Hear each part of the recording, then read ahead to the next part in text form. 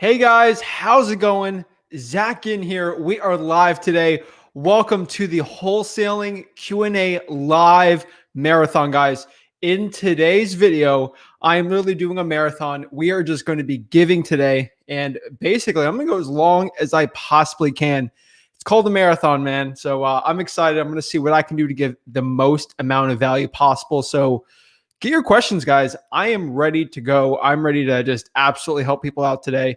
And if there's anything I can do to help serve you guys, that's what I want to do. So everyone's got a day off today. Today's Martin Luther King Jr. Day. Great man.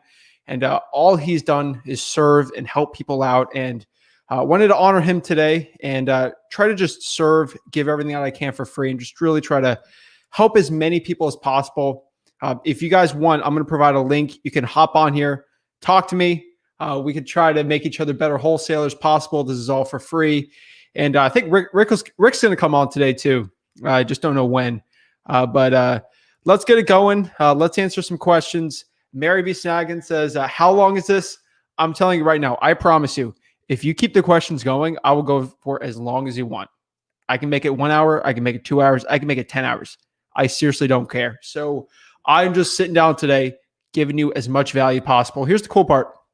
I'm not like a regular coach or guru who's going to go here and like, well, I'm going to go here for 2 hours so I can maximize how much money I can make so I can go sell more courses because I'm only trying to I'm trying to help.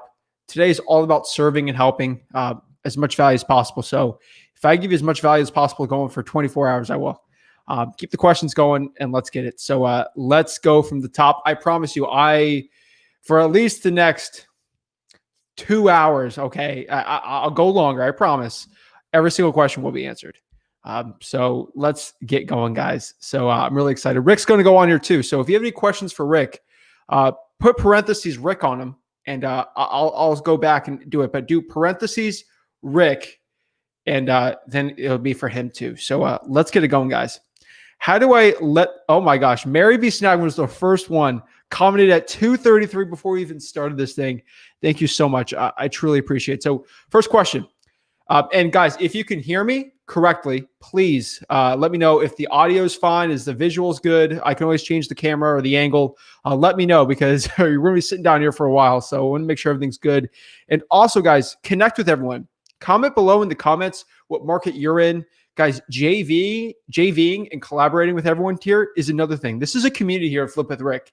We don't sell courses. We're not trying to sell you on anything. I mean, we do some other material and education stuff, but comment your market so you can, hit everyone up and, JV with each other. So first question, how do I let buyers see property virtually? So that's an interesting question. So in our virtual wholesaling markets, the answer is very contingent on a bunch of factors. So I hate saying it like so broadly, but here it is. So the first factor I really look on when finding a cash buyer and bring them through a virtual deal I do is how good of a cash buyer is this? Do I trust this cash buyer? If it's a cash buyer that's bought like 10 deals from me in like Georgia, I know I can bring them to the property, tell my actual motivated seller that I actually got the deal locked up. Hey, this is a partner of mine.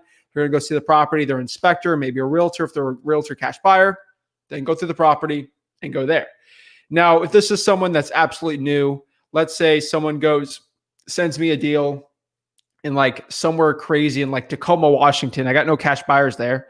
I probably am going to have to call that cash buyer, get their credentials, get their driver's license, and really see how motivated and how much I can trust them if they understand wholesaling enough where they're not going to throw the deal away. I see other situations where, you have to get like a trusted partner to walk through the cash buyer in there. If you don't trust the cash buyer, call them a realtor, get a realtor, pay a realtor to help them go through there. There's a lot of stuff you can do. But specifically for a buyer, usually I let them go there by themselves if I truly trust them and vet them. And we could talk about all that stuff today. Don't even worry. Let's see. All right, we got another question. Let's go. Even before, oh my gosh, I love it, guys. What is the best skip tracing? I would say if you had to pay for skip tracing, Batch Leads is the best one. Use code Zach, get 50% off of it. But honestly, again, with skip tracing, there's basically 4 huge credit bureaus that pull the same information, and all these skip tracing services are the best ones. So The best one that uses all 4 credit bureaus and that charges the least is Batch Leads, just because you get the 50% off. That's it. You guys, if you have absolutely no money for skip tracing, please use truepeoplesearch.com. I know everyone that owns a skip tracing company is not the biggest fan of them because they're absolutely for free. But guys, I started this business with $300 in my bank account. I had no money to pay for skip tracing, guys. So I'm absolutely telling you guys right now, you don't need a huge budget for skip tracing. I'm gonna take these headphones off. If someone wants to hop on here, I'm gonna provide a link. Let's answer some questions and I'll provide a link for everyone to hop on. We can talk, ask your questions in person. I really love that form of communication because I can get more context on the question. But let's get some people on here and then let's get going on that. So Nikki Wright asks, and Mary, if I didn't answer your question or I answered it partially, tell me again, and I'll love to dive deeper on them.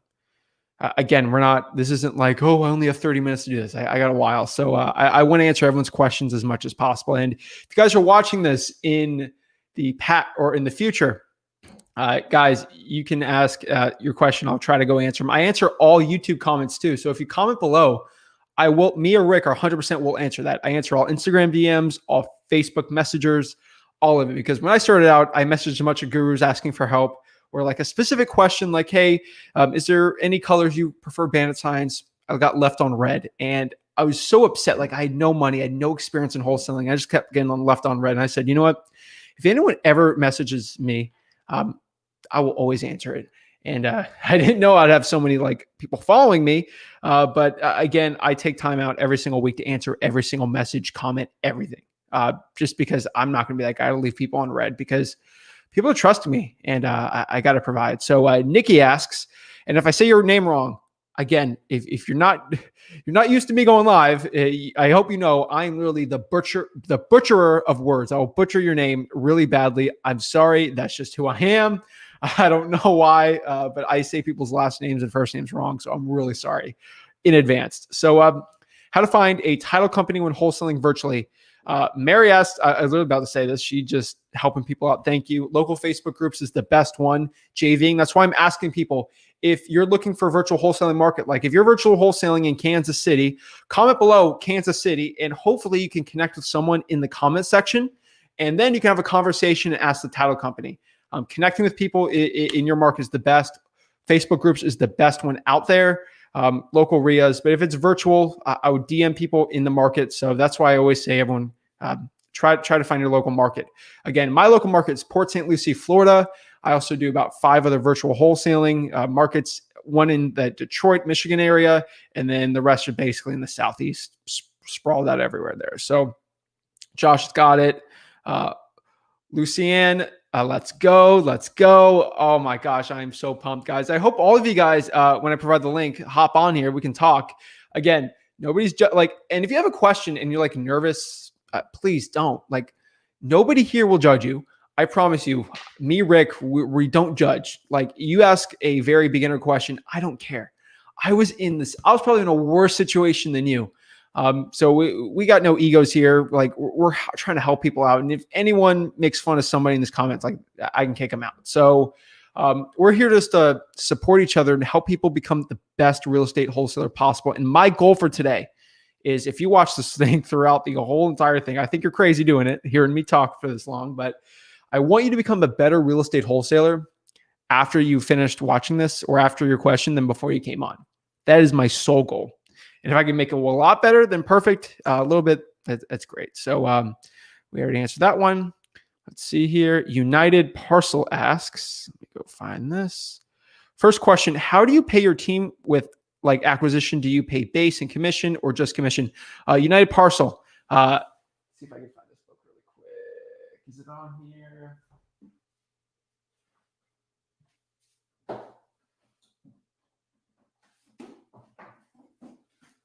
We have a big bookshelf here. And so this is the office here for Flip with Rick. But read this book. It's called Traction. This is literally, I'm going to be honest here. These gurus are going to kill me for saying this, but I'm about to say it. Every $5,000 like wholesaling systems course on building a team and scaling up, they literally take this book, Traction, from Gino Wickman. Literally, all they do is They take the information and then they put that in a seminar and charge you $5,000 for it. I'm telling you right now, basically anyone with systems uses this book. They use EOS too, which is the same author. You can see here. Basically, these two books, I think they're like $30. I don't promote courses or anything, but these two books are absolutely amazing for them. So that is what I would say if you're looking into that type of stuff. So that's one thing. Acquisitions person, you can pay them a base and commission. Right now, it's solely off of commission right now for our guys, just because I want them to work as hard as possible. So that's it. And guys, if you're interested, maybe I'm looking into this. Should I put my acquisitions people on these lives and have them talk and kind of see my system from a different perspective? They're a lot more, they're a lot more not energetic, but like they got crazier personalities than me. So let me know if you want to see them too, because I think it'd be really fun to do. You get sick of hearing from me and Rick all day. So let's see what we got. I drink a lot of water, guys. So I did a very light jog, like a 3-mile jog, 45 minutes before this, and took a shower, just because that jog gets me like a lot of energy, get the blood pumping to do these for hours and hours. Cause I'm telling you, I live for this stuff. Look at me in the eye and tell me I don't live for this wholesaling stuff and helping people out, because I absolutely love to do it. So get the questions going. Josh asks, in your bandit signs, is it direct to voicemail or do you answer them directly? Josh, please answer them directly. That is one of the best things you can possibly do. Answer the seller live, because your competition, I know a lot of people like to say there's no competition. There's competition, guys. It's just being brutal with you guys. And most people don't answer the bandit signs live. And guys, in my market, once I get a call or my acquisitions guy gets a call, we set the appointment like 2 hours really when we get that call. So yes, if you want to do that, because they're going to call another bandit sign, then that guy's going to go meet you, get the deal before. So speed is everything when we're in a crazy saturated market. We're in an insanely saturated market here in Florida. So speed is everything. So answering it live and setting the appointment as fast as possible, Josh, is what you want. Don't do direct to voicemail. Literally make it as personal as possible. That's the way we do our business. It's how we do well. 7 figures, wholesaling, doing it. Again, there's a million different ways to do it. That's just my way. Josh Moore says, cold calling tips. Oh my gosh. I got some awesome stuff for you guys. I have a cold calling video coming this week. It's step to finish. Like, it's a cold calling course. I absolutely am so excited to share it with you guys. But some cold calling tips. Things are getting a little more saturated. I know a lot of guys are moving from SMS over to cold calling, and it's a yin and a yang. Cold calling used to be really hot 3 years ago, and then it cooled off. Everyone got into SMS. Now I think people are going to start moving a little more into cold calling, and SMS might be a little more.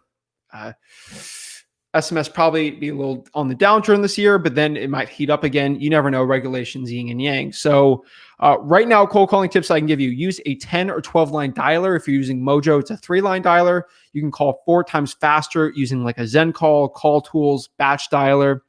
And that's the way I would personally do it. There's some other dialers coming out, really cool systems doing that. That is the one cold calling tip I can give you. You'd be 4 times faster doing that, and they're all the same cost. So Zen call. Some other cold calling tips I can give you is use our scripts. So our scripts are really good. There's no $5,000 course to use my scripts. I do it absolutely for free. And it's right there. flipwithrick.com/cold call. Make sure you do the www. I'm not a graphic designer, so you have to use the www for some reason. I don't know why. It's right there. So use that. It'll help you out a lot, I think. So that's my free cold calling script. Just go to flipwithrick.com too. It'll be on there, and that will help you out the most, Josh. And then I'm doing some crazy other videos doing that. I think just your tonality is the most important one, and just keep going until you get a yes. When you get the yes, make sure you move that conversation into 4 things to qualify the seller. Now, to qualify the seller, what I usually like to do is do the 4 things. So Rick told me these 4 things basically like 4 years ago, and Rick's been really qualifying sellers the same way for like 17 years. And he learned that from like Russ Whitney and just a lot of the older guys that unfortunately has probably passed already. Ron LeGrand still alive here. He's been doing that too. Like the stuff's no secret. For the past 30 years, everyone's been doing that. So what they do is these 4 things. You want to know what their motivation is. You want to know what the condition of the property. You want to know the time frame, and lastly, the price. Push it to that conversation, set the appointment, and go. Those are my cold calling tips. I'd love to go into a little more if you want. And think about doing a live cold calling session on like Zen Call if you guys want. If that's something you're interested in, let me know. I don't know. Don't like gurus. Gurus are funny. Please help me pull probate leads on PropStream filter. You can't do probates on PropStream, unfortunately. But you don't want it on PropStream because PropStream data is a little older, more or less. So what personally I would do is I would go to the courthouse in your local market. Let me know what your local market is. Maybe we can pull the probates live if you want, and we can do it. So Mary says, do you think code violations or vacant is a better list? Now, that's very specific. So if I had a cold call specifically and only had like an hour or two every week, code violation is my answer. Now, if I was doing a huge direct mail list, I'd do vacants. So they're both very powerful lists. If I absolutely had $0 to my name and I actually had to get it going, I did a video yesterday, wholesaling with $0. What I would do actually is I would actually just do a code violation list. It's a free list. Call your local code enforcement or code compliance office. And from there, all you got to do is ask for all open code violations. And then boom, you get it to you on the Excel. Get ready, True People Search, put it out, call them maybe on a Google Voice. Don't use your personal cell phone number. And you do it virtual markets, all 50 states, Puerto Rico, Alaska, whatever you want, and get it going there. So actually, Alaska, I know you can do it. Puerto Rico, I'm not sure on the wholesaling side there. I talked to some guys. They all moved from Puerto Rico here to wholesale. So GCS Dispatch, shout out from North Carolina, guys. North Carolina, hit that man up. We get going. I do a lot of wholesaling in North Carolina too. So Raymond says, happy Monday. Happy Monday, TGIM. Thank goodness it is Monday. I'm telling you right now, it's a beautiful day. I'm telling you, every day above ground is an absolutely blessed and amazing day. So if there's not something coursing through your veins right now of how excited you are to be alive and just, live your dreams and really go out there and change your life. I don't know. Like I just thinking about that just pumps me up. It gets a little adrenaline spike, right, Raymond? So I love it, man. I absolutely love it. So I can't wait. So second question, bro, 2 questions. You can ask 50. Please, the more questions I answer means that you get better at wholesaling, and that just another sparkle in my eye. So I got the camera here, I got looking down here. So don't get all, if I'm dizzying you, hopefully not. But second question, I'm in Miami. Can I do this market, Miami, Broward, Palm Beach? Yeah, it's a pretty good one. We just did a $40,000 deal in Palm Beach County. So everyone says Palm Beach too saturated. It's not good. We just did in the $40,000 in Palm Beach, and that's not even my crazy local market. So Palm Beach is absolutely amazing. $40K on that deal, and don't even worry. The camera crews, we'll be on there. We'll be sharing exactly how we did that. One of the most saturated markets in the entire country, Palm Beach County. So I'm really pumped up for that one. We're also doing a subject 2 in Palm Beach too, and that would be an insanely profitable deal. Yeah, I'm looking forward to that one too. So we're doing everything, guys. So basically, it's exciting. Lucian asks again, bro, please hop on when I invite everyone on this link, because honestly, I didn't know how to say your name. I'm really sorry, dude. You keep showing love to us, and you always comment. You're always on the lives, and I really want to say your name right, because I keep forgetting. I'm really sorry. So. Lucian asks, what's the best and worst part of wholesaling? The worst part of wholesaling is it is a grind. I'm just being honest. It's a grind if you don't have a team, but really that's it. It takes a lot of hard work. It's really like anything. If you don't put the hours in and you don't put the time in it, you're not going to do well. And just wholesaling is like any sport out there.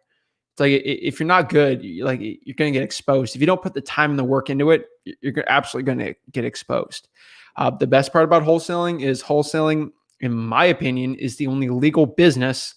I'm going to say that again. The only legal business you can absolutely do in the United States with zero monies at all at any age. You can be 15 years old doing this, where you can make $100,000 in probably a month.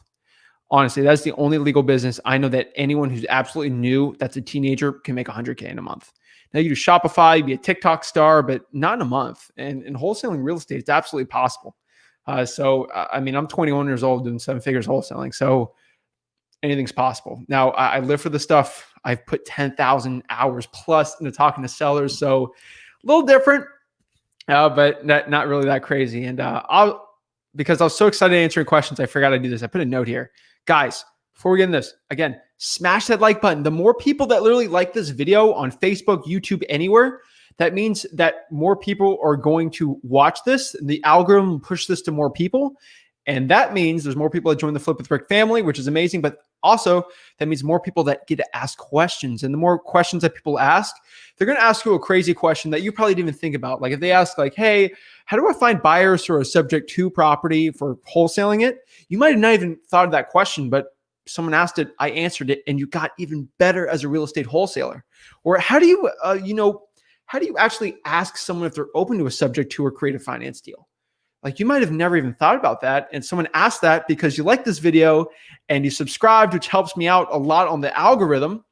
And you became a better investor by liking that button.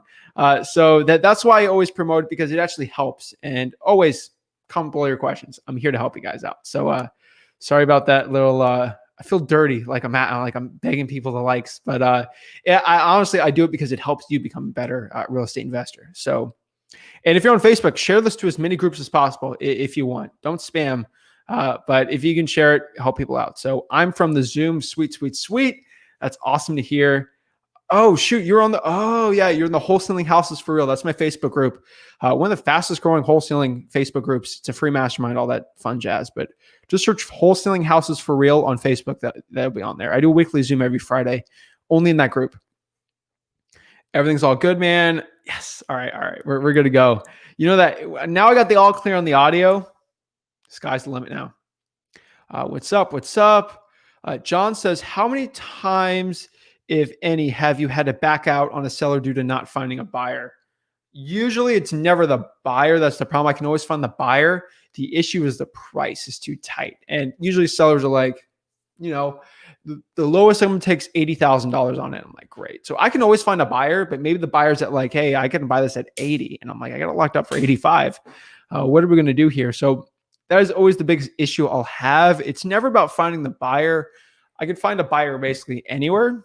Is the problem is what price they're going to pay for it. So again, wholesaling, you're selling a contract, you're actually selling something, like you're a salesman. So price is usually one of the most important things with these cash buyers. So if it's not working, it's not going to be good. So usually never back out from a lack of cash buyers. It's the lack of a good discounted price. That's the issue. Hopefully that makes sense. Everything is good. California, Los Angeles County. Let's go. Where's my Northwest Indiana people at? Let's go, guys. Woo. I'm pumped up. Guys, also put your socials there too. Something like, I'll put mine on there, for example, Flip with Rick IG, and I'm just going to put Port St. South Florida. That's probably what I think is the best. If you guys actually want to connect with people, do something like this. At Flip with Rick on Instagram, South Florida is my market. So then I do 5 other virtual stuff. But comment that below. I probably won't, show it up. But if someone's looking through the comments, that'll be cool, and people can connect with you. That would probably be the best one, because it's gonna be a long Zoom, long live stream. So it'd be pretty cool. So let's name some cities out, and then you guys can go in the comments. Houston, Texas, H-Town. Audio and video is good. Kansas City, St. Louis, Dallas, Fort Worth, just because he comments a lot. I'm gonna shout this dude out. James asks, I have batch leads for texting. Should I get batch dialer for cold calling? James, right now, as of today, I am looking into batch dialer. I'm probably going to buy it this week and test it out with my guys. Right now I'm using ZenCall, but batch dialer I'm really interested in, just because we use batch leads for texting. I've always used ZenCall because it's a 12-line dialer. Jesse's been promoting it like crazy. He's been telling me I got to get into it. So batch dialer just got released. So I'm definitely going to use that. I'm going to use code Zach for 50% off of it. And then I'm going to test it out, give my review on the YouTube channel, and let you know what I think about it. But at batch dialers, I heard some pretty powerful stuff on it. We do so much revenue from ZenCall right now. I just can't switch everything like instantly right when it came out, because that could be, if there's like a slight issue, we'd have a big problem. So I got to slowly do it in there, maybe have one caller on the batch dialer and see how that's going. And then I can start moving everyone over there. Most likely I will, just because everything's connected really easily to it. But I just got to look at it and do a really solid review. Because when you're in that 7 figures, you got to, like, your system's got to be aligned. So if I do something wrong, I switch everything over, it'd be a mess. So, all right. So Ryan, what's up, bro? What's up? More deals or bigger spreads? I'm thinking of switching markets because the average home price is under 100,000. So this is a toughie. So I'm doing a deal right now. We'll probably make $80,000 on one of my biggest deals. And I locked it up for 110,000, probably sell it for 200. So that $200,000 range, that's when you can really make that $50,000, $60,000 spreads. It's really hard to do it in the 300 to 400s, in my personal opinion. I'm making $40,000 in Palm Beach, and the average price there is $400,000 to $500,000. So in Broward County, Miami-Dade, not too crazy, but overall, it's a tough one. Like, honestly, like I North Carolina, I only make $10,000. Like, that's almost like the most on the average. I do some $20,000, $25,000, but usually it's like 10 to 15 in North Carolina, and those like $50,000 to $60,000 range. But I can get a lot more motivated sellers from there. So really make your decision. What I do is I focus on my local market. I got as dialed in as you possibly can in my local market, almost quote unquote maxed out there, and then got the virtual stuff now. So really, you have to make a decision. So Ryan is actually, if you guys didn't know this, he's on my Facebook group. He's on the free wholesaling mastermind and course. Now I say I hate gurus and courses, but that's because they sell them. This is absolutely for free. So if you're on Facebook, literally just go to www.facebook.com/groups/wholesaling houses for real. That is the fastest growing wholesaling mastermind. Every Friday at 6:15, all of us hop on a Zoom and we literally just share what's working for us, what's not, new, young. Ryan, I think 17 years old, now he's 18. He got his first deal locked up and he got it sold, but it was a little bit of a mess there. But basically, I go on there. He's on there always every week, and we got a lot of people on there. We always have a fun time. We go for hours on there, but he's asked that question before, and we're working on it. So, in my opinion, Ryan, I honestly would tell you, I mean, if you've done some deals in your market right now, I would look at it.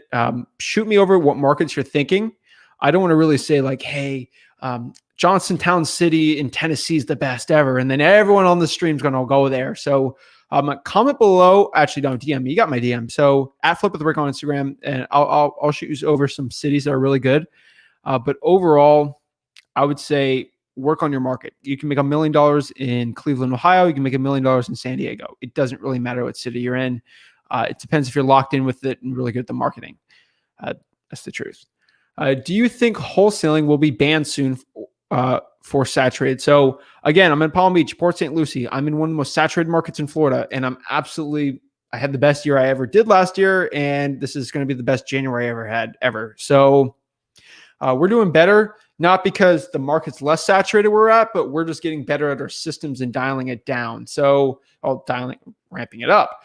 So really what we focused on with the more saturation is we've gotten so heavy on the acquisitions and the rapport building is we'll literally sit down with a seller for like an hour and a half. If we get a no, we'll get a no, but that's what we got to do to make $40,000, $50,000 spreads, because that is the standard for our company.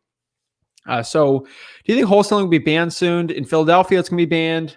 Chicago already. Really, I see more regulation coming. I'm going to be honest with you. I see more regulation. And honestly, what's the worst that's going to happen? You're going to have to pass a realtor exam. Like, it's not, I love the realtors out there. I got family that's realtors. We actually own part of a real estate brokerage, but worst case scenario, you just got to get licensed, and it's not the hardest test in the world to do. Like, if you could wholesale real estate and put in the time and effort to get that done, I'm just telling you, like, getting the actual real estate like license passed, it's not that hard. Again, it's not like the SATs where you take it twice and that's all you can do. You can take the thing as many times as you can and just get it passed. So it's between you and me, Mary. No one's watching this. Don't worry. So yes, you might have to get licensed, but you can still wholesale. Not really the end of the world. I know Philadelphia has like a wholesaling license that they're trying to do, but I'm not the expert on that. I don't live there. And here's the cool part. You can literally wholesale to another market. They ban it in your market. But here's the honest truth. Rick's going to say this a million times when he hops on here. If they ban wholesaling, I make more money. That means I can just double close. I can do a million other things. So, and we'll be teaching this. Like, it's not like wholesaling bans. I'm like, oh, I'm going to delete my YouTube channel. Bye. I'm leaving you guys forever to hang to dry. Guys, if wholesaling gets banned, I'll just wholesale more and flip more, which means I'll make even more money and there'll be less wholesalers, which is great for me. I'll teach you exactly how I'm doing it. You can do it with no money at all either. So honestly, less wholesalers out there, or if wholesaling gets banned, we're still going to make a killer amount of money. So I'm not even concerned at all, Mary. So let's keep going. Let's keep going.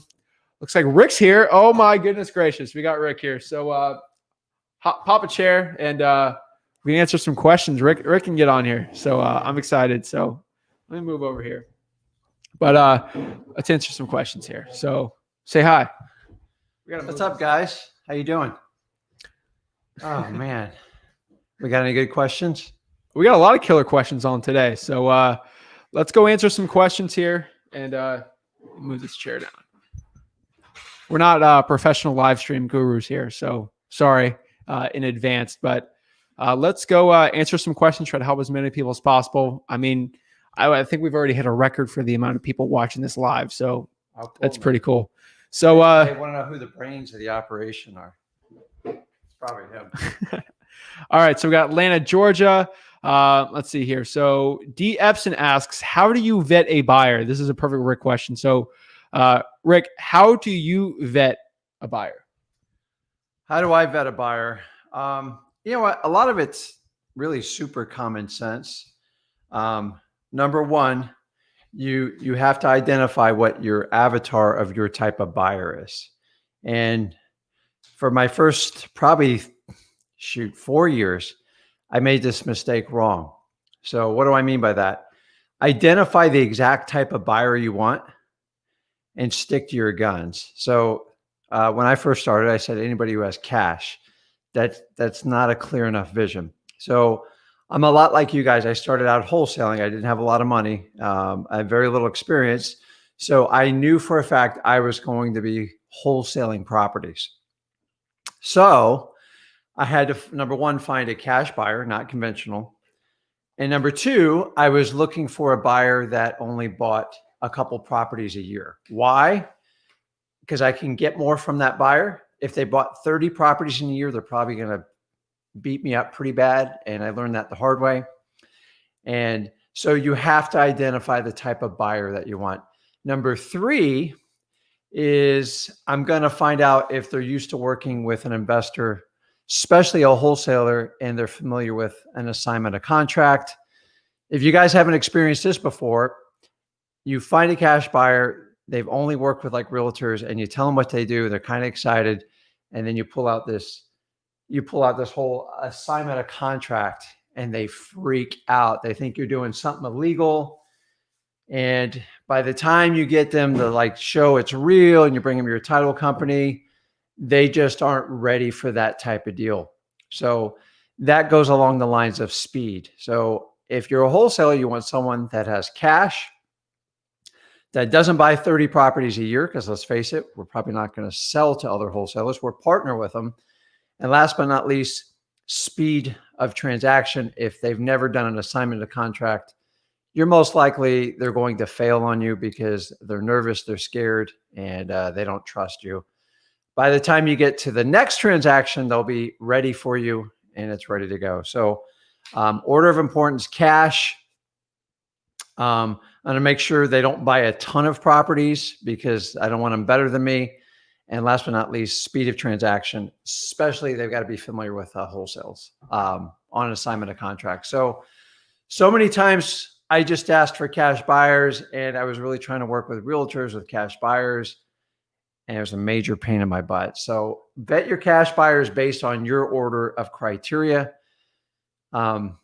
Everyone's order could be a little bit different, but I tell you, they got to have cash. They got to be able to move with speed, and they got to be familiar working with wholesalers like us. Anything else? No, I mean, you got a million videos on YouTube. If they're a pain in the butt, don't work with them. Last but not the most important is How do you tell if they're a cash buyer? Just a proof of funds. Either get a bank statement in the last 30 days or here, have them just pop it up on their phone, their bank balance, a quality cash buyer, pull it up like that. If people fret, it means they're usually lying to you. All right. So next question from Ryan. Ryan's showing us the love. He's on Wholesaling Houses for Real Group. He's 18 years old. Got his first deal with us. He's an old salt. So batch leads versus launch control. So I'll answer this question since I'm more on the operations side of the SMS. Honestly, the SMS, I kind of made Rick get into it. Always huge direct mail guys, and we did some amazing deals with it. So here's the thing. So obviously I have links to batch leads. I used to give 500 free texts away from it and all that fun jazz. But here's the problem. Launch control, you can do a lot of texts and sometimes it's cheaper, but here's the issue. We're doing more of with the more regulation that's going on, it's tough. So the problem with batch leads is it's a little more expensive. You got to pay per text, but you can use Twilio and make the texting really cheap. And you can use spinner tokens. Now, launch control doesn't have spinner tokens, and that's the biggest issue, which means my delivery rate is a lot better with batch leads. And honestly, at the end of the day, it's a little more expensive, but we get more deals. So that's the reason why we got the ROS postcard here. It's right here. So we developed the postcard. It's the rapid offer system. So we can do a regular postcard and send it out, 40 cents? No. Yeah, 40 cents. And honestly, I could send a regular one. Hey, we buy houses cash. Here's the problem.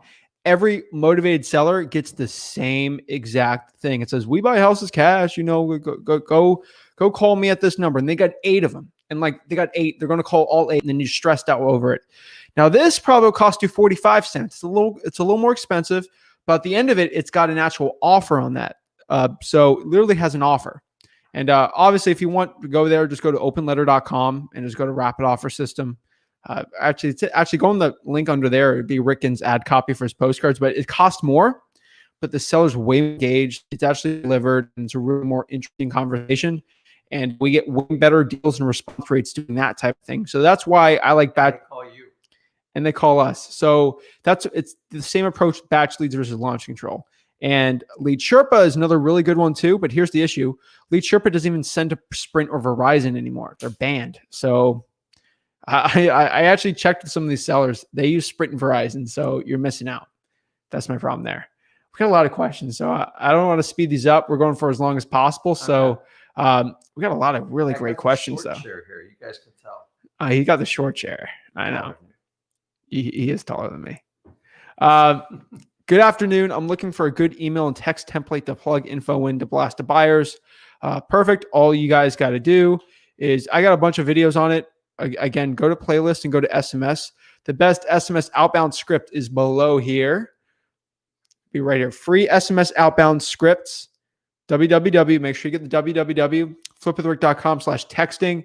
I also made Rick today create an assignment of contract for you guys. So not right now, but guys watching the future, I'll have the link for you.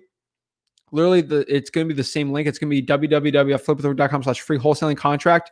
If you're watching this live, it won't pop up now. In the next week, it'll pop up because we got to do the whole. There's a lot of editing and coding I do, but he just made it. So that link, if you're watching this a week from the live, whenever I did this, it will be on there, which is pretty cool. So we got the assignment done. I put all the language in there we use to protect against squirrely cash buyers. So 18 years of experience. If you get them to sign it, it's about as rock solid as you can get. And yes, I've tested it in Florida. I love it. So Ty says, after you and the seller agree to a price and get the contract signed, do you tell them you will call them back and let them know the title company will be working with it? I'll answer this question just because I was the closest one to acquisitions lately. Again, we got our acquisitions person on here. That's why I want to hop him on soon. But overall, when it comes to this, I tell my cash buyer that I'm sending this to the title company. We're going to get everything done. I know the title company's people's by name. Rick's huge, literally, on building relationships with the title company. That's why you see me still sign contracts up there, because I want to go by there, show my face, So they know when I send a contract, and lots of contracts, they're dealing with Zach, they're dealing with a family company, and we get better rates from it. So see the title company's watching this, but that's why we do that. So I tell them, hey, you're dealing with Mary at Sue and Sue Title, and it's very family, it's very professional. That's what we do. So we just say, hey, they'll be calling you. I'll be calling, making sure the transaction's all smooth. They got any questions, I'll help you out, let you get paid, everything like that. So yes, I do that, and it works really well. Can we make this group better than courses like Let's Do Deals Together and Help? Let's do it. Wholesaling Houses for Real's the group. We do deals together. We JV. I'll comp for you. Literally, I'll do it all. So Wholesaling Houses for Real on Facebook. Jerome's in North Carolina, New York market. Let's go. So this is a really good question for Rick here. Third question. I need you to give me 100 questions. So the more questions, the better, honestly. So at the end of this, I better see 100 questions. Hopefully I can help you out as much as possible, but, okay. So, third question, direct mail or cold calling. What is the rate response on both average and I guess 1,000 piece data? So, I guess you're looking for response rate, Mr. United Parcel. You know what? This is where a lot of beginner investors really, you get caught in the analysis of numbers. So I'm going to tell you, 1,000 is not really a big, it's just not a big prospect list. So the definition of a prospect to me is someone who potentially is going to be a motivated seller. If you just call on 1,000 cold calls, it's healthy, but it's not huge. I'm used to looking at least 10, 15,000. Same thing with direct mail. So in the old days, we hung everything on response rate. So when I started in 2003, response rate was everything. I used to measure response rate. If it wasn't 20% or higher, it was like a really bad list. Fast forward to today, we're down. What are we at? 2% would be kicking. 2.5%, 2.25% would be kicking butt. Well, the average one's like what, 0.8? The ROS for like 2 to 3, yeah. But it's crazy. So a couple things. You're trying to compare response rate for direct mail versus cold calling. They're completely night and day. What I would advise you is to attack both lists with the same intensity. The only difference is you got to skip trace it to do the cold calling. So on direct mail, if my spend rate on direct mail, say I'm spending $1,500 a month, like whatever it is, I'm going to spend my money to the highest and best use list. And if I only have $500, I'm going to go probably do it like a driving for dollars list. And I'm going to put it out there. Here's my rule of direct mail. If I can't survive 3 months of marketing to get a deal, meaning you're going to outspend it. So if your average deal in your market, say, is $10,000, which I think is a realistic number to do an assignment, a contract, to be quick in and out. If you're spending $1,500 a month, so 1,500 times 3, you'd spend 4,500 to make 10,000. You can live to fight another day, still make a profit. And the really cool thing with direct mail is you learn from your data. The problem is when an investor is spending 5,000 or 10,000 a month and he has to have a deal every month, he's going to go out of business. So look at your burn rate on your marketing. On the cold calling side, the most expensive part, to be honest with you, is the skip tracing, would you say? So what's the average cost of that? Again, True People Search is free. Okay. Skip tracing, use batch leads, about 14 cents. Yeah. So sweat equity on your skip tracing. The whole goal of this is to get your first deal and make that first 10 grand, 20 grand, whatever it is, and then take a chunk of that money and invest it back in your business. That's the best way to do it. So on a response rate, remember, if I'm only getting like 2% on direct mail, but remember, I only need one guy to make 40, 50 grand. How much on that deal we were doing last week? 80 grand. So you can measure response rate. It will help give you a pulse if your message is correct. But the true measure is your ability to close and the amount of marketing cash dollars you spend through to get through it. Cold call, I will tell you this, you have to learn faster. Would you agree? Oh yeah. Because the skip trace will eating you alive. So if I'm on a very limited budget, say I got $300 to market a month, I'm going to go get the best prospect list I can get it. If I have to pull it by hand, driving for dollars, going to the county courthouse to get tax delinquencies, get code violation list. Like the more precise you get, because I got to get to that first deal or we're going to be out of business. Once you get your first deal, my advice is take 50% of it and put it towards a marketing plan that will cover you for the next 3 months. So response rate's important, but I got to be honest with you, it is definitely not my big KPI. And it's not one that I overly monitor. I just make sure the phone's ringing and they're coming in. So remember, you're talking about direct mail is inbound and cold calling is going to be outbound. Another big part of that is, guys, do what you like to do. I hate cold calling. I think it's sitting. I used to sit in a room and have people call thousands and thousands. This kid did it while he was in college. It is torture. I hate it. I hate getting them. I hate doing them. I feel like I'm bothering the crap out of people, but it works. I know it works. It's just less effective today. But you have to call them. Why I've always liked direct mailing is they call me. So it's a little bit higher sign of motivation.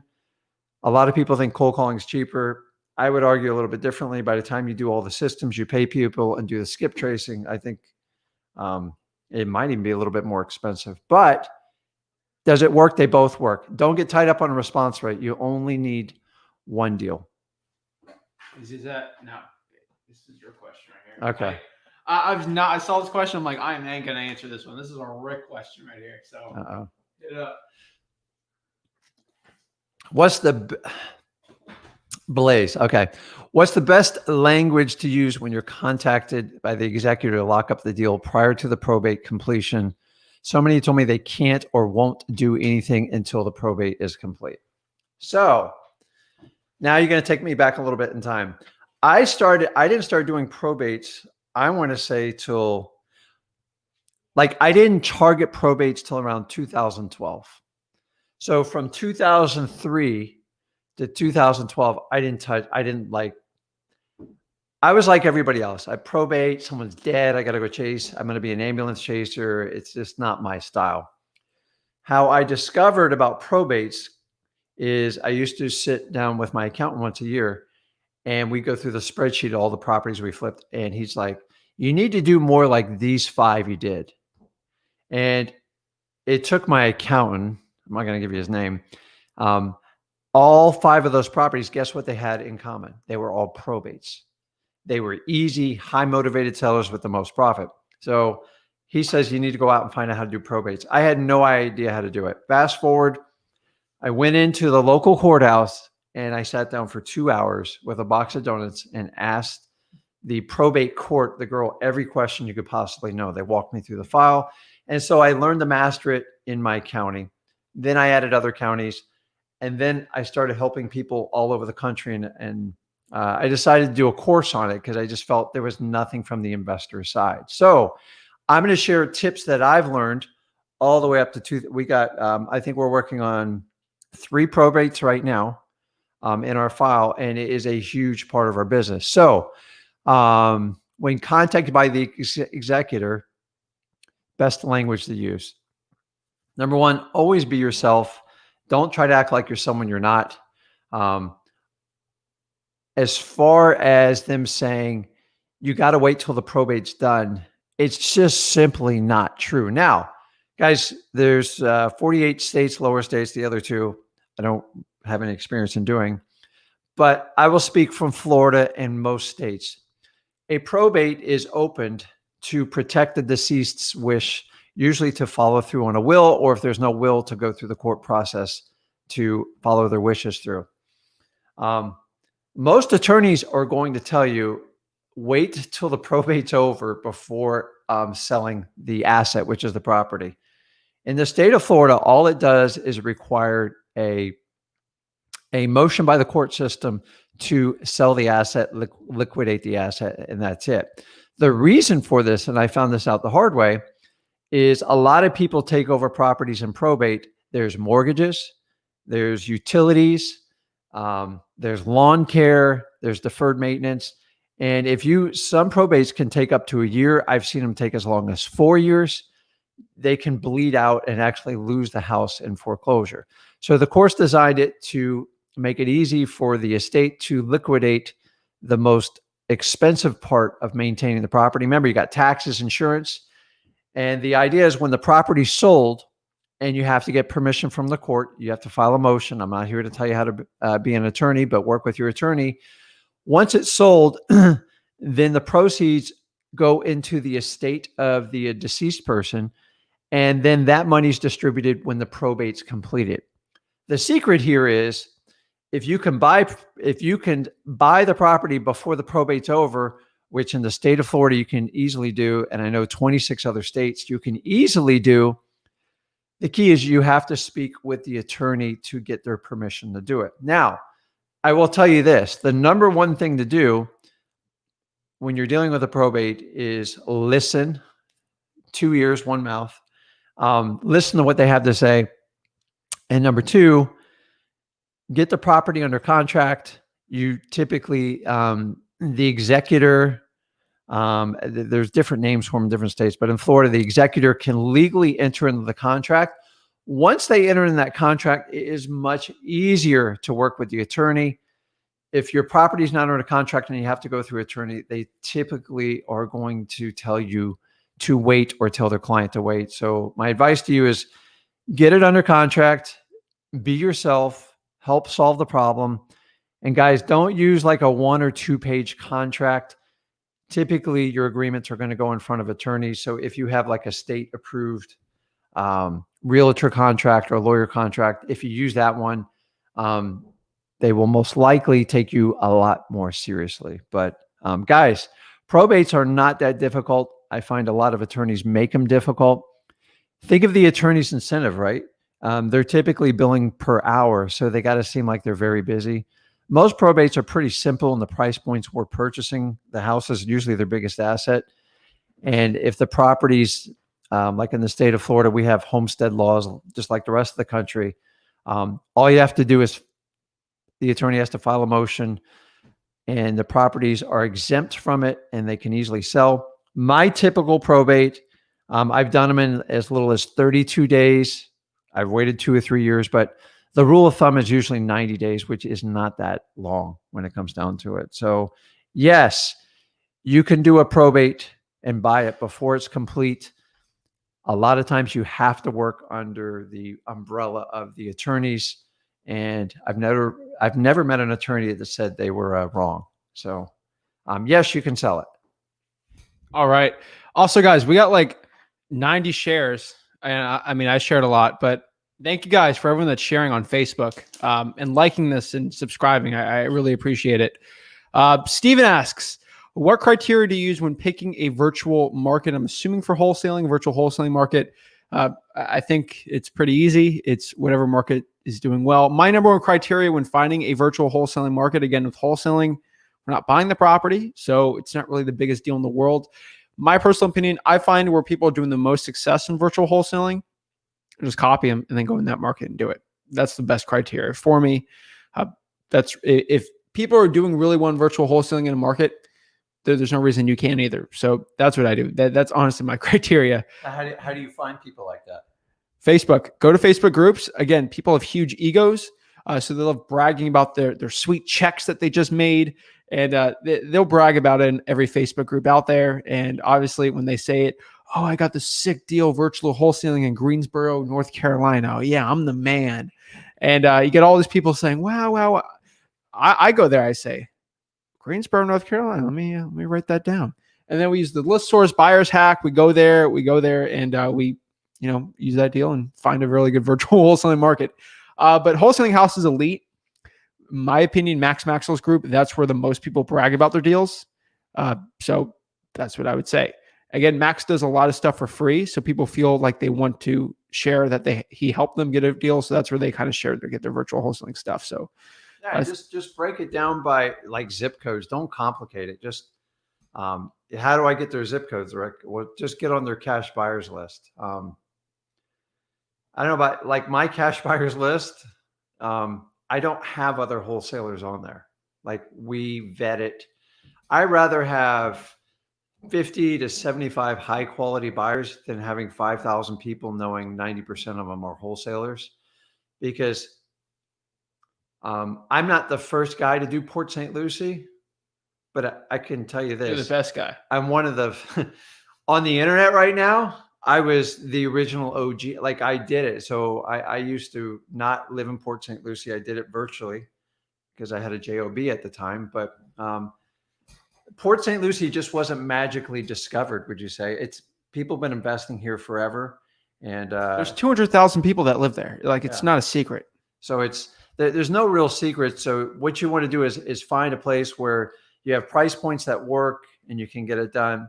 I will tell you, I always believe in starting in your own market, because knowing the local market is a big, big advantage.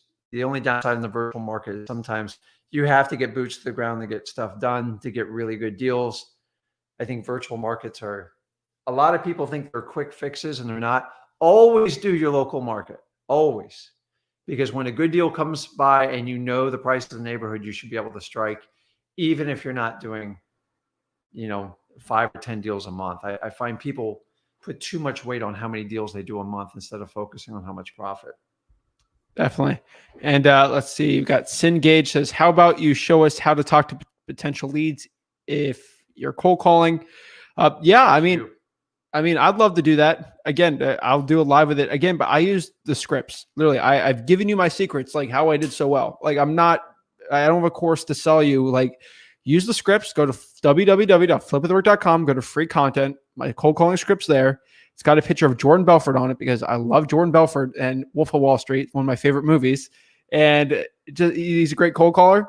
Literally, just ask people if they're interested in selling their property. And if they're a yes, again, I've been telling everyone this. I think this is really funny. I've gotten some comments. Let me know what you think. So when they say yes, I literally ask them the 4 qualifying questions. And people are like, but the one coach here, he developed it last year. He developed the 4 questions. What's your opinion on that? Were people asking price, motivation, time frame, and condition? Did that just become a new thing a year ago? I was being taught that in 2003. So I love that you can get the information more available now, but like this stuff's been going on, a long time. It's so anybody who claims like, oh, I discovered this process, or I have this code word for cash buyers. It's just a marketing gimmick. And by the way, I love marketing. I think it's like really cool, but it's at some point, everyone's used it once or twice and it gets recycled to a point. Direct mail has been around since the 50s. The funny thing is cold calling's always been a predominant. I'm gonna take your seat. All right. Are you just gonna let me play with the tools? Yeah. I gotta hop off really quick. I'll be back in like what? When you gotta hop off for your other thing? Or just come to the, whatever. Until they're tired of me. All right. I guess I'll be back in 30, 40 minutes. Now we can get some real stuff done. Some real questions answered. So guys, like cold calling, it's been around like forever. Why is it suddenly so hot? Because the advent of skip tracing has made a tremendous difference in like multiple line callers. So, but Zach is the master of cold calling, and Zach's the technology guy. So he'll introduce me to stuff that I'm not overly. I always wanted to do cold calling. Here's the secret: is I was never going to do it myself. But if I had to start over today, I'd have to figure a way to just suck it up and do calling. I don't have a problem doing it. I just don't like doing it. So here's a tip for you guys. If you do not like cold calling and it just doesn't fit your style, either find a partner that loves to do it or do some deals, get some money in your belt, and coach someone and help them out to do it. So, okay, I'm going to keep going. I'm not as good with the question part here. Let's see. I'm going to keep them coming in order. Hey, Donna, how you doing?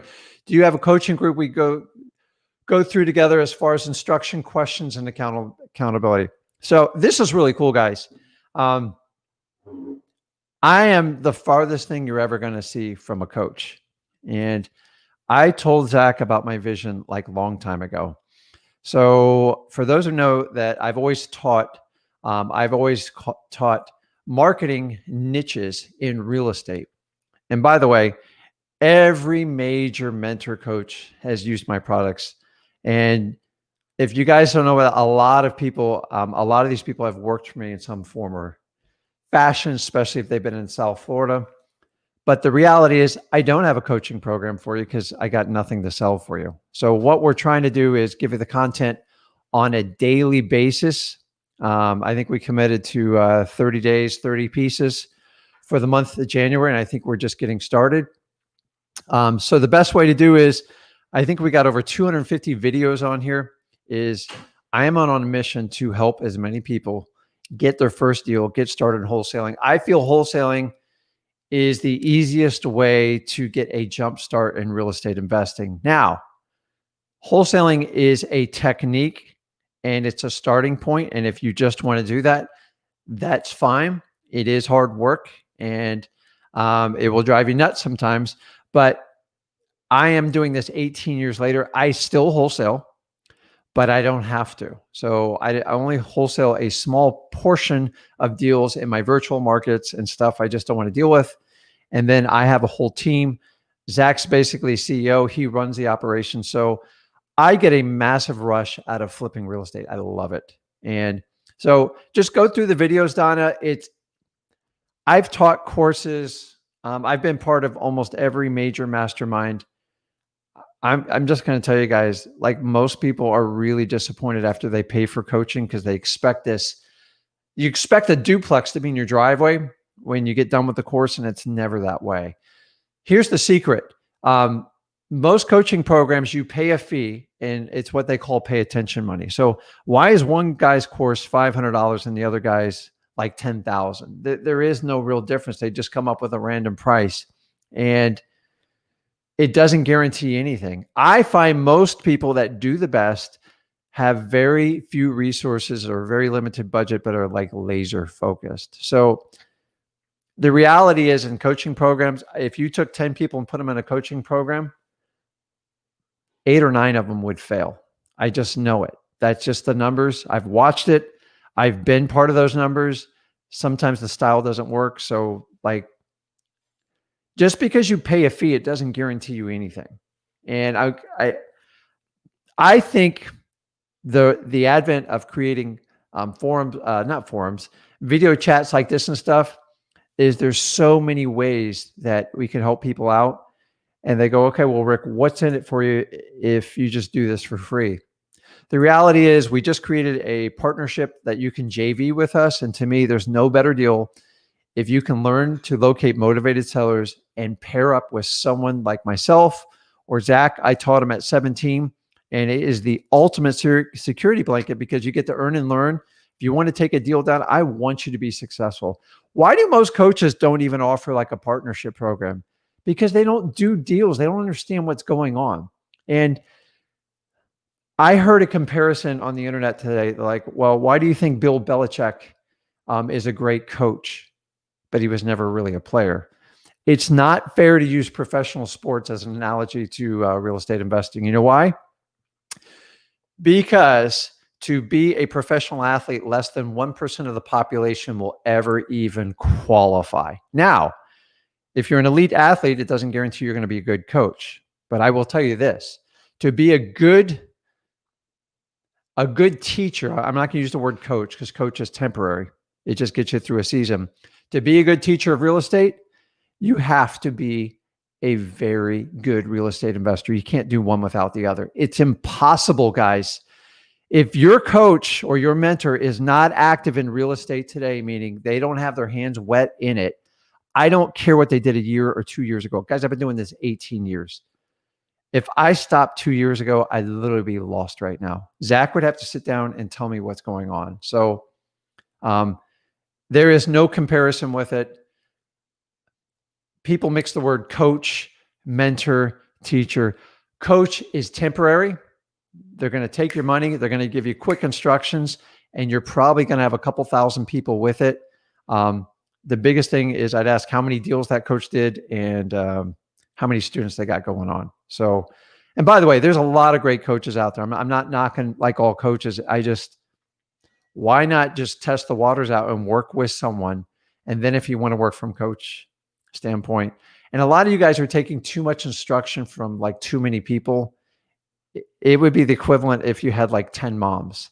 Like I know my mom to this date still tells me what to do. So, okay. So Donna, over 250 videos, go through it. We have a JV Flip with Rick program. As long as you're getting great deals, and my job is to try to help you find as many great deals, the what if factor is always up to you. It's not how much you pay. So I'm not asking a dime from you. Actually, if you go on the internet and say Rick and Zach were the greatest thing, that's great.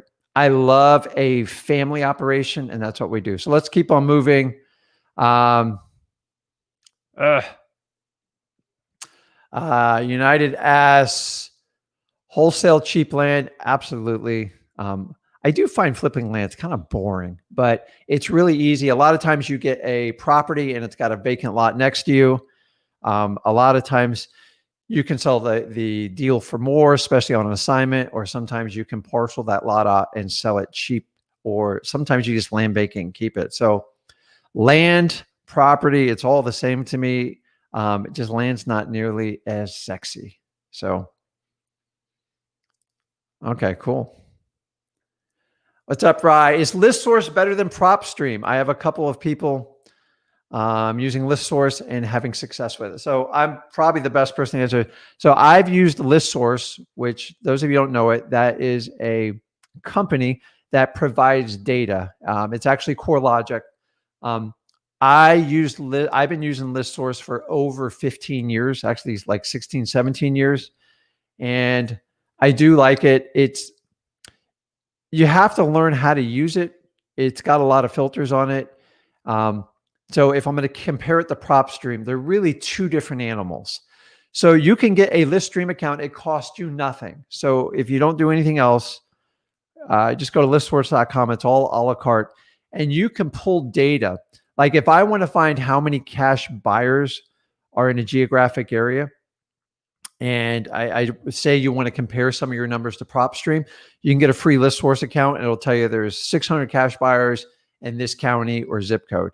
And then you can compare it to your PropStream data. So you can use them to compare apples to apples, which I love to do.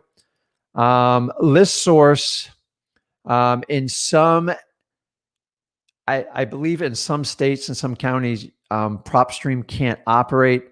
It's questionable if ListSource can, so I'd use it as a backup. But I like ListSource. It's a little pricey for me.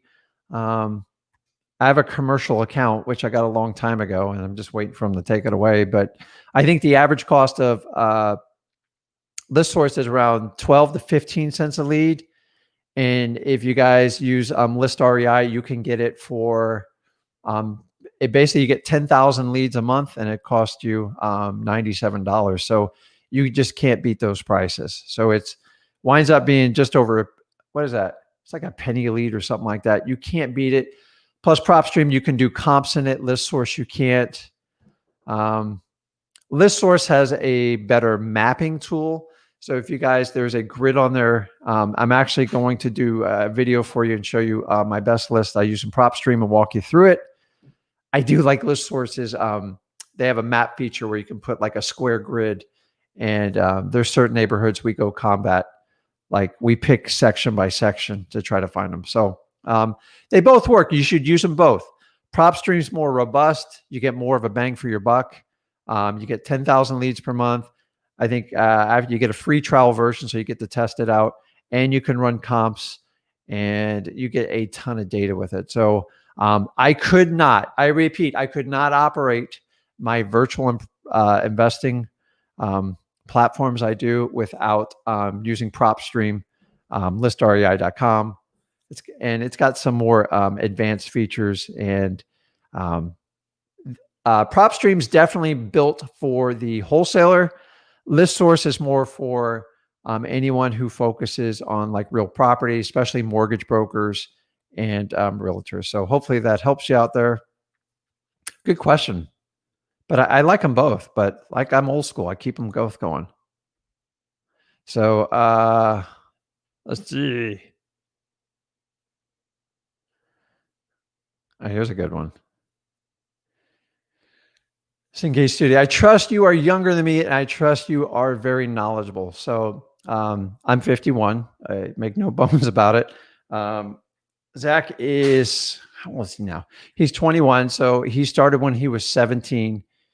And I love this business, man. It's a really cool business. So you're probably younger than me, but as I showed you, I showed Zach how to make 100K when he was 17. So don't let anybody define your age, where you come from, any of it, because it doesn't matter. It just comes down to, do you want to help people, and do you enjoy flipping properties? And I always tell everybody, start out wholesaling, and if you like it, you can add everything else to it. I've flipped short sales. You guys know I do probates. I love subject to. I love creative financing. By the way, creative financing has been around forever. Like Carlton Sheets taught me back in the day. David Finkel, Peter Conti, some of the old school guys, Russ Whitney. It just goes on and on. So awesome. Keep the questions going, guys. I need lots of questions. Lots of questions. Here's one. Mary B. Snagging. Zach, I regret TV buying this course I bought, and I should have listened. Listen, if you bought a course, utilize it. Take the information, take the good and bad, take the good, leave the bad, and move on. So we all make mistakes. Guys, I have bought courses that, heck, I didn't even open. They're just, so many times we buy a course and we just say, oh my God, it's going to solve my problem. And 9 times out of 10, it disappoints you. That's why I'm not anti-guru. The problem to me as a guru is someone that usually has at least 100 deals under their belt, and they've developed a niche in a particular market. And until they prove otherwise, just flipping 70, 80 properties and saying I made $1 million wholesaling, I don't know what that means. I don't even know if you made any money. So at the end of the day, it's about how much more time do you get to do what you really love, be with your family, spend time with your kids, and go out and enjoy life. Because I'm not here to work 90 hours a week. And if that's your plan, dude, I'm not the guy. So it's so many people make it so sexy. I'm flipping this and that. And my biggest question to every person I connect with that does this business is, what's your net and how much time do you have to spend to get it? Bottom line. So you got to understand, having a real estate business is time consuming, and there's a lot of energy, and there's a lot of excitement, and it's fun, and you learn. So why would I go and create a coaching course, give up all my time? The reality most people do it is you can't do both. It's really hard to do. And when they do it for a short time. So from 2010 to today, the average coach has never, ever seen what I call like a big market hiccup. They don't understand what happens when the market turns around and things change. Guys, it's coming sooner or later. You could throw a dart at a board and you could have made money wholesaling real estate in the last 10 years. The question going forward is, you're going to have to open your mind up to especially the creative content. So don't worry about it, Marie. You get value from channels like this or anything like that. Okay. I'm moving. Is a good one. Ryas, what's the best list for direct mail? I'm thinking about starting a mail campaign towards absentee out of state. So the best list are the lists you fight hard to get. So you have a couple choices. You can choose a paid for list, which would be using like List REI or using like ListSource or one of your data streams. And it seems like most of the lists on that are trending towards a subscription service because you get better bang for your buck and it makes you more consistent. Those typical lists, you want to look for vacant lists. By the way, vacant lists are discovered by the USPS when the mailman drops off mail. And I think it's 3 consecutive days they don't pick it up, or they get a little tickler in there that says, we've moved. That property is deemed vacant. and it eventually trickles to a master list. They do this to keep the mailman efficient, so they're not delivering mail to where it needs to get. Now, these data services have figured out how to get that information. The problem with the vacant list is a lot of the properties are listed, and you have to sort through that. And the other list most people are going to pull is like high equity. So when I started out, I swear this is my exact list. Do high equity. I'd find somebody that I used to look, CoreLogic list source at the time. We'd find someone that lived in the property 10 years. We don't do this anymore, by the way, because it doesn't work nearly as effective. 50% equity in the property, meaning if the property's worth $100,000, they had $50,000 equity in it. And what else did we look for? We did absentee owner. So fast forward to today. The only thing I would change if you're going to do a paid for list is don't worry if they're an absentee owner. I find, so an absentee owner simply means that they're typically renting the property out or they don't live there, meaning they have another mailing address. So a lot of investors have those, and those are the right people to target. But I'm going to be honest with you. If you're just starting out, it's actually easier to get a deal from an individual homeowner than from a landlord that has an absentee owned property. You have to hit them perfectly, like a tenant moves out and the place gets trashed. And I found in the beginning, they were much harder to negotiate. So I didn't have the negotiating skills when I started out. So I catered the opposite. I picked homeowners and I cut out absentee owners. And that's how I got a big jump start in my direct mail. So my advice to you, if you're going to do those types of lists, just do them both, because you got to understand every guru out there is pounding absentee owners. So what you want to do is go to regular homeowners. It's fine, especially during COVID and everything going on. If they want to sell their house quickly and they don't want people parading through them, you're going to miss a big opportunity if you skip them. So, but right. Also, so if you're doing a virtual, it's a little bit harder to do like a driving for dollars list, but guys, any offline list you can get, driving for dollars, code violations, tax delinquencies, water shutoffs, it's there. So, and by the way, I didn't charge you a course fee to give you that stuff. It's common knowledge. Nobody has a secret list. Anybody who says you got to be part of this to get access to it just means they haven't been in real estate investing long enough. So awesome. Good question. Okay. Keep them coming, guys. Drop the link. Okay, Mary, I'll figure which one.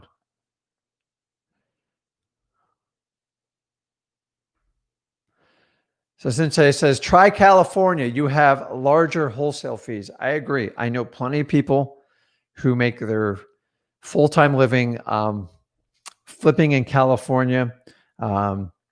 Actually, there's a guy, if you guys want to look him up, he'd probably kill me for throwing this name out. I'm good friends with him. I've met him at multiple conferences. Jason Boozy, B-U-Z-I. And this guy goes to, this is before COVID, he goes to movies by himself. He sips lattes, seaside over by San Francisco, and he literally flips 2 or 3 properties a year for fees of 6 figures. And I'm talking high 6 figures, 500,000, 700,000. He's his only employee. He doesn't have a staff. And he just wants to travel the world, and he does very, very well doing it. To me, I really idolize people that can do that. Now, the California market's nuts. I don't think you can necessarily do that in a lot of our lower end markets, but why not? The key is he understands his local market, and that's what you need to understand. If you grew up in San Francisco your entire life, you have a competitive advantage over anybody who comes from the outside of your market. So, why we got California on? If I was in areas like San Francisco, what other, like New York City, and you're always going to have a presence there, and you have some sort of game plan to take down like higher end properties.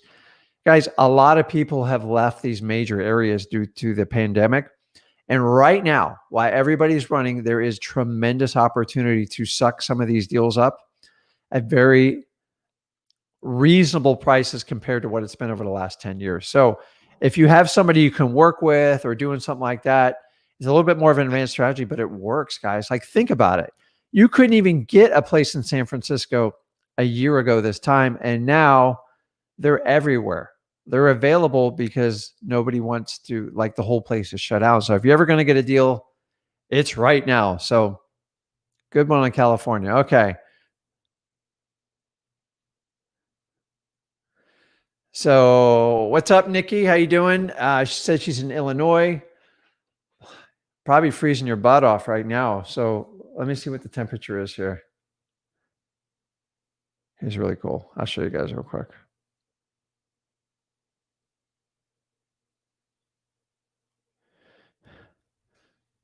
That's my temperature. Anybody see that? It's 64. And I actually had to wear a sweatshirt this morning, but Illinois, I couldn't deal with that stuff, especially like Chicago, stuff like that. She says, anybody wants to JV in that area? So yeah, just connect on our Facebook site. The idea is, like, the more we can share, guys, there is no secrets in this business. My whole goal with working with Flip with Rick and having Zach connect with you guys is tell you there is no secret. It's actually a big myth what's going on. So the more we can share, the more I can help people out. And I feel like the more people I can help out, the greater the reward's going to be for me. So I love partnering up with people. Awesome. Okay. So I got Joe. Joe says, what are the best title companies you've worked with in the Palm Beach County? Do you work with title companies that do blind HUDs exclusively? So first of all, I've worked with, obviously I'm in South Florida. I can work with any title company. Sometimes you have to with certain sellers, and if you're doing partnerships on it. But I have a core of 2 or 3 title companies I use. One rule that we've adopted is the title company has to be in the same county where we do the deal. That's how most of the sales contracts read. And you've got to, the title company is much more efficient because they know how to operate within that county. What do I mean? They got to get payoffs on utilities, particularly water, sometimes electric, depends on what type of county you're in. So, and you don't want like your buyer driving like 100 miles to go see your title company just because it's close to your house. So divide them up by county, if not by city. And so using the word blind HUDs, I'm just going to tell you, lose that language because you're going to freak title companies out. Those of you guys that don't understand what a blind HUD is, a HUD is it's a form by the Housing and Urban Development. It's called the HUD 1. It was really designed for people getting financing, so there was full disclosure, so banks couldn't get one over on the buyer or the seller. On a cash deal, they're really not as important, and there's not like strict laws on the disclosure. So a blind HUD indicates that one party filled out one set of HUDs on the buyer side, and then the seller filled out another set of HUDs on it. That's what we call a blind HUD. Guys, don't ever go into a title company and ask for a blind HUD. You're going to freak them out. So is a blind HUD illegal? No, but let's just say it's probably going to go away. So the idea is where the seller can't see the buyer's side, the buyers can't see the seller. What's the advantage of a blind HUD? The bottom line is they can't see your assignment fee, but I don't care. Like, if you got to hide it, you got bigger problems. It's going to blow up on you if you do that. So don't go in and ask for a blind HUD. Just make sure they're familiar working with assignments. They're fast, they're courteous, and one of the easiest things is to make sure they answer the phone. So, but Joe, I mean, you're on the right thing. Just don't ask the blind HUD because it's kind of frowned upon in our business, and it's most companies don't want to do a blind HUD because they feel like they're hiding material facts, even though they're legally not required to do it. I'm just telling you after a lot of conversations with them. So good question. So, okay, let's keep the questions going. Good ones. Okay,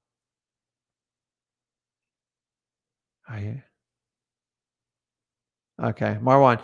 People are getting really pissed because of the amount of calls they were getting from wholesalers. how can we get deals like this?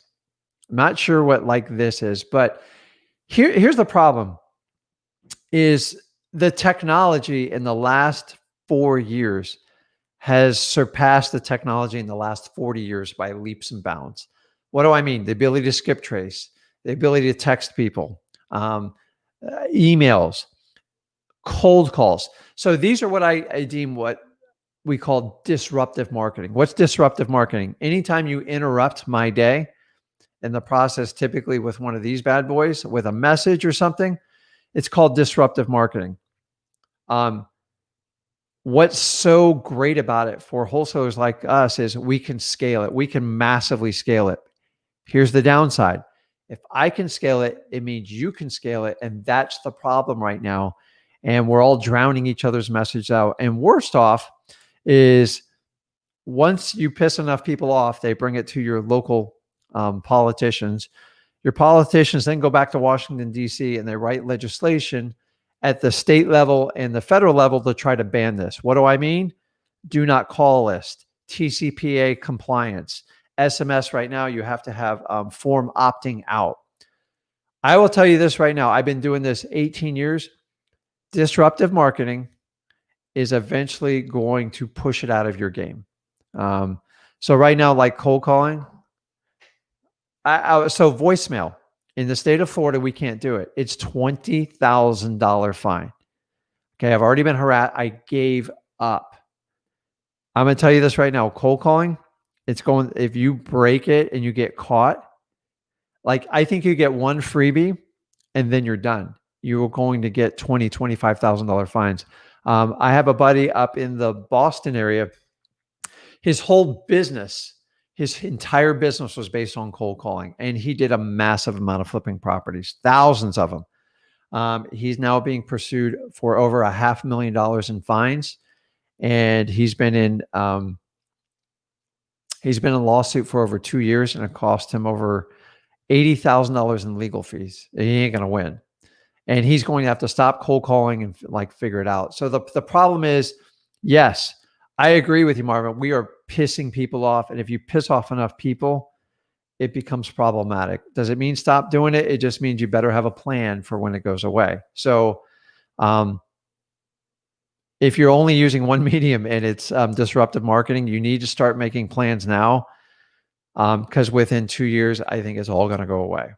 I mean, they're going to make it so cost prohibitive and so compliant that they're not going to get through. So that's how spam started with email. And so you see how Google's adapted. So either it's going to be legislated out or these companies are going to create sophisticated softwares to make sure your calls don't go through. And that's the challenge. So like right now, does anybody get that stupid call for the vehicle warranty registration? I get 3 calls a day. It's always from a different number. I actually know when it's coming in, but I can't filter it because they keep recycling phone numbers. So,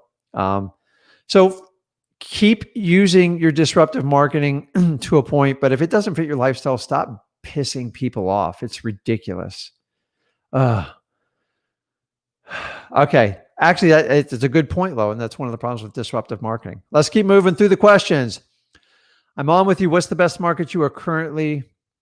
There's no best lead generation strategy, best list to go after. So let's work it backwards. So the best list to go after, any list you can get that's a pain in the butt to get. So anything you can get from the courthouse. By the way, I don't like divorces. I think they're a nightmare.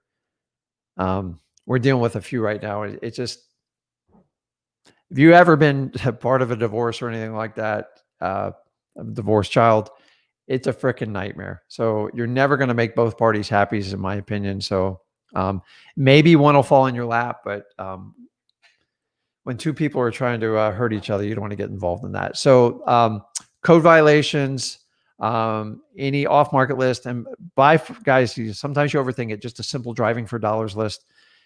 If I need to go out and get a deal right now, me and Zach would hop in a car and we'd fill the notepad up, put 200 addresses. I'd skip trace them and cold call them. I might even door knock it if I'm desperate enough. Best lead generation strategy. once again, that's a little bit about what your personality is. So if you like cold calling people and you're very outgoing and no doesn't even slightly bother you, go for it. Clearly define if you want to do inbound lead generation, which would be PPC, direct mail, things of that nature. Meaning they have to call you. Outbound is where you go out and chase them. I do like SMS. It works. It's becoming more of a pain in the butt, but it works. Direct mail is always going to work, guys, because it's legal and you have to pay for it, and it solves a lot of your problems. So best markets, the market you are currently in is your best market. It's just, there is no replacement for having real intel knowledge of your neighborhoods. You know the good neighborhoods, the bad neighborhoods, you know the transition neighborhoods. That's how to work it. So good question. Awesome. Okay, let's see. So here's one for Nikki. I'm putting this up there. Connect with Josh. He's in the same position. So awesome. And for those of you who are asking, don't worry. Zach's coming back. I know you guys all want to talk to him, but I wanted to kind of break this up so you guys kind of get to know a little bit about me. So by the way, we like to have fun. I never take myself too seriously. I've taught Zach to have, if you can't have fun doing this business, don't freaking do it. I can't stand like dry, boring people. But Zach doesn't want me cracking jokes with you. I got some good jokes, but probably get in trouble. He's probably watching me right now. Make sure I do it. Okay, so guys, I need some more questions, but Unite, I'm going to answer this question here for you because I like your persistency, which is what it takes in this. It says, I've called 1,300, no hot lead. What can I do to get better on my list? Right now, I'm calling absentee owners with high equity. Is this a good list or stick to highly motivated? Well, an absentee owner is a prospect of hopefully highly motivated sellers. So I'm not quite understanding that part. The main thing is just get consistent. Sometimes, ready for this, you can do everything right and a list just doesn't work. I can't tell you how many times we've set up a cold calling campaign, an SMS campaign, or even a direct mail, and they bombed. Here's the key. I didn't quit what I was doing, but I quickly took my failure as a learning experience. And that's all we're doing. See, because the way you guys were taught in school, it's actually completely opposite in business. You never really fail at something, you just learn. And getting that learning experience will make you better the next time. If you keep calling on the same list and you're getting the exact same problem, like response rate, either sometimes it's your sales technique, you're not using the right script. You guys can use some of our scripts. It's not like rocket science. Just sometimes you just have a bad list. Sometimes you just got the wrong list. And sometimes you just make a slight little pivot. But the main thing is don't quit. The worst thing you can do is quit. I fail all the time on my list. I am constantly finding lists. I go in the virtual markets and I've got my butt kicked before. I didn't quit. I just adjusted. So if you're going to do list, if you want to tackle a list and you're just starting out, try to stick to one market to see what works. And number two, sometimes start out in like a smaller list so you're not burning through your marketing dollars and you can learn before you start to spend big money. So if I go into a virtual market, here's a tip for you guys doing virtual markets. If I'm going into a virtual market, I'm going to do smaller lists and test them out. So if you look at it, if you're ever going to mine for a well, if you're looking for water or looking for gold, instead of digging the whole thing up and spending all that money, go and just drill some test sites and test it out. And that will help you dial it in. But you got to fail sometimes to really learn. That's how you get your data. That's how I figured out how to come up with like a badass postcard nobody else is using. I just got tired of what everybody else was doing. But good question. Here's an interesting one. I got Jay. What's up, Jay? How do I go over a purchase and sales agreement without the assignment clause with the seller being suspicious? How do I go over a purchase? So A purchase, it's also known as a PSA. I'm not sure why you're using one without an assignment clause in it. Just so you know, the typical realtors contracts, they all have the ability to sign it. It's typically a box you check. So if you're using a regular realtor's contract, it says, is this contract assignable? It says assignable without liability. And then there's another one, assignable but liable for the transaction. That's the one I typically use to show that I have good faith in closing on the property. But you got to understand, most buyers don't overly care about the assignment. So here's a little trick. If you get somebody who's squirrely on it, is they go, what's this assignability clause? I said, well, Mr. Seller, we put the assignability clause because sometimes my partner closed on it in his business, or I have other partners I work with that are going to close on it. And the bottom line is you get your money in the end, but sometimes we change the company up to the last day, but it has no bearing on your transaction. And when they hear that, like, okay, that makes sense.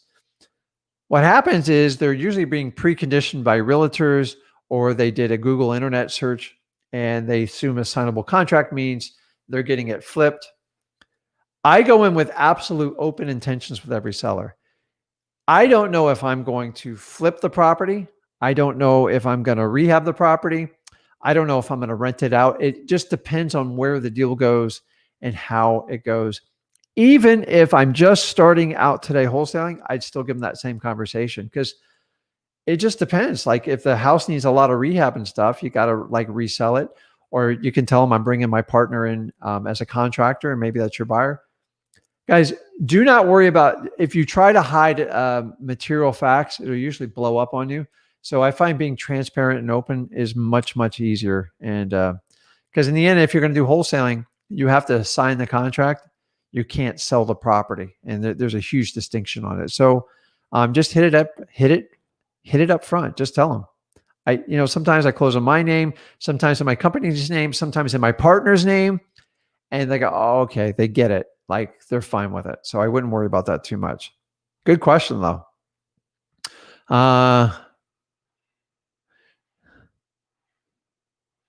Let's see here. I got the GS in the house. Currently have 3 homes under contract in North Carolina, Asheville, and looking for buyers. So anybody looking to partner up and got a good cash buyers list, hit GS right here. Obviously, so GS, it's okay to brag in here, and GS got smart. He didn't put his zip codes in there if you like. So now you guys are kind of catching on. But why not? If someone's got a great buyers list and he or she's really good at working with sellers, guys, you got to get out there and partner. There's no coaching program that's going to like fix and solve that for you. I find getting cash buyers is so rudimentary, and I don't know why people complicate the crap out of it. So connect with GS in North Carolina. So okay, let's shoot this one from the hip here. What's up, Pablo? Appreciate the question. What about focusing on dispo and connect wholesalers with buyers and getting 50% of the deal? So basically build a solid buyers list and then help wholesalers sell their deals that they can't seem to dispo for themselves. Pablo, that works. But what you'll find is a lot of wholesalers, it's me against them mentality. So if you have an abundant mindset and you can work with someone like that, just be careful that you don't depend on that business model, because you could become like a realtor. So whoever has the property under contract, let me repeat this, whoever has the deal for the property under the contract should make the most money. So the only problem in your thing is, yes, that's good, and it'll get you started, get your cash buyers list, but you will be fighting with a lot of wholesalers because they all want to like, okay, I'll give you 20%, or I'll give you $1,000, or I'll give you $2,000. Guys, we didn't get in this business to make $1,000 to $2,000. You want to do that, you're probably better off like being a realtor. So I hope that helps with that.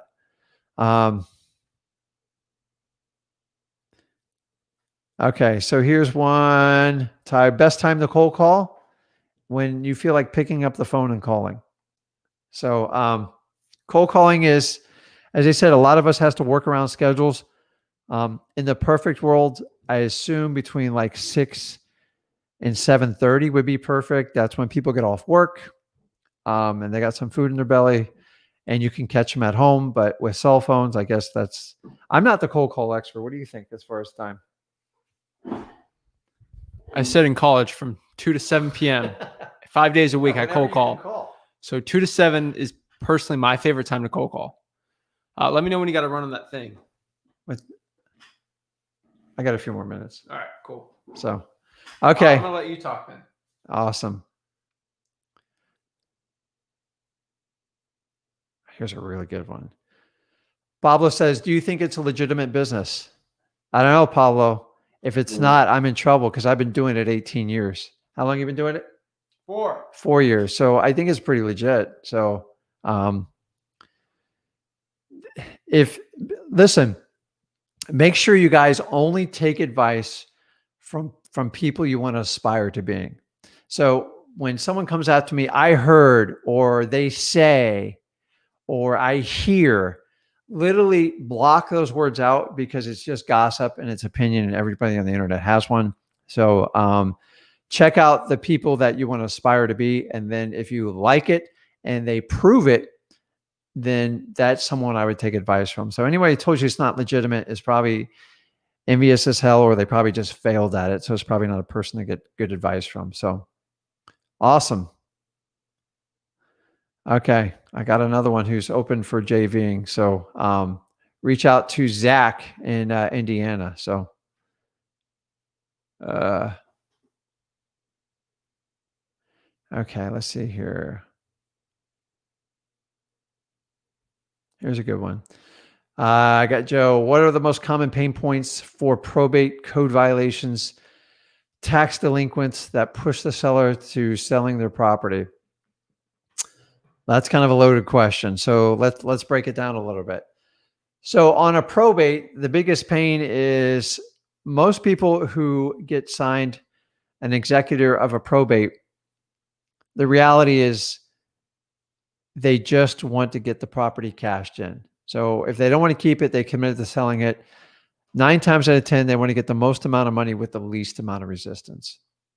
The reality is most probates is when someone's at the end of their life, keeping up the house and keeping it perfect is not their priority. And I understand that. So one of the great benefits of probates is they're typically vacant and they have deferred maintenance, and they can take anywhere from 30 to say 90, 120 days to get done. It is the perfect opportunity if you're starting out in wholesaling, because think about it. It's easy to show the property. You can quickly assign it, and it's right up your alley in the price points, and the house needs repairs. It is perfect. So the motivation on a probate is they just want to get the asset liquidated, and they don't want to go through a ton of pain, and they don't want to keep paying the mortgage and the utilities and the insurance. Code violations. Remember, guys, this business is a people solving problem business. It really actually has nothing to do with real estate. So code violations, if the grass, my favorite code violations to go after is a tarp on a roof or an overgrown grass. You guys, write those down. Tarp on a roof, overgrown grass. If it has that, there's something going on in their life. Nobody wants water leaking through their ceiling. It's usually, most code violations are financial issues, and that's something we can easily solve. Tax delinquents, once again, it's financial. They're not paying the taxes. They're using it like a piggy bank, and it winds up being a financial. Now, so probates, code violations, and tax delinquents, the one thing they all have in common when it comes to pain points to selling is timing. Well, Rick, how do I solve the timing? If you consistently market someone, you send them a mail, you send them a text, you call them, you put a voicemail on it, it's eventually they're going to sell their property. And when they make that decision, I don't know if it's in the next 2 weeks, 2 months, or 2 years. If you are constantly following up with them and they see your persistence, you have a high probability of getting a deal when they make that decision. So timing is the key. The only way you can solve timing is massive follow-up, simple CRM, Podio, any of the, I mean, there's a million of paid for services. I don't really recommend any of them. So just follow up, and that's the timing piece on them. So awesome. Okay, let's keep going.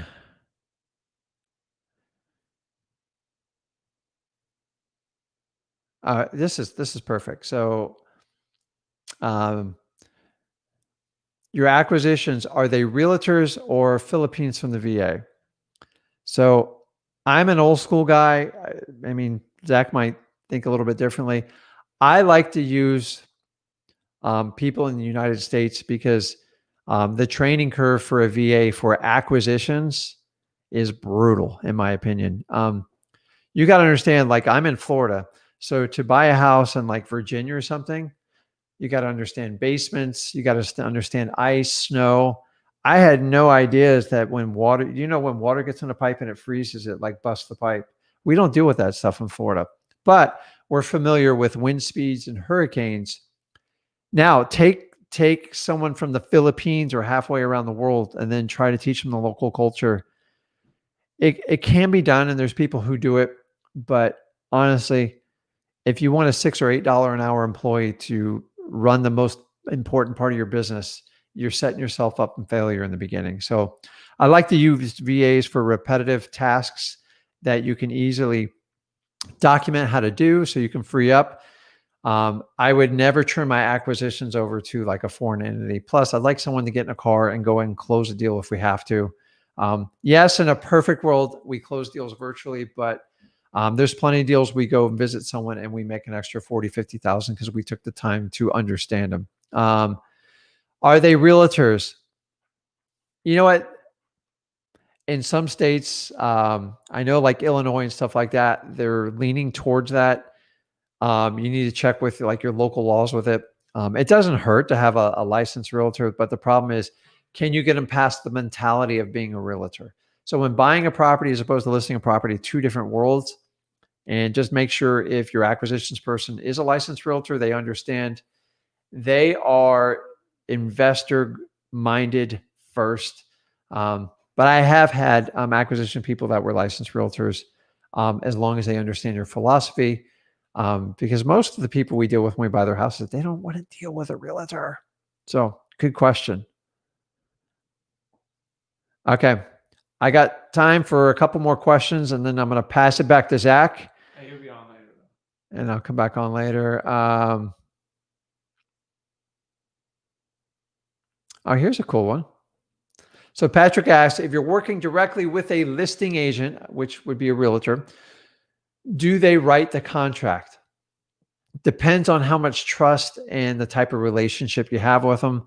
In the beginning, I actually did that, and it's not the worst thing in the world. So if you're going to do that, you just have to have a clear vision of what you have to have in the contract for your needs, which everyone's going to be a little bit different. So Patrick's talking about the particular clauses. So remember, realtor contracts are nice and pretty, and then they got about 1 million pages in between if things go wrong. But most realtor contracts, so are geared towards the buyer side of protecting the buyer. So what I would do is I would do a minimal deposit, whatever you can get away with, ask the realtor. Number two, I'd put an inspection clause in there and give myself as much room as I could. So you can have wiggle room. As far as the other contracts, other clauses, there's not a whole lot. We used to write in there and or assigns. I would just make sure the contract's assignable. I find most realtors check a box and nobody says a word about it. So just start with the basics, but make sure you have a deal before you drag that realtor through or they get ticked off quick. So make sure you have a investor-friendly realtor. And Patrick, by the way, I started out working with realtors. So you guys know 90% of all real estate transactions go through some sort of realtor or agent or broker. So if you're only doing 10% outside, you're missing 90%. And remember, they have a direct line of exactly what the seller wants. It's a great strategy. Anybody wants to ask more about it, I'm happy to share here.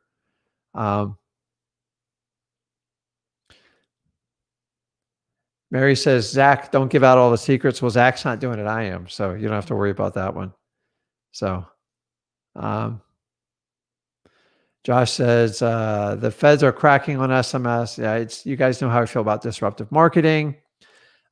Guys, feel free if you want to ask a question, even outside of real estate, I might answer it. Let's see here. Let me go find one. Lots of questions. I'm making sure we just don't repeat the same questions over and over. Guys, but keep answering them. That's what we're kind of doing a marathon here. So the more the merrier. Okay, Josh asks, Rick, would it be possible to do the BRR method if you're familiar with that at 18 with no W-2? Listen, Josh, that's the buy, rent, rehab, refinance. I think it's buy, rent. No, buy, rehab, rent, refinance, repeat. Okay, I'm going to give you my my answer like I'm at a court hearing. That is a affirmative no. I don't like it because there's so much has to go just perfect. And honestly, Josh, if you're starting out at 18, take the lead on how I taught Zach how to do it. We start out with just some basic, what I call guerrilla marketing tactics. So what's guerrilla marketing? It's really cool. It's anything that can get a deal like super fast. Cold calling on like a driving for dollars list would be guerrilla marketing, like a door knocking, a bandit sign, getting leads from like friends that people got to sell a property quick.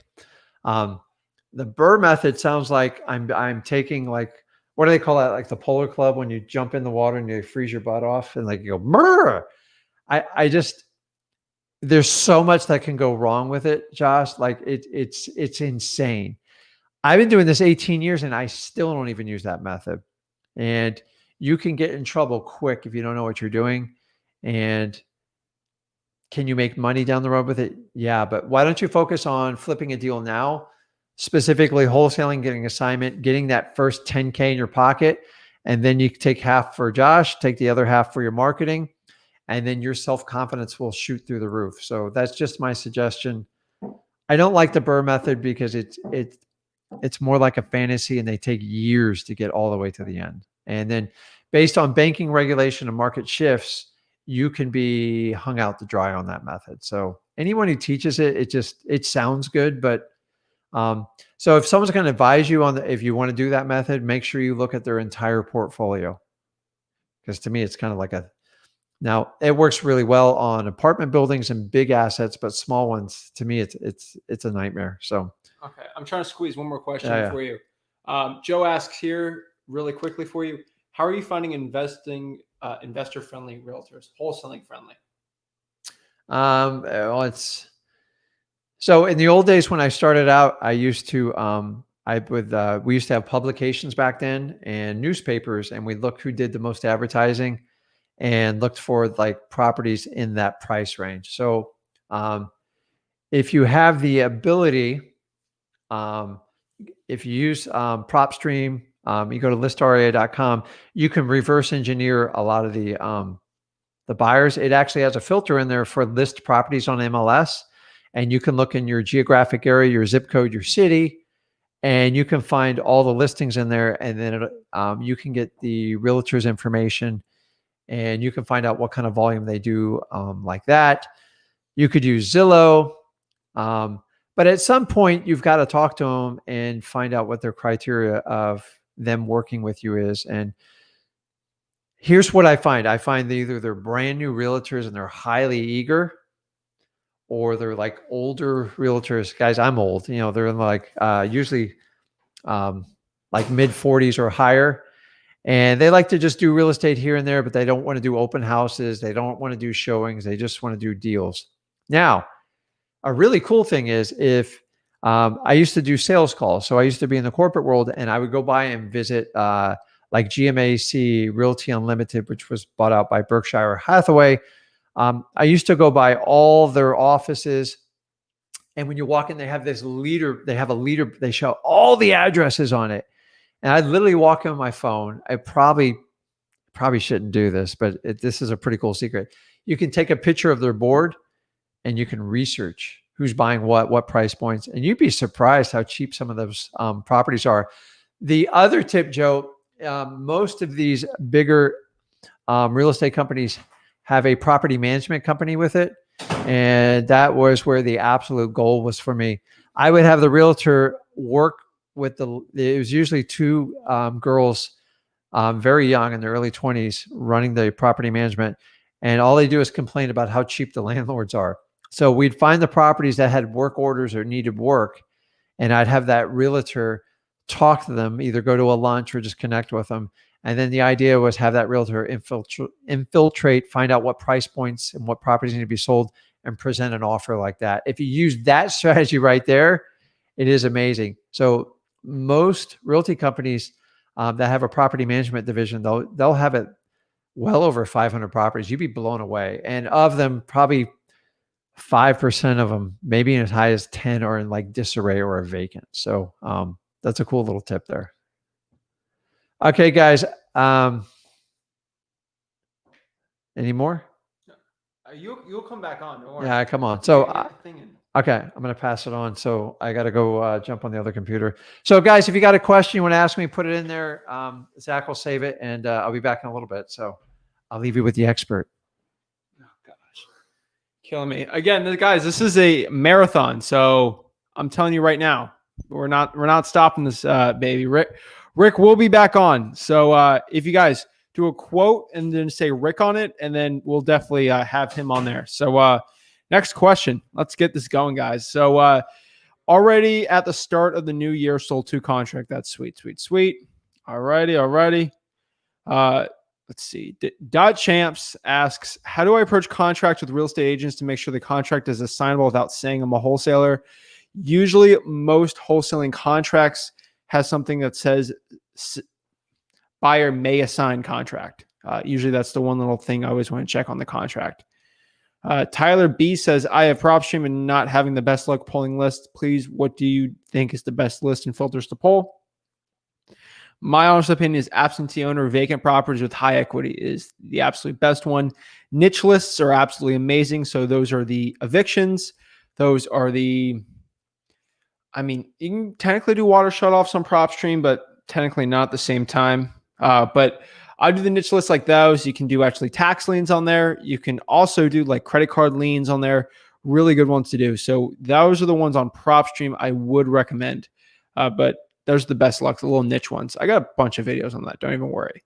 Let's see. Don Griffin asks, could you give me a little help with comping? I've been comping and I felt too high on properties that need light repairs. Some of the highest sold in the similar condition, not ARV. Good news for you, Don. I actually did an entire video on this. So that should release next week, I think. I mean, get this thing up. I mean, we push like a video a day here on Flip with Rick, which is awesome. That means I can do a lot more of these type of videos. So yeah, we'll do it on there. But when you're actually comping, use better tools. Realtor.com is probably the best free one than PropStream. It'll help you get better comps, like way better. That's just my opinion on it, though. So let's see. And what is your process with PropStream? Basically, I go on PropStream. I'll find the location I actually want to pull the list. And basically from there, I'll just pull it. I do a bunch of them. Go to playlists and just search PropStream on there. There's a lot of me just pulling niche lists, people going live asking. And I just basically filter on it. So listrei.com, that's the thing below. That's how you actually get it. But I use it for my direct mail, cold calling, SMS lists. It's absolutely the best. But what I'll do is I'll do some of the zones that we're actually doing in. And from there, we'll actually just pull it. High equity is probably one of our best ones for direct mail. Cold calling, we like to keep it a little more niche, if that makes sense at all. Pablo asks, where am I supposed to be asking the questions? Ask them on Facebook, ask them on YouTube. Literally, if you ask on the Facebook or the YouTube, that it'll all pop up on here. So ask them anywhere. Also, you can direct message me on Instagram at Flip with Rick. And I'm Zach Ginn, guys, by the way. I'm in a market with a low spread. Should I go virtual? Usually with the lower spreads, you can do more quantity. So the quality of the spreads aren't there, but the quantity is there. So I know guys doing 7 figures a year, but their average spread's $5,000. So, but they do an amazing, like a crazy amount of deals. So don't go completely virtual. What I do is just start experimenting, see, hey, if I spend 20 hours a week doing a virtual wholesaling here and I'm making $20,000, $30,000 spreads, and I'm over here in my local market doing 5, but I do like 10 deals a month, then you'll do better doing that versus 1/3. You do 5 $10,000 ones, that's 50K, or would you rather do one $30,000, 30,000? So that's the way I kind of look at it. It's not the spreads you want to care about, it's how much revenue or profit you'll get at the end of each month. That's the way I sort of look at it. D. Epson asks, do you recommend double blind closings? I am new. This may be describing it wrong. Not really. So double blind, are you talking about a double closing or a blind closing? Blind closing is basically when the seller doesn't even see the actual HUD on there showing that you're making an assignment fee on there. And then a double closing does the same exact thing, because you got to pay sometimes transactional funding. But yeah, if you're new, you're not really describing them wrong. A double closing will be blind to the seller, so it should be pretty good. So I would say I don't recommend it unless you're making over $35,000 on the transaction. Anything above that for wholesaling, I would double close it, which in essence makes it blind. So double closing is really the wholesaling lingo per se for it. Howdy, howdy. How's it going? How's it going? Let's see here. Oh, we just hit 2 hours, guys. 2 hours in the marathon. Really excited. We're still pumping it up. So guys, like this video, subscribe, comment below what market you're in so people can find you. Really be awesome. If me and my partner are cold calling a good list 5 hours a day, that's what I do. Well, I don't do anymore, but I used to. 5 hours a day with call tools, would we get a deal in 30 deals? I mean, if you have enough volume where you can cold call 5 hours a day on call tools, I was using a triple line dialer, three lines. Call tools is 10. So if you do 10, I mean, you should, but it depends on your tonality, how good of a script you have. Again, I have a free script, www.flipwithrick.com, and go there, go to free content, scripts, right there. That is literally what I would do. So 5 hours a day, you should easily. But again, it depends how good you are with the script, your tonality, and if you're quitting. And it's really how good of a cold calling you're doing within that 5 hours. And most important thing people don't talk about is how good of a list you are. So if I do a list of for sale by owners, might be a little harder than if I did 5 hours a day of probates, So you really got to go out there and honestly look and make a decision. Make a decision on what you're doing. I was doing a lot of vacants back then. So it really depends on what you want to do. But 5 hours a day, that's a lot of leads, especially on a 10-line dialer. So you really want to get really good with your lists and get the phone numbers right and the quality too. So that's why I like batch leads also. So let's see, get this going. Hello, what's up, Victor? How are you? Waden asks, how do you pay taxes on your first deal? So really depends. I created my first deal. Again, I want everyone to understand this. I'm not a tax guy. I'm not a licensed professional. I'm not an accountant. I'm none of those things. So before I get into taxes and stuff, I'm not qualified to talk about this at all. I'm a big Dumbo when it comes to taxes. So don't talk to me about it. So when you run 7-figure businesses, you really got to run a lot of them through C corporations.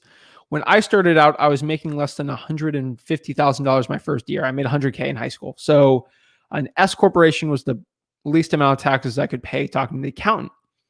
Now, if you're under about 40, an LLC probably makes sense, but that's all I'm going to say on taxes. So once you get over 150 and you start in the 300, 4, 5, 6 million range, C corporations are there. But first deal, I mean, you can make an LLC.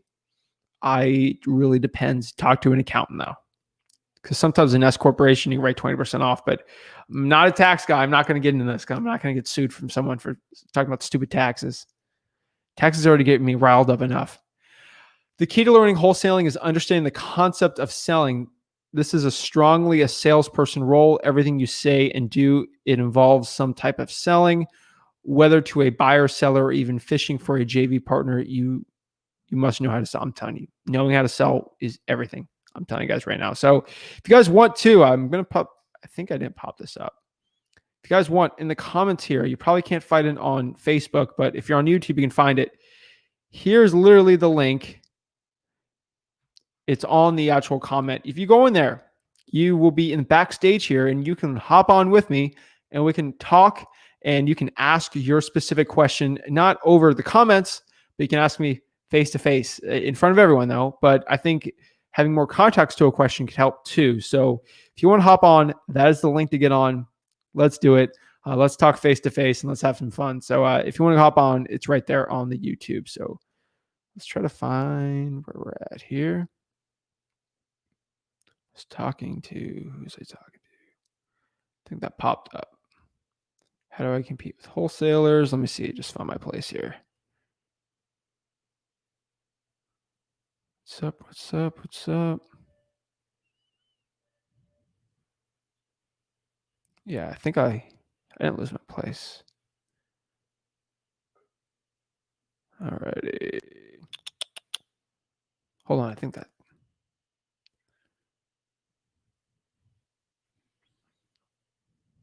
All right. Let's pop on them. All right. So how to compete with wholesalers that have huge market spend? Really, the easiest one to do is hustle, motivation. If you don't have enough money, I would do the niche list. Don't do the crazy big vacant property ones. Don't do the crazy big high equity stuff. Literally, what I would probably do is I would just get with the really niche stuff. Bandit signs worked really well as in a crazy saturated market. That's what I'd recommend. So we got some people on here. We got some people popping up backstage. What's up, guys? Let me answer some questions. Let me get through some of the quicker ones here, and then we can get you on. Let's see. James asks, who should I learn subject to from? Obviously us. We do it for free.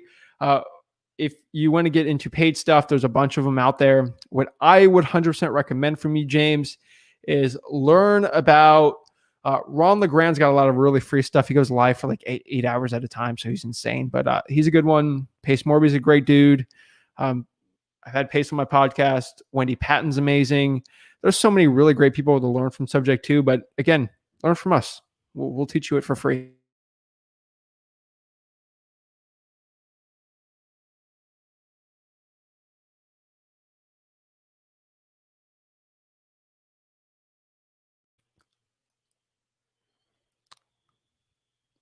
I think my computer got a little hot there. Hold on. Give me a second.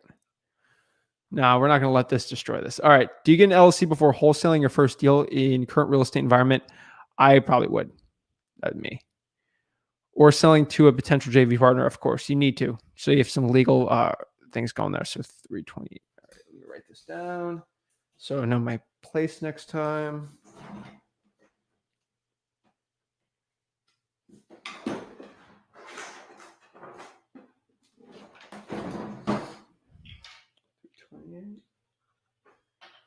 All right.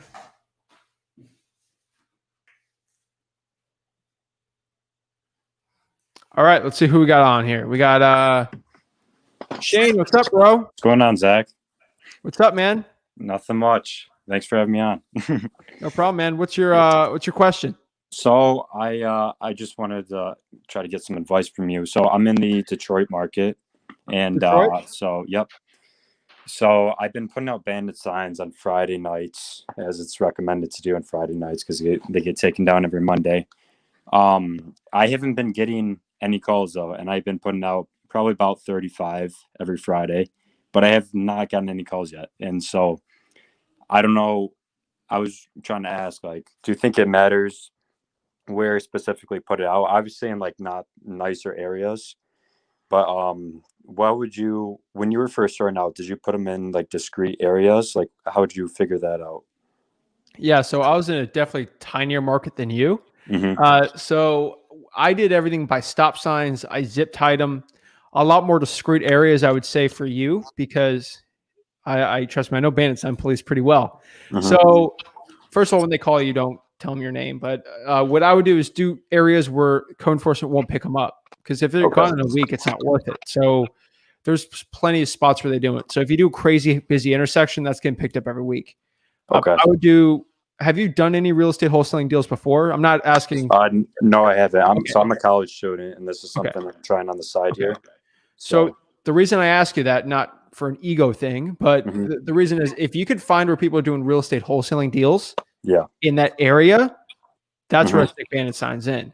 Okay. So go to like a Detroit wholesaling place, like anywhere in Wayne County where people are doing wholesale deals, see where people are posting their deals for cash, and then go do like stop signs around that area. Okay. That's what I would 100% do, because that'll give you the best results. No one will pick them up. My banded signs, I mean, I still get calls from them, and they were put out 2 years ago. I'm stuck a banded sign in like a year. So Yeah. That's what I would do. Again, is it only Detroit you're putting them out? Yes. Try Livonia, Redford, Red something.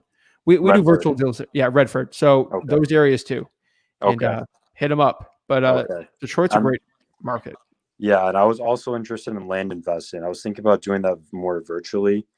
How do you determine like the value of the land when it's a vacant lot and there's like nothing by it? How do you go about doing that? I reverse engineer them. So I'll just find out how much a builder or cash buyer for land will pay me per acre, basically in a zip code. Depends if it's an infill lot, which is basically a house. And I'll know, basically in Port St. Lucie, I know someone will pay me, let's say, for example, $5,000 for an acre of land, or half an acre, which is way too low, but I'll know $5,000. And so when I go back to my seller, I know I'm going to get $5,000 for it. Can I lock it up for 1 or 2? And then make 3. That's the way I kind of figure out prices, because comps are hard for land. So that's why I just reverse engineer them. Okay, interesting. I seen Wendy Patton. I've actually met her before. I love Wendy. She's amazing. Yeah, she's really nice. She's one of the smartest women in creative finance I've ever met. Yeah, I listened to your podcast with her. She knows her stuff. Oh yeah. So I appreciate it. You got any more questions? That's all. I'm just gonna stay consistent with putting out these signs, and because I bought 200 of them, and I'm probably just gonna keep on buying more until I get my first deal here. So let's get it, dude. Thanks for having me on. Thanks, man. Sure. Have a good one, bro. Too. All righty. Who we got next? We got Landon. What's up, bro? Hello. So I'm 14, and I heard you say that you can be 15 to start. And my dad and I have been learning more about wholesaling.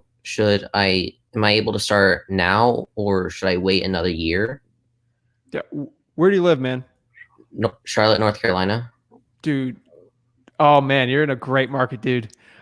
First thing I would do is I would start following Nasser El-Rabi. He's in Charlotte. He's one of the best wholesalers out there in Charlotte. He's a great dude. Just figure out what he's doing in that market. But dude, I started at 17. I felt like I was too old. You can do it at 14. I can hear your voice already. Like, you don't sound like a 10-year-old. Like when I was 17, I sounded like a baby. Honestly, you can do it at 14. Here's the issue. Your dad's going to have to sign the contract for the next 4 years. It's going to suck. My method when I was 17, Landon, it's Landon, right? Yeah. What my process was, I'd go meet the person at the house, get the contract signed. I wouldn't sign it. I'll have the seller sign and just say, hey, I got to have my partner sign it. And then have my dad sign it, bring it to the title company. And then, bring the cash buyer through, just you. And obviously you have a car situation because you're 14, but you probably have your dad with you on some of these, and then bring the cash buyer through. And then the check is probably going to have to go to an LLC. Your dad's going to have the name on it probably. And then he can pay you after that. And then, for 4 years, you're going to have to deal with that. It's going to suck, but you're going to make a lot of money. And then when you're 18, you can do whatever you want. And then your dad's going to be wanting to work with you. So yeah, you could definitely do it, man. Here's the number one thing you should practice is confidence and learning just to talk to people. Like, dude, you have so much time right now. Dude, if you get this right in Charlotte, you can absolutely change your life. Thank you. No worries, man. Any questions, let me know. You're always welcome to go on my Wholesaling Houses for Real group on Zoom every week. I can help you out every week if you want, but literally just soak up knowledge, man. You being on here, it's powerful, dude. You 100% can make $1 million in the next 5 years. Okay, thank you. I appreciate it, man. Have a blessed one. You too. All right, dude, that's so... Oh, I love it. That pumps me up, man. That's the stuff that pumps me up. I'm trying to change lives over here. Let's see who we got next here. Ashton, can you hear me, bro? Alrighty. I'll keep you on here on the backstage here if you want to hop on. Let's see. Ooh. Jamari. Hello. Yo. Hey, man. Can Can you hear me? Hear me? Yeah. Yep. Hello? See, Zach, bro, I can't pull the code violation list. Like, I keep getting the wrong numbers to it. Okay. And what I would do, yeah, you're in the wholesaling houses for a real group, right? You're in Michigan, right? Yeah. Yeah. I would tell you, you got to go to the code enforcement office and knock on their door and go in there with a mask on and just ask for it. All right. All right. Thank you.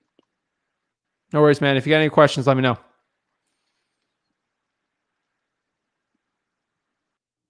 Alrighty.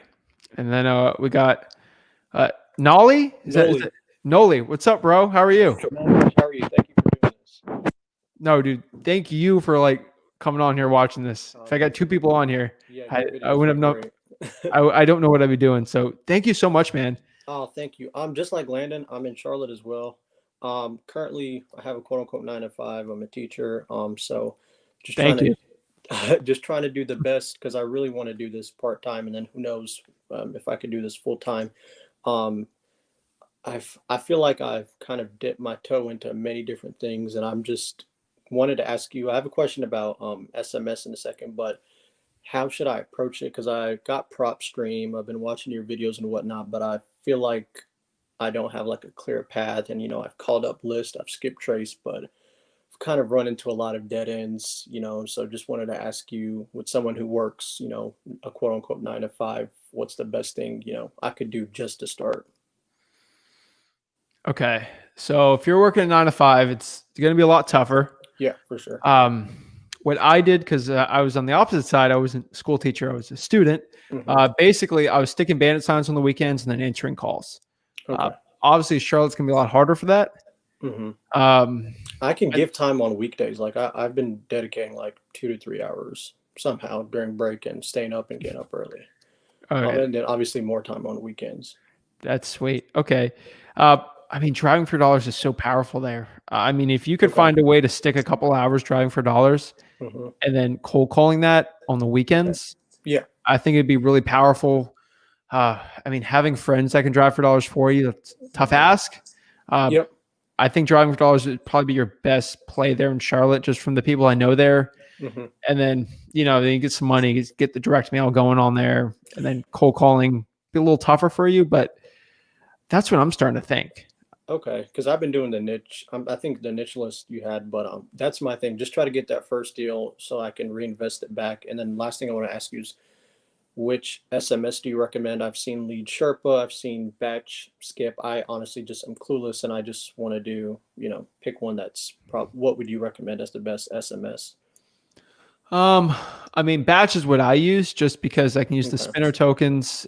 But here's the problem: I do a lot of volume. Okay. And I physically, in my business, I can't afford to lose out on deals that a guy's on Sprint or Verizon on. So I got to use smszac.com. But Oh, I mean, it really depends on your budget. So launch control works for a lot of really good guys.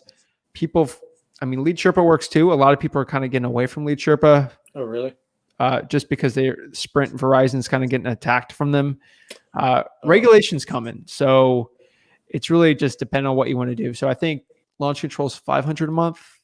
Yeah, the batch is not bad. They have like a 50 and a 150 a month, and you can do like 3,000 texts a day or 5,000. And I think that's awesome. Yeah. Okay, will do. Thank you so much. Thank you again for all the videos. It's it's the fact that it's free. It's mind blowing. But thank you so much. And I'll definitely I'm keep telling watching. you, if you pay 10 grand for a mastermind, you will not get the same value as I promise Absolutely everyone not. that. That's what I'm trying to get. I'm trying to put these gurus out of business, man. That's the truth. Because No, it's teachers great. can't, like, I'm not making fun of you, but like teachers aren't making 500 grand a year. They deserve to be, but No. it's like these gurus are asking for like a quarter of your salary after taxes. Oh, I know. So, I mean, that's one thing I was told early on from a friend, never pay, for any guru stuff. There's enough free stuff on YouTube. So, But these guys on YouTube are like, they're holding stuff back. They're not really telling you the real oh stuff. yeah, no. I listen to you the most. Like you are, I can't get through the videos quick enough. So again, thank you. And that advice was really valuable. I appreciate it, man. Go in my wholesaling houses for real group. I'll see you every week, hopefully. Is that on Facebook? That's on Facebook. I do a live every Friday at 6:15, kind of Okay, like what is that this. called? Wholesaling houses. Wholesaling houses for real. It's the Okay. It's actually the fastest growing wholesaling group. It actually has a free wholesaling course in there. Oh wow. Okay. But Wow. it's on the bottom there. I'll keep it up, but it's Okay, free. I also don't let any gurus on there, and you can't post any links in that group on purpose. But I appreciate it, dude. I don't want to take any more of your time. No problem. Thank you so much. I appreciate it, bro. All right. Thanks, man. That's cool, dude. I'll tell you, I was making like what 5-10 grand as a bag boy. The gurus want way more than that for their coaching stuff. So let's see what we got here. Josh, what's up, bro? What's up, man? Yeah, first of all, thanks for all the free content. Thanks for this live, man. It's really crazy. The amount of information is unbelievable. So thank you. Bro, is that Eternal Take Deluxe on the back with your face on it? Yeah, that's me. That's sick. Yeah, thank you. Yeah, thank you. Yeah, man. So my question was really, how do I improve my cold calling efficiency? So I know triple line dialer is definitely something I should add. So could you explain to me a little bit how that works? Yeah, what market are you in? I'm in Northwest Indiana. Oh my gosh, you can clean up there. Okay, so are you using a single line dialer like Google Voice right now? Yeah, I'm using CallRail right now. Pretty much just hand dialing it, just so I could keep track of calls and just keep me a little more organized. I'm trying to think here. Are you doing any deals already, or are you trying to get your first deal? I'm trying to get my first deal. I've had a couple deals. They fell apart. The first one was because I had a bad contract I got from someone in some random Facebook group. They didn't like the terms, so it just fell apart. I had a second deal. That one's I sent out the contract. It's in the works right now, but they backed out a little. They want to explore their options a little more. But I'm just hitting the phones hard, trying to get as many leads incoming. I have a couple good leads at the moment. Yeah. Okay, so what I would do is maybe you could skip the call rail for now. Like, let's get a couple deals before we get the call rail going. I want that money to be used as most efficiently possible. Mm-hmm. I would recommend you just do like a Zen call. The problem is that the cold calling is, I can tell you it's a 10-line dialer, but the main issue is I don't know if you're going to have enough leads to feed it. Yeah. So maybe you want to do call rail for now and keep it. The problem is you're doing 1,000 dials a day. If you're doing that 5 days, you're going to need 25,000 leads. That's a lot of skip tracing. Yeah. That's the toughest one. What I would probably tell you to do is do a little more niche lists in Northwest Indiana. What market, like what cities are those? I don't think I've. It's like Hammond, Gary, cities like that. You familiar? Yeah, a little bit. I'm thinking about, because it's not that saturated, dude. It's a great market. Yeah, it's not super saturated. So what I would do is I would pull all the code violations you could possibly do in the next 3 counties around you. All right. Probates for the same one. I would get a 7-day free trial on PropStream real quick and try to pull all the. Yeah, I got PropStream, all that. Okay, cool, I get the niche list pretty well. I have pretty good seller like feedback. Right now I'm targeting failed listings. How you think that's pretty good for listing? No, yeah, it is. Yeah, it is pretty tough. Just do vacants with high equity. You'll be good to go.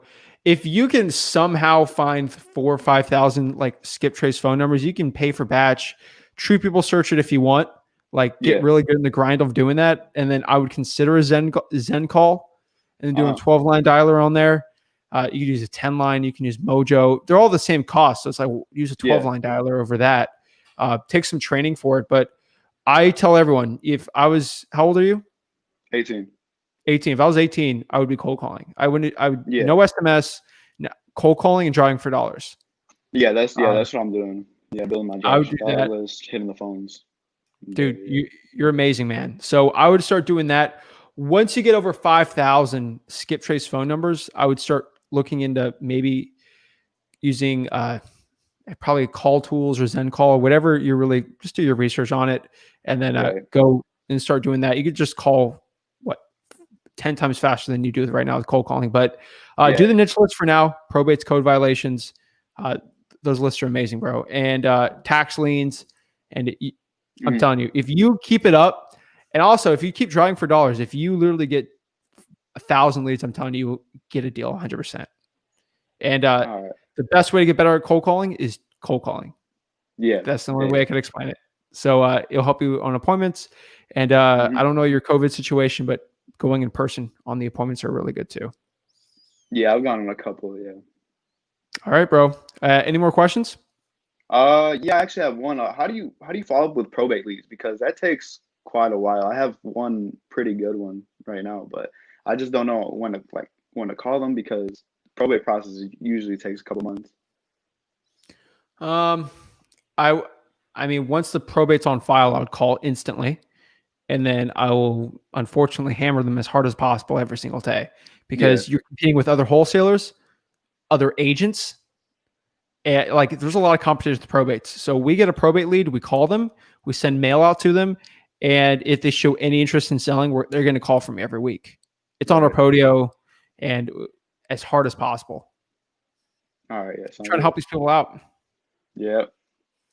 Yeah, I got Podio from one of your videos too. So, Let's go, dude. People charge $300 for that setup. I'm like, yeah, man, that's amazing. That keeps me organized. I would just have like papers everywhere, and that really helped me get I've been there, dude. More organized. Yeah, I've been there. So I appreciate it, man. Any more questions? Let me know. Do you have any more?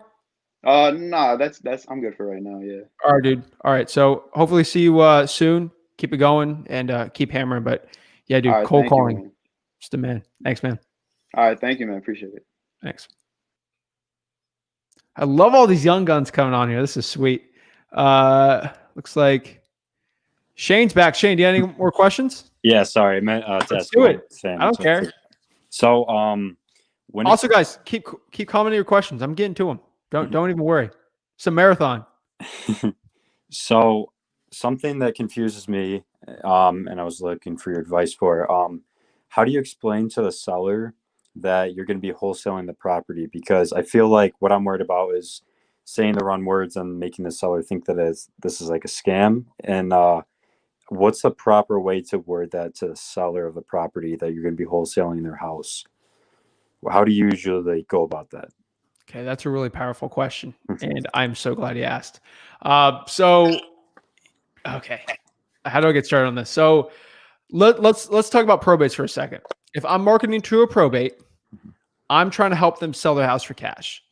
Now, if I were to be completely blunt to them, if I'm cold calling a probate, I would say, "Hey, John, I saw your aunt died, and I'm trying to make a profit off of you by putting under contract and selling to someone else. Is that okay?" They would cuss at me and leave. But if I go at a different angle and basically said, "Hey, I'm looking to buy some properties for cash. Would you be open to it?" Of course I want to sell it. Now you're accomplishing the same thing. You're just going at a different angle. So the wholesaling. Me personally, I tell people that I'm buying houses cash, and I buy a lot of properties all for cash. So I'm technically a cash buyer too. So I don't have any, like, the way our acquisitions work is we go do it. But here's the other issue. So if you're wholesaling, you can tell the seller, "I'm looking to buy up your property for cash." You're not lying because you're being completely transparent. You are looking to buy a property for cash. That is your intention. And you sell that contract to a partner. And technically with that, you selling it to a partner, you're still looking to sell the property for cash. Now, some people look at it differently, like you're not, maybe you are. Again, I can only go off of what I do. And so I have the funds to actually do it. So I say it. If you don't have the funds, you cannot. Ultimately up to you. But basically, I just tell the seller, "Hey, I'm looking to buy this property for cash. Are you open to selling it? Can we agree on this price? Great. Can I have my partner come buy the property?" Partner goes through the property. You assign it to them for a profit. You close. Their property gets sold for cash. And it got bought. And I was completely transparent with the seller. Now, if the seller's going to like call me and say, "Hey, are you assigning the contract?" I'm not going to be like, "No." I'll tell them the truth. But it's not, "Hey," I'm like, I've been called to play it a couple times. I was like, "Hey, your property's getting sold for cash." Completely transparent with you. We're doing this situation. And that's it. I got my earnest money in there. We're good to go. Okay. So wording it out that your partner would come and visit the property is the best way to go about that. They're your partner, right? They help me make money. So that's the way I kind of do it. And then, you could say my inspector's coming by, my whatever. You got to train the cash buyer, make sure they're really trained. But that's the way I would word it. I always say partner, and they're technically your partner. Shane, if I do a deal with you, you're technically my business partner in that transaction. So like, it's a very loosey-goosey term, but that's the way I do it. Okay. All right. Well, yeah, that really helps. I just want to say your YouTube channel is awesome. I mean, out of all the YouTube channels out there, yours is definitely the most valuable. You put out the best content out there. Bro, So, I really appreciate that. Honest, bottom of my heart, I appreciate it, dude. I try my best. I'm throwing Rick on 3 times a week. Fourth Yeah, you really inspired me because I'm 20 years old and I see you and you're doing great. And I'm still in college and I got probably about like another year left, but I want to do this so I could do it full time once that gets out. So just the content you put out really like is inspiring. So I love the stuff you put out there. So thank you. I appreciate it, dude. I'm trying to get this all done. All right, cool. Thanks for having me. Do you have any questions? Oh, that was it. Thank you. All right, I appreciate it. Thank you. All righty, let's see. All right, we got anyone else on here? Looks like Leonard can't connect for some reason. And then Jamari, we already asked him his question. So let's get into the questions really quick. Let's get into it. All righty, so got some people on here. What's up? What's up? I answered that question. Johnny asks, he's answering the question, make some money first. Got an LLC after my 4th deal. Do you need one, or do you think about it will hold you back from taking my action? Make some money first deal. Perfect.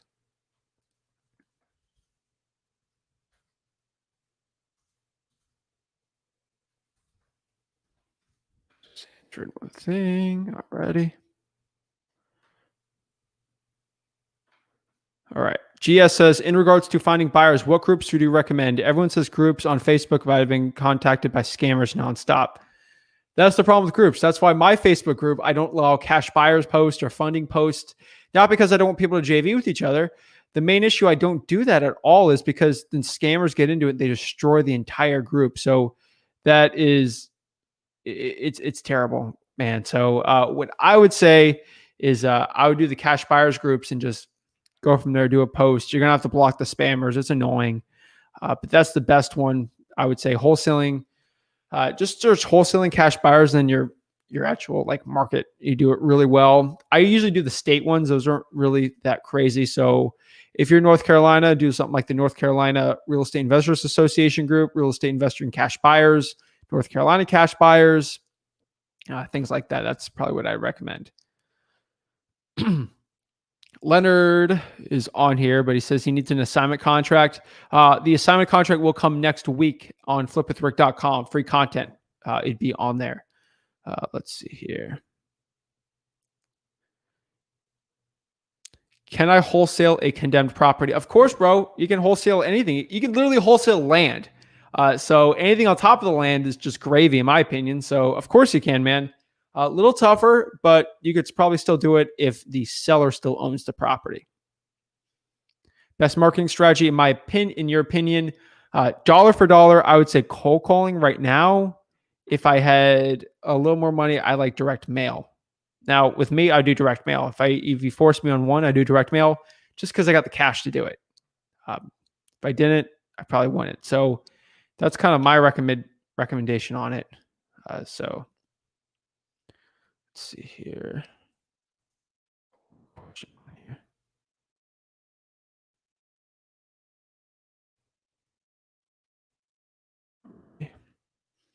And let's see. Uwanda says, my local market is Tampa. Please help with pulling probate leads. All righty. So probate leads, I would just go to the Hillsborough County Clerk of the Court and then pull it from there. Maybe you have to physically go there, but that's probably what I'd recommend right now. We're going to answer that question. Can you walk me through using OPM for a wholesale deal? When you're using OPM, other people's money, what I would recommend, you get some nice private funding. Rick did actually a really good video on finding private money. Actually had to raise $100,000 in 30 days. So that's probably the one I recommend. But geez, I'm getting a lot of calls. Well, why are y'all calling me on here? I just want to make sure it's not cash buyers. I just sold a house, made $8K. That's why I had to run out of here. and I'll just make it the cash buyers get on there. So sorry about that, guys. So we're all good in that situation. But raise private money, use that money for marketing, wholesale. Easy as that. You're not really buying the property. So the OPM thing, just raise the private money, do some wholesaling on it, use it for the marketing dollars, and that's what I would do. Let's see.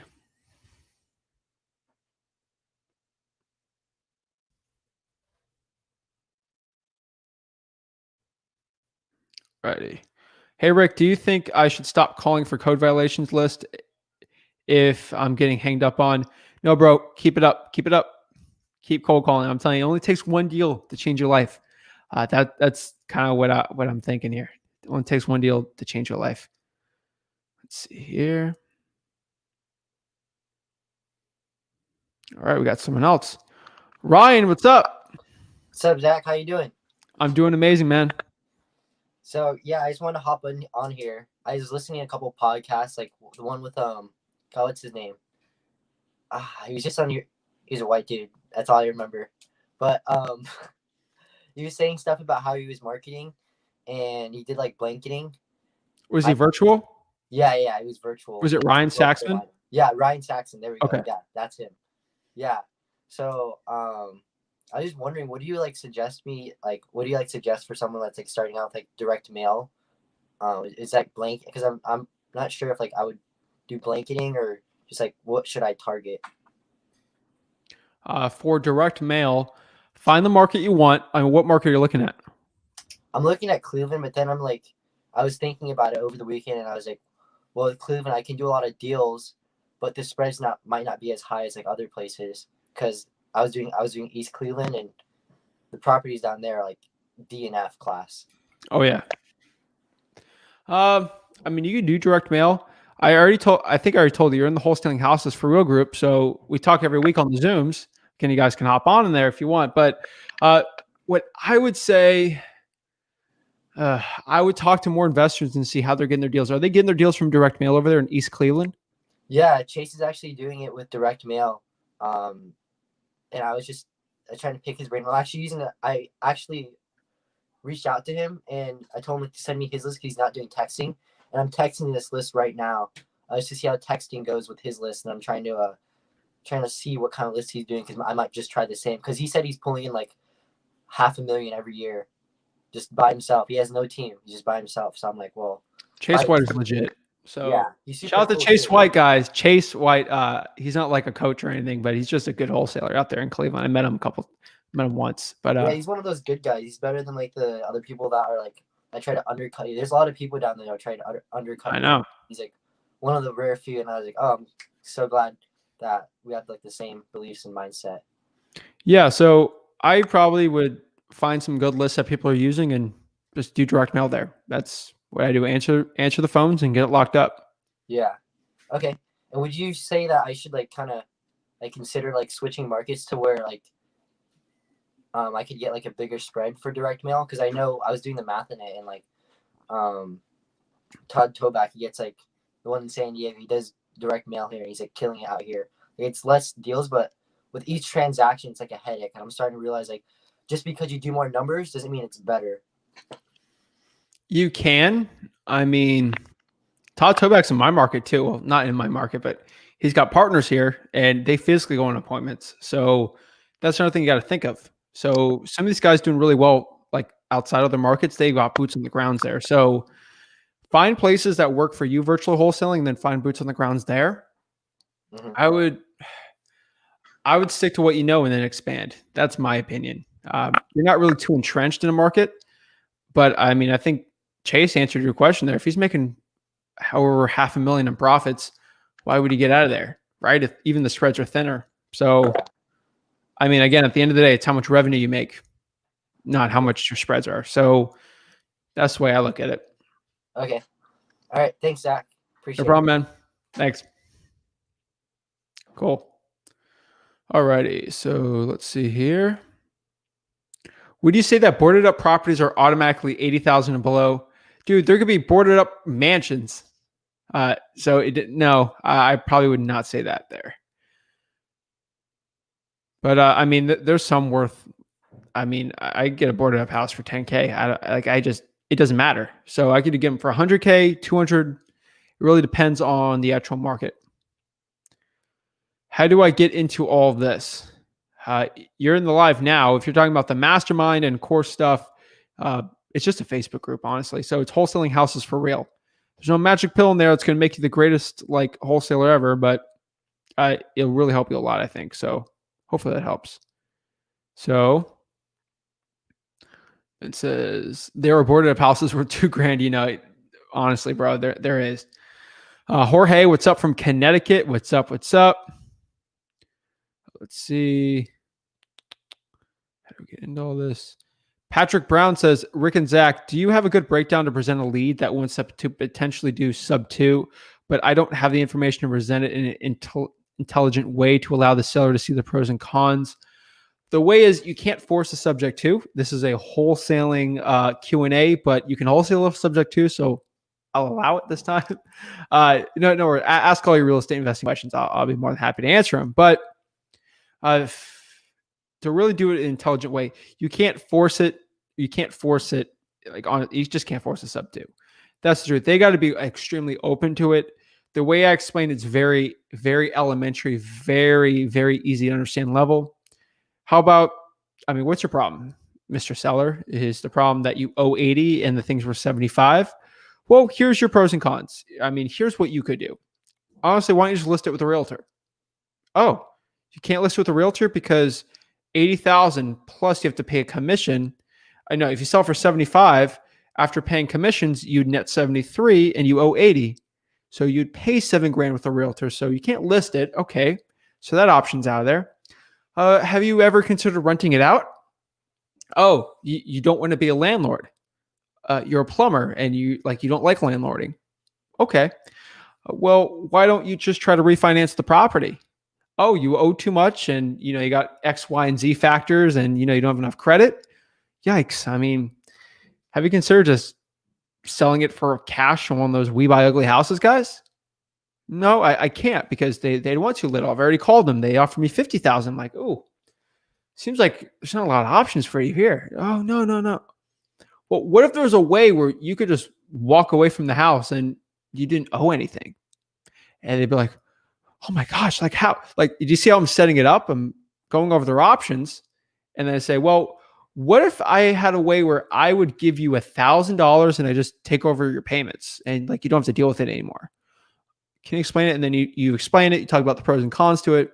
You get it locked up. So that's the way I present my subject twos. Again, that's like a $10,000 subject to course, or just you have to spend 10 grand just to hear what I just said there. But literally, I do this all for free. So that's what I would do. That's the intelligent way to do it. You let them come up with the subject to is a smart move. You don't tell them that. That gives me the best advantage in my market just doing it. So that's what I would do, honestly. I hope I answered it. On a county website, or how do I find it myself? I don't know what that was. Do commercial real estate brokers work with wholesalers? Yes and no. They're going to have to know you're legit, though. And usually they're a lot tougher to deal with. Hello?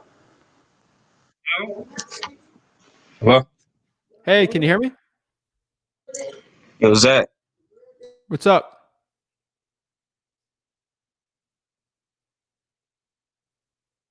Hey, do you have a question? Can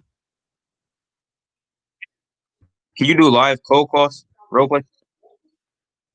I don't have a list on me right now. Well, I have a list, but I could do a live cold call if you want. Do you have someone you want to call? Someone call your subscribers. Call your subscribers and role play with us.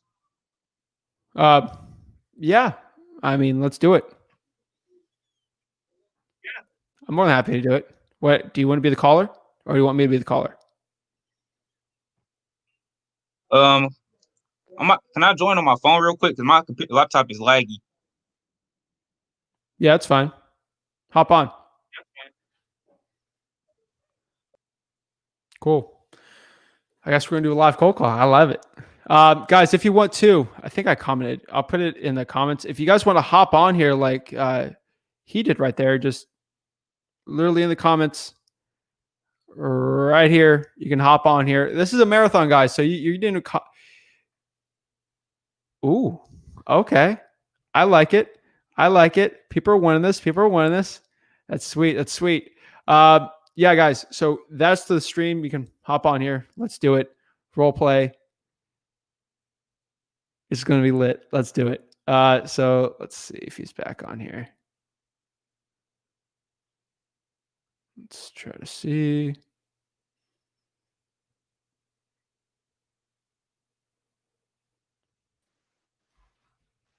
Hello. Is that better?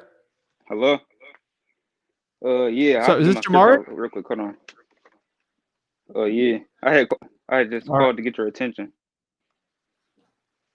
All right. Let me Dude, my you script already out real got my quick. attention. No, I'm just saying, like, I didn't think you was going to like put me back on the call. Dude, of course you can go back on that. I don't care. Hold on. I'm getting my script out. No worries, bro.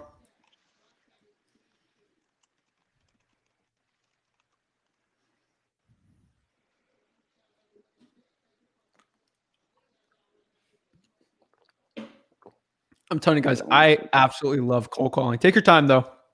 But I absolutely love cold calling. Cold calling is one of the best ways. And I think I'm going to talk a little more about cold calling this year than last year just because it's a lot harder. So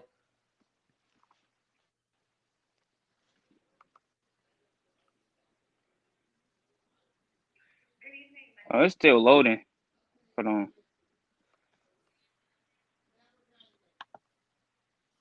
no worries. What the heck, man?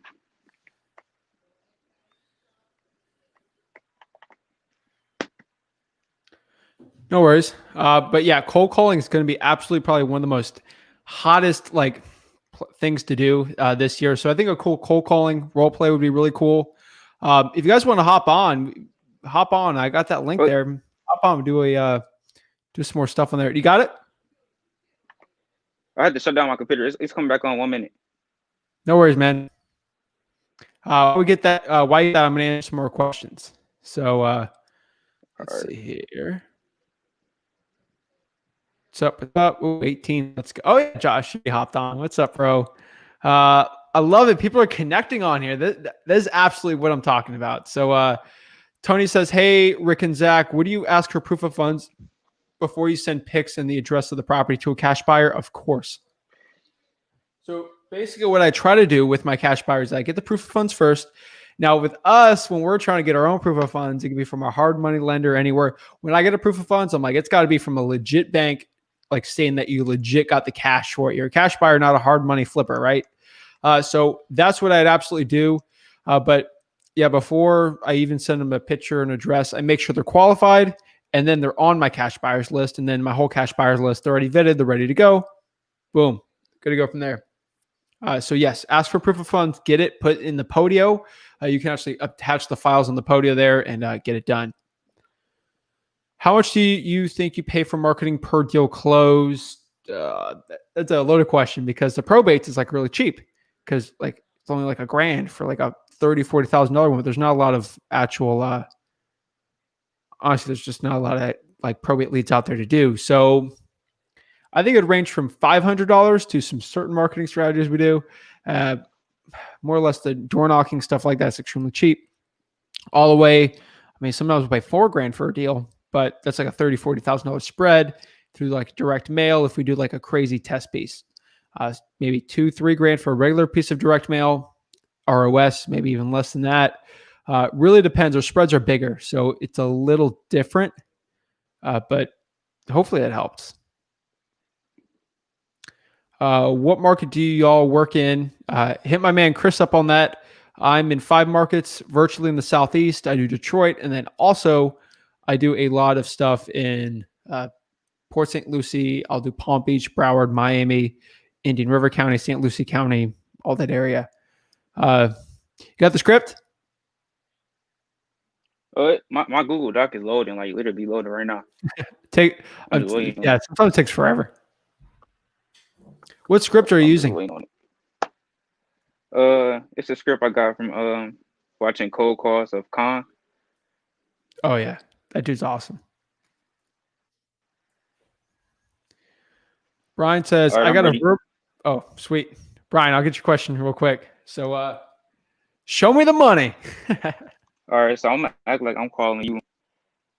Let's do All it. right, one, Bro, I'm being two, honest. I've done three. so many calls. I'm going to do some difficult ones. I'll do some really easy ones. I'm going to throw you off a little because that's what sellers are Can you going to count do. down for me? Huh? Can you count down for me? Like, so like I'm calling you. Can you count down? Oh, yeah. Like Are you 3. ready? Yeah. Yeah. 5, 4, 3, 2, 1. Hi, I'm calling to speak to the owner of 123 Main Street. Who is this? This is Jamari, and I Okay, work what with do an you want? investment company. And my job with the company is to collect information so we can get that over to my purchase manager and come up with a cash offer for your property. Would that be okay? Wait. What do you want? What do you want? So I work for an investment company, and my job with the company is to collect information on your property, to come up with a cash offer, and get it over to my purchase manager. How did you get my So do phone you own number? the property? I got it from my purchase manager. He put it on my desk this morning. Okay. And can you So explain do this you one more own the time? What are you trying to property? do? So we buy properties in all cash, any condition, so we can like rent it out, buy and hold it and stuff. And we want to get the best offer on your property to help you out. Okay. So do you have a few minutes to answer some questions today? Sure. So if, in case you get disconnected, is the best number to call you back on? Yep. This one. So besides getting the right price for your property, what is another reason you would consider selling? I mean, how do you know I'm looking to sell my house? I don't know. I'm just one of the associates that call people, get information on the property, and just get over to my purchase manager. Oh, okay. So you're not calling me because you know I'm looking to sell it. You're just randomly calling me. No, my purchase manager saw your property in the ad, and he told me to contact you. He gave me this number, so here I am. Okay. So maybe I was looking to sell it. I was kind of looking to downsize. This place is a little big for me, and that's it. Let's see. And so, since nobody knows the property like you, can you tell me like how many bedrooms and bathrooms does the property have? It's 3 bedrooms, 2 baths. 3 bedrooms, 2 baths. And how many square foot is it? It's about 1,200 square feet. Okay, 1,200. And are there any repairs or updates that we need to do to the property if we were to buy it? I mean, it needs a little bit of work, but it's not that bad. So, like, what was the price range would you to put it in 2021 condition? What is the price range would you say that it needs? $400,000. $400,000. So, when was the last time the kitchen and bathrooms were repaired? Or had any 1994. updates to it? 1994. 1990. So, what would you say your house is worth in today's market? $400,000.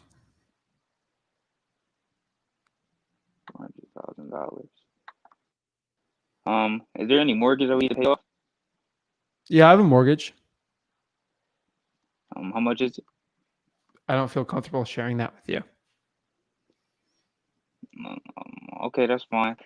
So, are you renting out the property? Are there any tenants? No, I live in the house. Okay. So, if you were to sell property to us, what would be a price you think that would work for you in order to close with you? $400,000.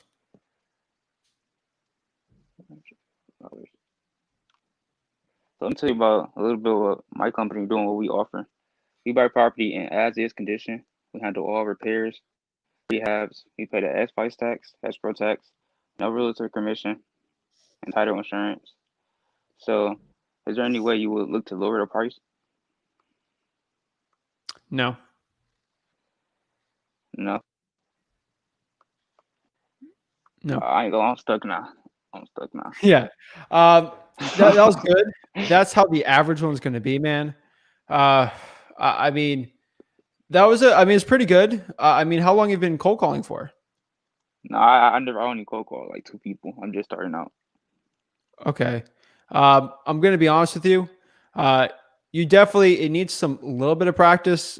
Honestly, the only reason why you can hear me cold call and I would say decent, is because I've done 5 hours a day for a year straight. So you're definitely going to need practice. It's like playing football, And I was looking basketball. into Keith's stuff that you were talking about in your Keith stuff's YouTube good. video.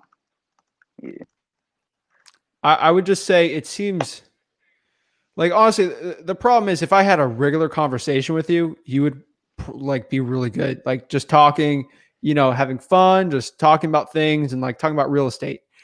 The problem is it seemed a little forced on there. That's why you I probably know. need a I little should more practice. ask better questions. Yeah.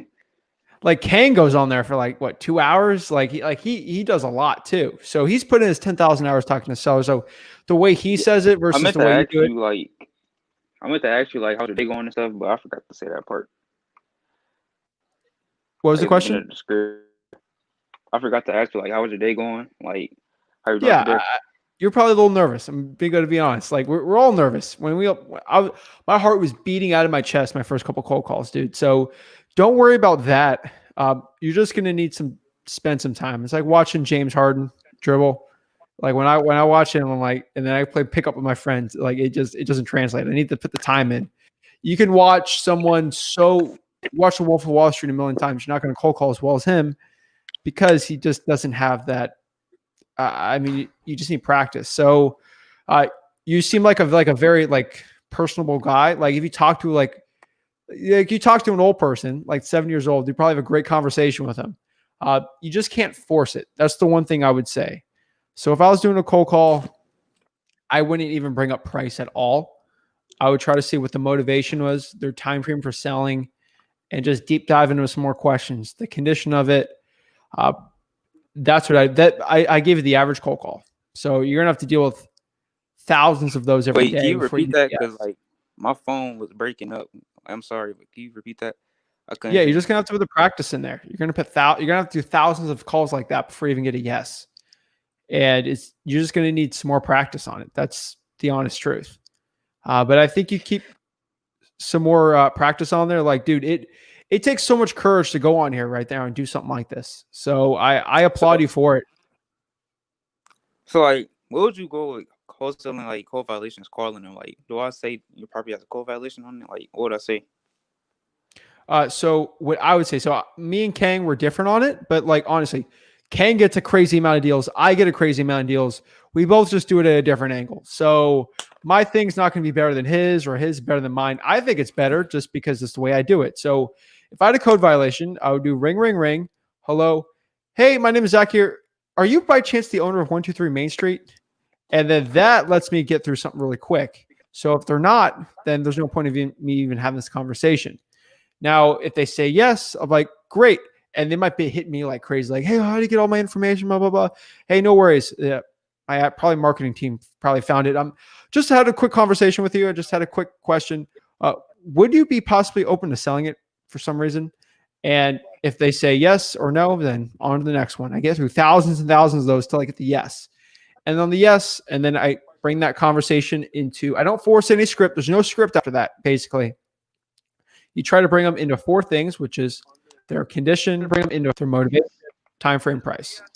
And from there, we just have the conversation and I try to set the appointment, meet them at the house. I make it I make it so personable, and we don't like crazy amount of scripts on it. It just your thing sounded like you were talking from a script a little more. I think if you kind of try to wing it a little more, but you had some talking points on there. So you may be saying, how many square feet is the house? I would do something like, hey, how big is the house? And just ask some little more questions on there, and just try to qualify. So you heard me from the yes, and then you heard about the price. And I think you get some more practice, you do really well. Yeah, I definitely need some more questions in there. Yeah, thank you. No problem, man. Do you have any more questions? Uh, yeah, I got one question. So like, Okay. say you get your property signed by like the person who's selling it, and then look for a cash buyer. So do you call a title company after that, or after you find a buyer? Okay. So well, actually, what I do is when I get the thing under contract, I bring it to the title company, and then from there, I'll find the cash buyer. Usually, some people find the cash buyer first. Really depends. I bring it straight to the title company. Usually, just because I got earnest money deposit, I want to do the $100 earnest money deposit, so everything's got a paper trail of someone trying to steal my deal. So I would say, since you're doing an earnest money, you're in Michigan, so do the earnest money, $50 to $100. Put that with the title company. Go find the cash buyer, assign it, profit, repeat. All right, one more quick question. It's quick. So like, I heard you can do notaries for like boots on the ground and like showing Yes. the property to cash buyers. That's good. Not for a notary.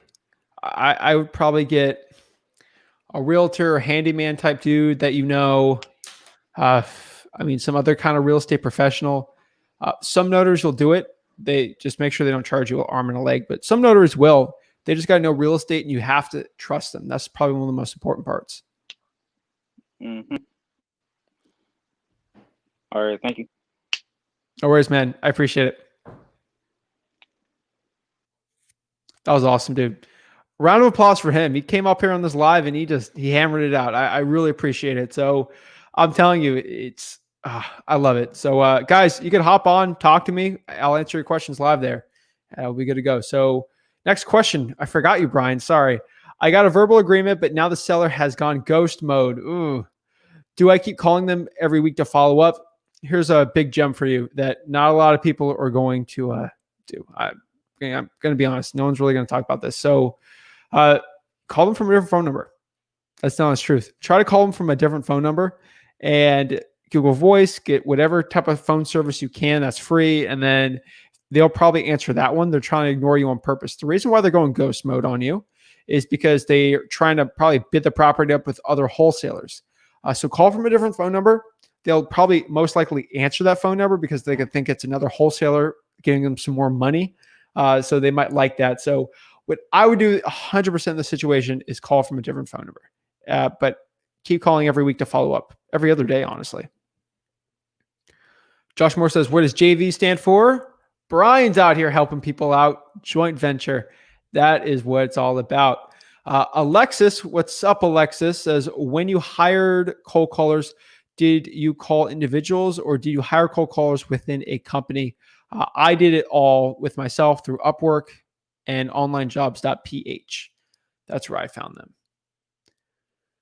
Tony, what's up, Tony? Hey, Zach and Rick, would you ask for proof of funds before you send pics? Yes. I think you posted it, but yes. I'm currently focusing on inheritance list and pre-probate list. How do you recommend for skip tracing the heirs relatives? I know that Skip Genie, they charge 90 cents. Batch leads. Use batchleads.io/Zach or just use batchleads.io. Use code ZACH. Zach, get 50% off of it. It's like 15, 14 cents. Then you get 50% off of that. So it's like, it's amazing. All right. DeAndre asks, how do you hire first acquisitions manager? What was your criteria and pay structure? Again, I got this book right here. Traction. Amazing book. That helped me a lot with the hiring process. I find absolute killers that have a passion for like a commission type work, and they're really good at sales. And that's one of my biggest criteria. Loyalty is really important. I don't want them to, work for me for a little bit and then jump off. Pay structure, I would say, depending on your market, 10-15% is probably where you want to be on that one. And then sometimes they get a base salary. It really depends on kind of what you're going to do, how hands-on or hands-off you're going to be. So hopefully that helps, DeAndre. We just hit 3 hours. Oh my gosh, we're staying on this. I am keeping this party going. Rick's got to come back too. So I'm telling you, we ain't stopping. This is a wholesaling marathon, and not going to stop this. Not going to stop the train here. So next question we got here. Can I flip a house from Nigeria? Of course, it's virtual wholesaling. Of course you can. I had a guy on the Wholesaling Houses for Real group. He wholesaled a house from Trinidad and Tobago. Think about that for a second. He's not even from the United States. He got it done. Made $50,000 on a probate deal in Florida. Absolutely amazing. Dominique asks, is there an email and text template for blasting to buyers, not sellers? Yes and no. It's not. Yeah, I don't really have a crazy template you can download. Usually what I say is like, hey, and then, you put in the actual part on there. Hey, John, I actually have a property. I'm looking to sell for a deep discount. Would he be open to it? ? And then maybe I'll put the address. Most likely I never will, unless it's like a list of cash buyers that I've actually vetted and got proof of funds from. But usually I just go to listrei.com, pull the cash sales, and text that list. That's what I would do in that situation. Alrighty.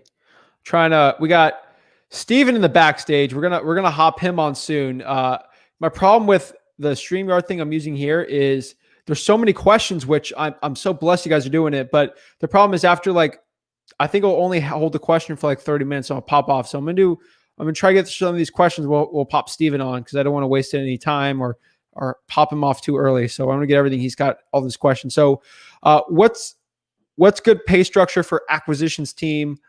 Hourly rate, commissions, only commissions. How much do you defer between a wholesale, buy and hold flips? No, I do exclusively percentage off of those. 10 to 15% kind of the sweet spot.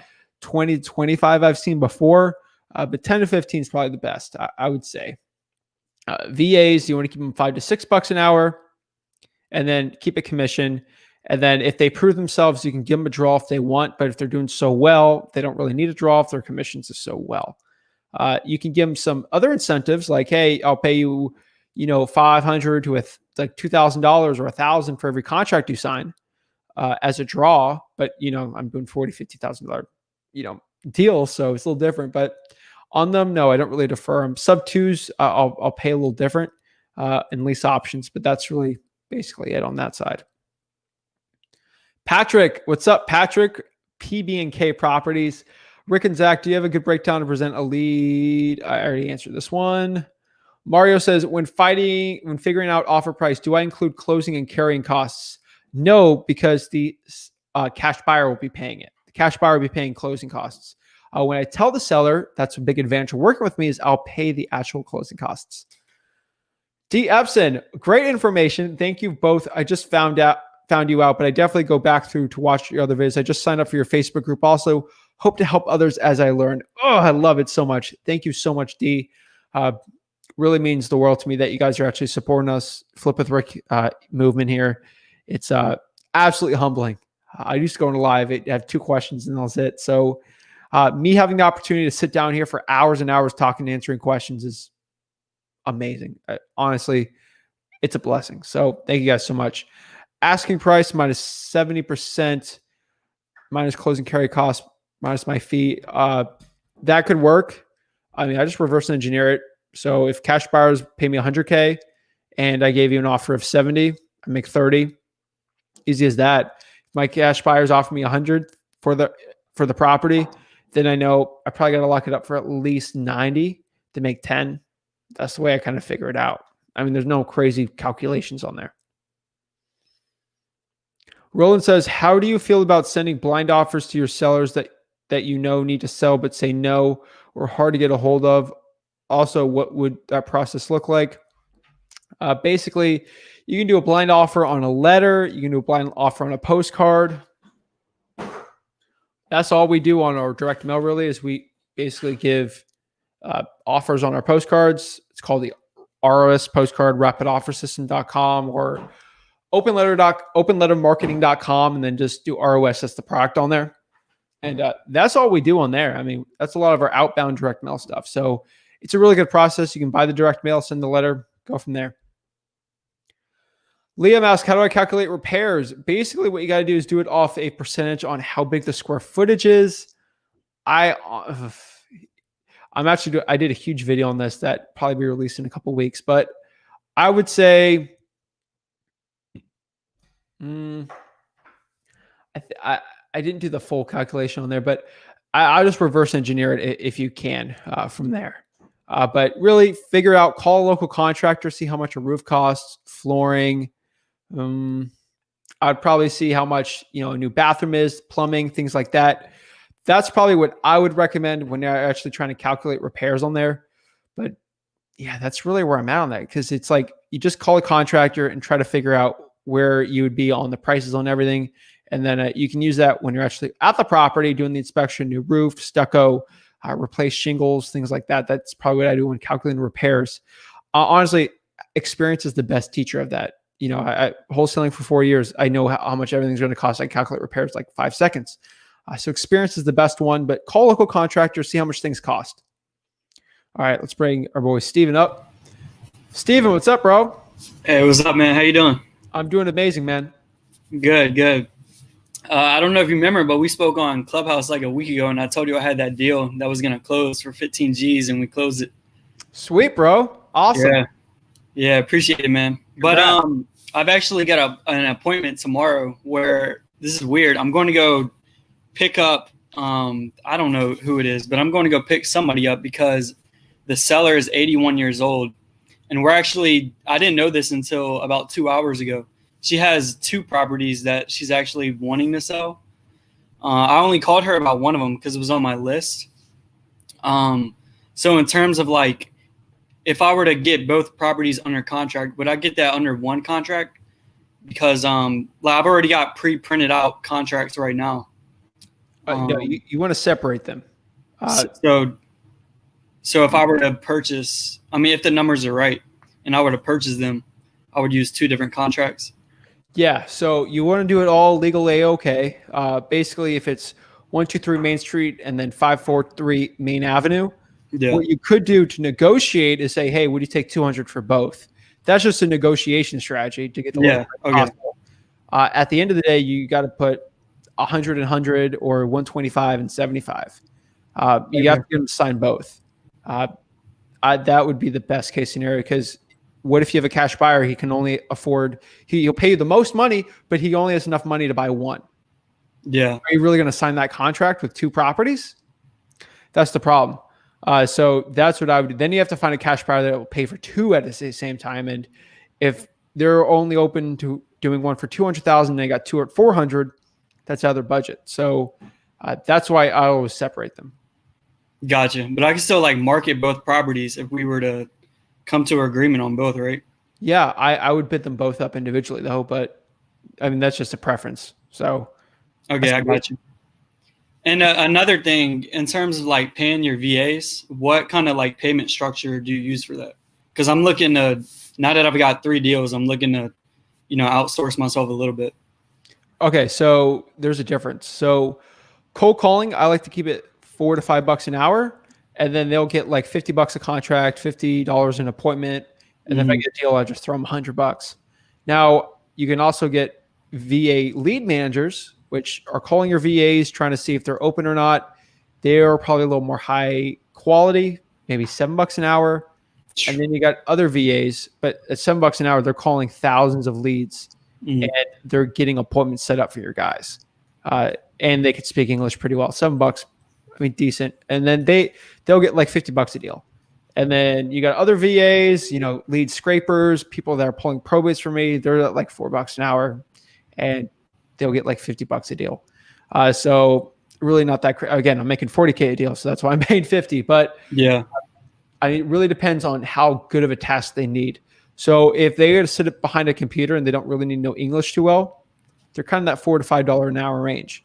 Now, if they're on the phone with me and they're literally just locking up deals left and right on Zen call, I'll pay them $6, $7 an hour. I don't care. Yeah. If you're killing it with me, I'll bump up your pay. You get paid accordingly. You get paid according to your value you provide to me and the company.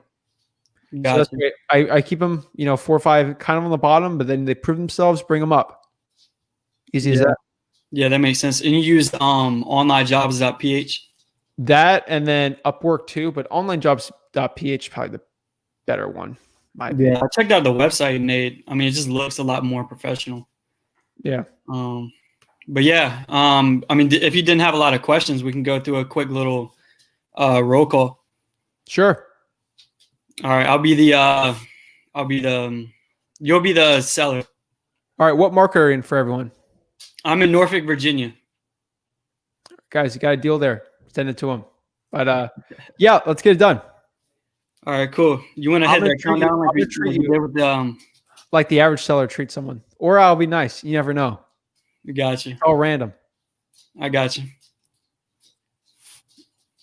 Just hit a countdown when you're ready. 3, 2, 1. Hey, I was calling today looking to speak with a property owner at 123 Main Street. This is him. Yeah, I know this is random in the middle of the day, but I was actually just calling because I'm an investor in the area, and I was looking to purchase a few more properties in that neighborhood. Is that a property you had any interest in selling? Who is this? Yeah, so my name's Steve, and again, I'm an investor in the area, and we've recently purchased properties in that neighborhood, and we're kind of just calling around, curious to see if any other property owners were open to selling. I mean, maybe. Okay, yeah. Is there something about that property that makes you consider selling? No, my uncle died and it's just laying there. Oh, gotcha. Of course, of course. Yeah. So, well, I am an investor. If you are considering to sell that property, I do pay it with cash. And I really hate to hear that about your uncle. By the way, my condolences out to you and your family. Thank you. No problem. So, in terms of you having a little bit of interest in selling that property, would you like to tell me a little bit more about that property, specifically in terms of the condition? Yeah, I mean it's been boarded up and vacant for a little, but that's really it. I haven't seen it in a couple of years. Gotcha. So it's vacant. Yes. Okay. And you said, and my heart goes out to you. Your uncle passed. I'm assuming this is an inherited property. Yes. Gotcha. Okay. Well, yeah. As an investor, I do purchase properties quickly. Boarded up properties, those are the best ones that I like to work with. So, in terms of me just gathering a little bit of information here, before we move forward, is there kind of like a timeline that you were looking to sell the property? I mean, as soon as possible. The tax bill, I couldn't pay it. Yeah, of course. Taxes and insurance, man. It'll get everybody. Uncle Sam will get everybody, man. Yeah. So I know you haven't been in there and it's been boarded up for a couple years, but and especially in terms of the kitchen and bathroom, have there been any renovations that maybe you and your family have gone over? I don't know. Okay. So you haven't been in there in a few years? No. I got you. Well, is there, and I know you don't know too much about this property, but was there kind of like a price you were looking to walk away with if we were to move forward? I have no idea what it's worth. Gotcha. Okay. Yeah. Well, again, I was looking to purchase a few more properties in that neighborhood. And what I can do is I can take the information that I have. And what I'll do is I'll look online and see what the assessed value is. And I'll go ahead and shoot that over to you. Is this a good phone number to reach you back at? Yeah. Okay. Cell phone number? This is it. Cool. Yeah. So what I'll do is I'll go ahead and send you the link through a text of the city assessor's website of the property. That way, you can take a look at what kind of property in terms of what the county views it as. And we can kind of go from there. So I do work with a team of investors. And what I'll do is I'll gather the information. I know it's boarded up and nobody's been in it in a while. Was it previously owner occupied or was it tenant occupied? What is that? Yeah, so a tenant is when somebody owns the property and they're renting it out to other individuals. No, he passed away in the house. Oh, goodness gracious. Okay, I got you. Well, yeah, what I'll do is I'll just get this information that I have. I'll bring it back to my team. And would there possibly be a date where I can come and check the property out? I mean, I live in California, so I don't know. you can go buy it if you want. I don't have a key or anything. Okay. And would you happen to know if there's a key, like maybe under the steps or by the front door or anything? My cousin has one. Okay. Yeah. Would it be all right for, maybe you to reach out to your cousin and let them know that you've talked to somebody that had a little bit of interest in selling the property, and just go ahead, if they're okay with it, just shoot them over my number? Sure. Okay, yeah, that'll work. So I'll give you my cell phone number. It's 1-2-3-4-5-6-7-8-9, and just go ahead and send that over to him. And I'll look forward to speaking with him in terms of moving forward and going to go check out that property. And once we go from there, I'll give you a call back. And you said this is your cell? Yes. So I'll give you a call back after I reach out with your cousin, and we potentially go in there and check out the property and kind of see what kind of project we're working with moving forward. That's really going to give me a better indicator, and it'll give me a little bit more time to see the properties of what they're going for in the neighborhood, especially in similar condition. And then I'll reach back out to you then. Okay. All right. Does that sound good? And could I get a name for you, sir? Zach. Zach. All right. Awesome, Zach. It was nice to speak with you today. Thank you. All right. Definitely appreciate your time talking, and we'll be in touch. Okay. All right. Perfect, man. That was great. Sure. The way I talk like that, it's completely different than the way I talk regularly. Bro. I asked you this one. I did that on one purpose, and you did good. You did okay. Yeah. You need to be a chameleon with your sellers. So the one thing you can watch Mirroring.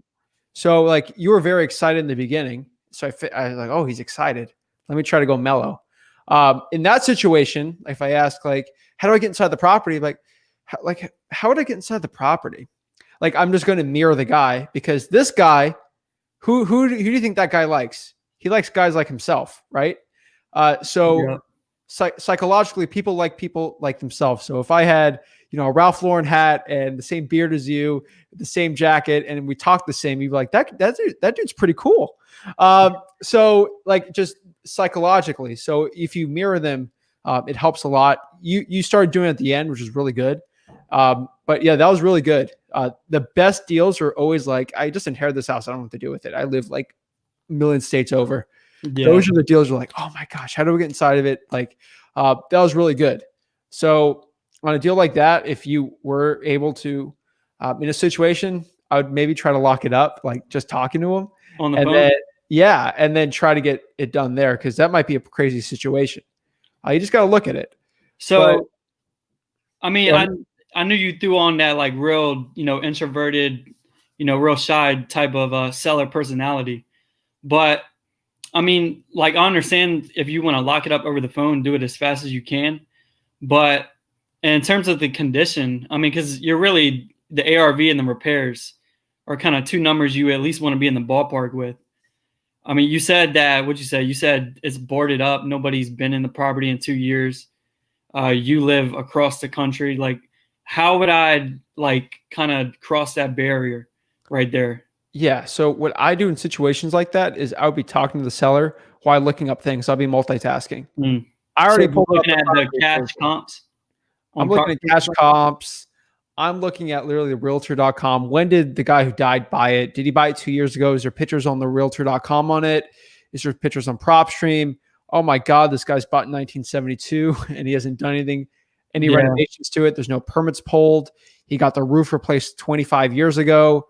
I'm looking at the Google image from last year. This thing looks rough. I got a pretty good idea. And worst case scenario, I can get the thing I get a price reduction if I had to. Just that, I would probably not get locked up with that situation yet. But just always something to consider if they're like a lot more open person. Yeah. And then you can always hit them the line like, hey, we're even considering a cash offer. Like, if I was able to buy it, like, what was your time frame? And then, but you kind of said that, but seeing if you're open, like, hey, would 30,000 work for you? That's if you're trying to get aggressive. Like, if this guy's if you're calling a probate list. Yeah. Aggressive.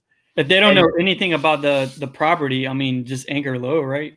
Kind of have an idea of what you're working with. And I look at something like that. I'm like, okay, so cash comps are at like 50. and the guy said it's completely bad. When Yeah. you consider 20, like in my head, I'm like 25. It's a stupid no brainer. I'll just throw it out there. Oh, could you do 30? If I was able to do 30, could we do something today?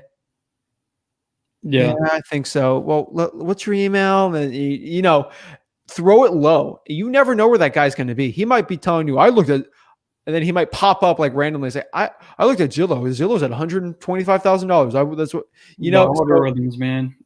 so you never know. I always throw it out and just see what happens sometimes. The only other thing also I might have done that situation, which you were doing really well, is I'd start using terms in the phone call. That's usually the second phone call. It's like, hey, if I buy it, then sometimes I'll say like, hey, when I buy this house, I'd probably have to look at this, this, and this on it. Can you answer me something about the roof? Because when I buy it, I'm going to have to probably do some roof repairs, right? Mm-hmm. That little psychological thing, like he's saying he's going to buy it, and then I'm associating you buying it. It's a little language that kind of helps. Yeah, it just like puts it in their head. Yeah, that you're the man. It's crazy, but that was really good though. I try to throw a little out there on a different type of. Yeah, that was tough. He said, "I have no idea what this property's worth." I was like, "All right, well, let's see what's up with this tax assessor website." I could say Stephen F you and then just hung up. Like there's so many different ones. So yeah, you could have. But yeah, I got that appointment tomorrow with the seller, and she told me today she's got. I mean, obviously there's competition, but when I asked her the timeline she was looking to sell, she said, "Look, I'm 81 years old. My husband had a stroke 6 months ago. I think they had like 8 properties. These 2 are just sitting vacant. She says she's tired of paying taxes. She said ASAP. So, and then she got one of her handyman. It's weird, man. I'm literally going to go pick this 50-year-old up, take him to the property, drive to the second property, and then drive another 30 minutes with him in the car. I've never talked to this dude or anything. And then we're going to go to the seller's house where they actually live. So I'm going to have the contracts with me in the car, but yeah, I'm going to go pick this man up and we're going to go look at 2 properties tomorrow. Oh my God. I love it, dude. Anything to get the deal, man. When I talked to him on the phone, just like very briefly, because she gave me his number. I mean, he was like that impression you just gave me with like the no talk. I mean, that's going to be long car ride. It's going to be a quiet car ride. What I would do in that situation though, is I would look the guy up on the clerk of the court, look for criminal records. I would probably just do that. I'm not being pessimist. I'm not saying that you're going to pick up this murderer, but let's say the guy pops up and he has like, you know, crazy sexual assault type things. Like I'd be like, okay, maybe I got to think about this another way. Usually you're fine though. So I would 100% always just look it up. You never know. Yeah. But I'm keep a knife in my backseat. Okay. Just in case. Okay. Like I'm talking worst case scenario. Oh my gosh. Okay, man. That's funny. But yeah, dude, that's great. You have any more questions? Nah, I already asked you about in terms of the payment structure with the VA, do you just like wire into their bank account or how do you do that? I can pay them through the online jobs, or there's other payment structures you can do. Upwork lets you pay. Oh, really? Okay, yeah. I've never had a VA, and like I said, I'm trying to. Now that I've only got 3 deals, but I've been cold calling for about 5 months. So I'm trying to pick it up. Is what I'm trying to do. Okay, what dialer are you using? Batch dialer. Nice, cool. Yeah, it's okay. I'm thinking about switching to batch dialer. Doesn't let you drop a voicemail. Oh, really? Or they're working on it though. I thought they're working on it. They're probably. Bro, it's crazy. Ever since I got batch dialer, every advertisement in my phone is now batch dialer. So. Yep, that's how it works. Yeah, man. But yeah, definitely appreciate your time, going through that call, answering my questions. And I'm always on your page, man. So definitely appreciate the value that you're bringing to me and everybody else out here that's trying to, hustle. That's it, man. That's why I'm doing this marathon. Me and Rick, we're just trying to help. Yeah, man. Definitely appreciate you. All right. No problem, man. Let me know what happened to that deal. DM me, message me. I'm curious. I got you, man. Yeah, that's gonna be a whole lot of driving tomorrow, but I could be on the phones, but if I get a deal, then it'll be worth it. So I once had a go to a guy. He owned a barbecue joint. I actually had to go meet him at the barbecue place, eat dinner with his whole family at the barbecue place. He owned the barbecue place, ate it, and they kept feeding me food, and I just had to keep talking. I got the deal locked on, and I ate like lunch, breakfast. I was was not hungry at all. Like I ate lunch, and then I met them at 1:00, and not smart. I had to do whatever to get the deal done. So I appreciate it, man. So let me know what happens with that deal. I'm curious. 15K though. Man. I'll just DM you about that, because that one, I thought I was going to get about 6 or 7, but it got competitive when I put it on the Facebook marketplace, and it kind of just went from there. Yeah. I'd love to do a video on that. So let me know. I'm off of Clubhouse, so it's too guru-y in my opinion. Man. And I'm still a beginner, but like as a beginner, when you're jumping in these like guru rooms, like I heard on a podcast, I think it was Real Estate Disruptors with Steve Trang. When you're jumping in these rooms and everybody's on, a level that's, 5-6 tiers ahead of you, like it's harder to like, really take that action versus somebody who's just like a few tiers, above you. So like jumping in those guru rooms, I mean, they're good. I'm not going to say they don't bring value, but I like the one, I like working and talking with people that are doing more than I am, but not at the, big social media, type of gig. Yeah. I mean, I agree. It's just the problem is you lose everything on there. I always like watching replays. I always tell people, go to YouTube, search the top stuff and watch it 2x speed. You can absorb twice as much info as on Clubhouse, and it's there forever. So like that little roll call you did with me, if you did that on Clubhouse, you would never get that thing back. Yeah, exactly. Watch it forever. Sometimes like I'll hear a gem on Clubhouse and I'm like, on a podcast, you'll like replay like 30 seconds. I do that. I'm like, I need to replay that like 30 seconds, and then no, they just keep talking. So I'm off of it, guys. So if you're like, oh, let me follow Zach with your stuff, I ain't on there. So I appreciate it, Steven. So let me know. I'm curious to see what happens tomorrow. Best of luck. All right, Zach. Appreciate you. Take care. Thanks. That was amazing. All righty. Next question. Let's keep it going. Hopefully get Rick on here soon. Looks calculate repairs. Trying to find, let's see, wholesale a lot. I'm trying to wholesale this lot, but it has a lot of trees. If you were the end buyer, would you care about it? Of course, I'd care about the trees. The next question it's not really the trees that are the issue on it.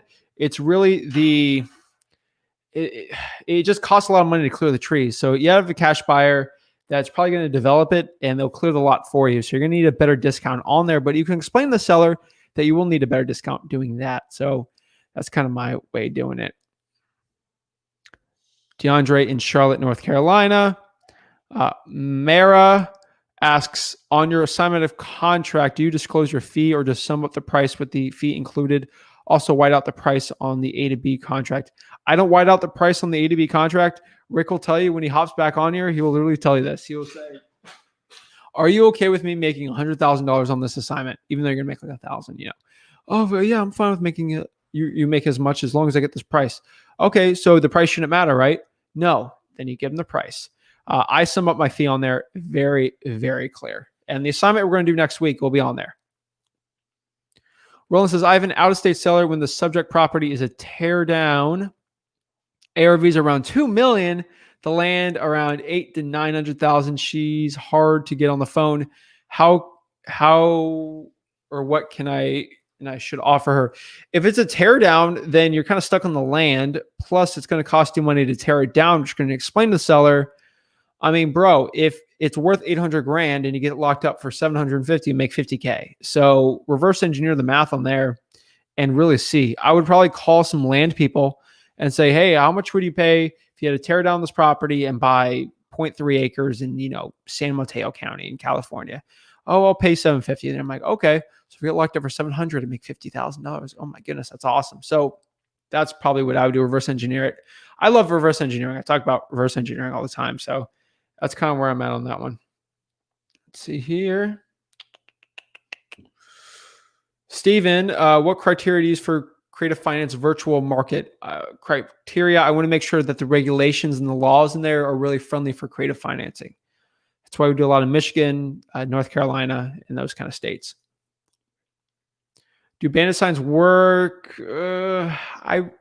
They work, but again, technically not too crazy. So it's a tough one. I would probably say not anymore, just because bandit sign police are getting a lot better, the code enforcement, and honestly, the ROI, I just haven't seen it. That's the truth. 4 years ago, I was absolutely killing it with bandit signs. Not really too much anymore. So that's the truth. Y'all, some real ones. Thank you. I really appreciate it, Leonard. You're the GOAT. Appreciate it. Just trying to give out value absolutely for free.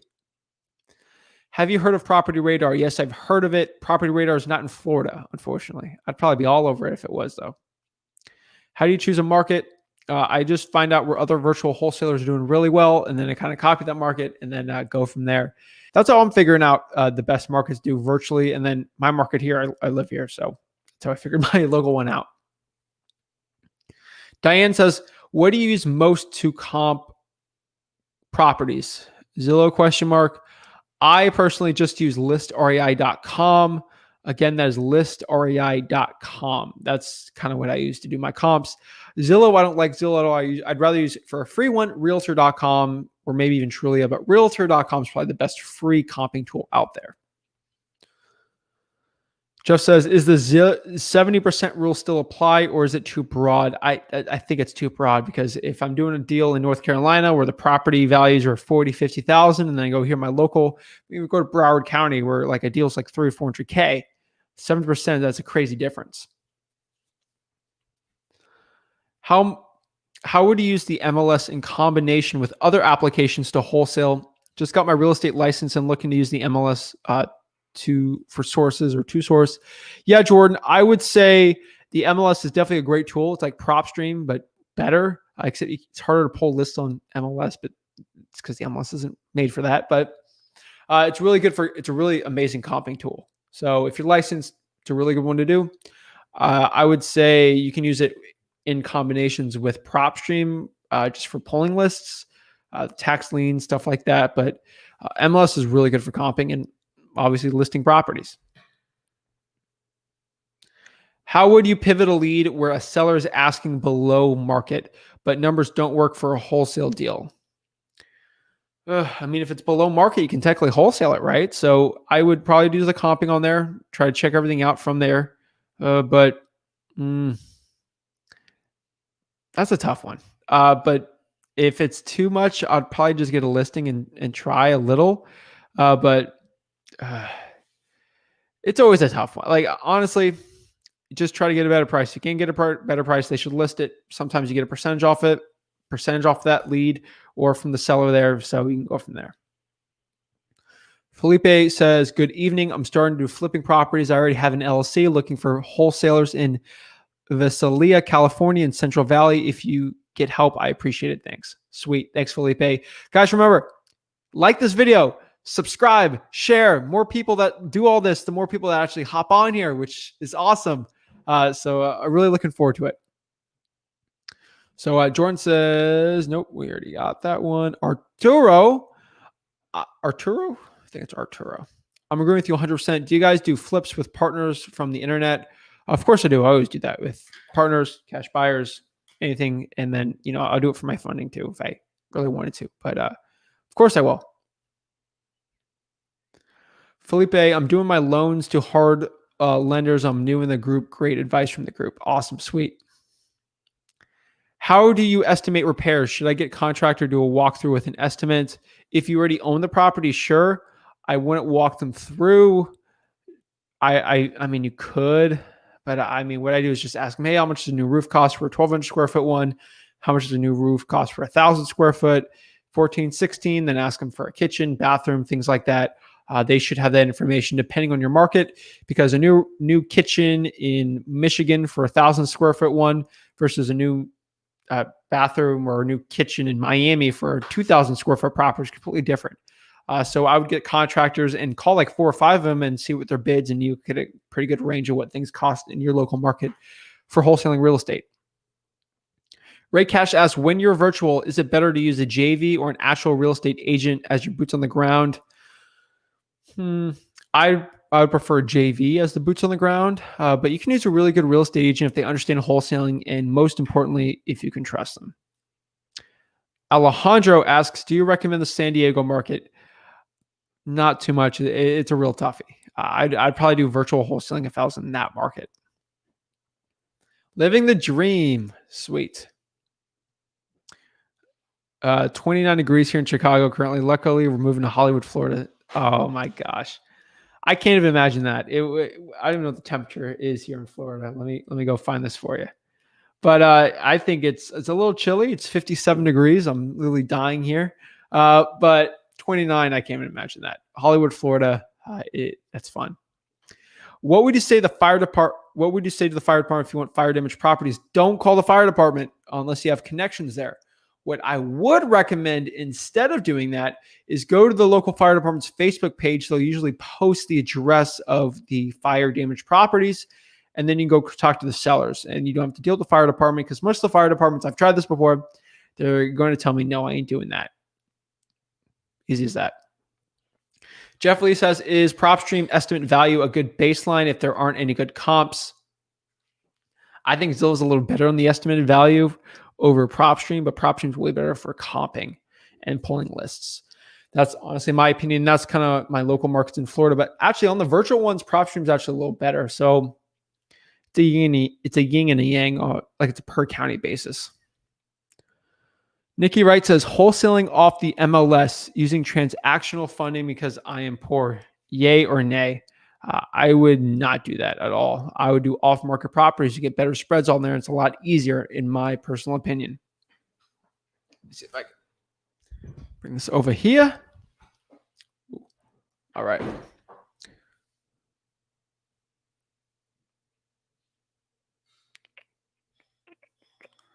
Jose Reyes asks, so I can't do voice and text in Florida, but cold calling is okay.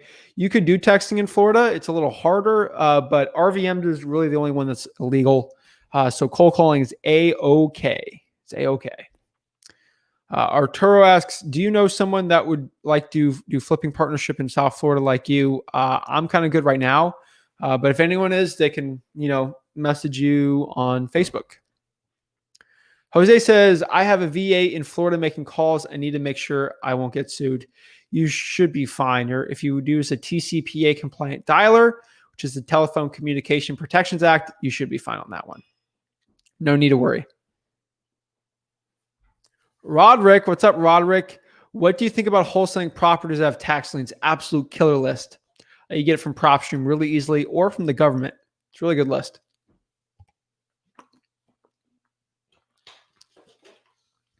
Chris says, this is a great call. Thank you. No, thank you. This is the Flip with Rick Wholesaling Marathon. We're going forever, baby. I think YouTube's got like a limit, though. I got to look it up. Hopefully I didn't hit the limit. We'll keep going. I don't care. We got to have Rick back on here. Anthony says, Zach, great to see you and your Papa Rick dropping gems. Shout out from LA. Sweet. LA. I love it. I love it. You guys heavy on PropStream? Of course I'm heavy on PropStream. I use it for my comping and my polling because it's the cheapest.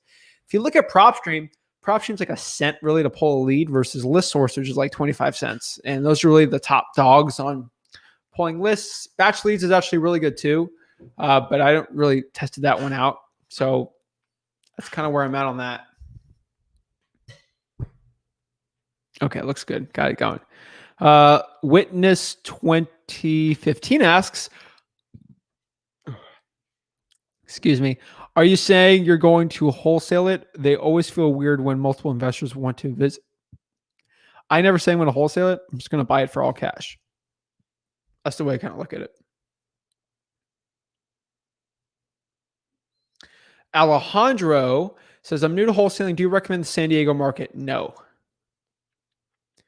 How do you go by getting a property on contract if the owner tells you they want to sell in a month after the tenants leave? I mean, it really depends on the situation. I hate answering like that, but more or less, when you get a property under contract and the seller says tells you they want to sell it in a month after the tenants leave, well, I would say, hey, can we get something locked up now so we have the title ran? So when we actually go to do the transaction, it's all set and clear and done, and then we can basically just do a longer, close date, and it should be good. You just got to reverse engineer a little bit on that side, but really shouldn't be the end of the world there. Raul, what's up, bro? Would it be easier to start wholesaling mobile homes versus single family? That's a really good question. Single family is definitely the best. You get the better spreads.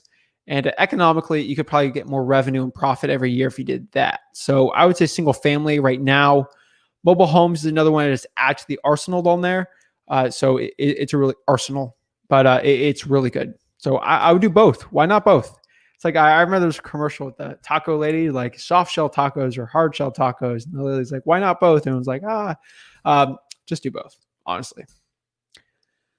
K-Dub asks, if you can't find a homeowner, what do you do? So I would knock on the door. I would look at the property appraiser for the actual person who's looking to sell the property.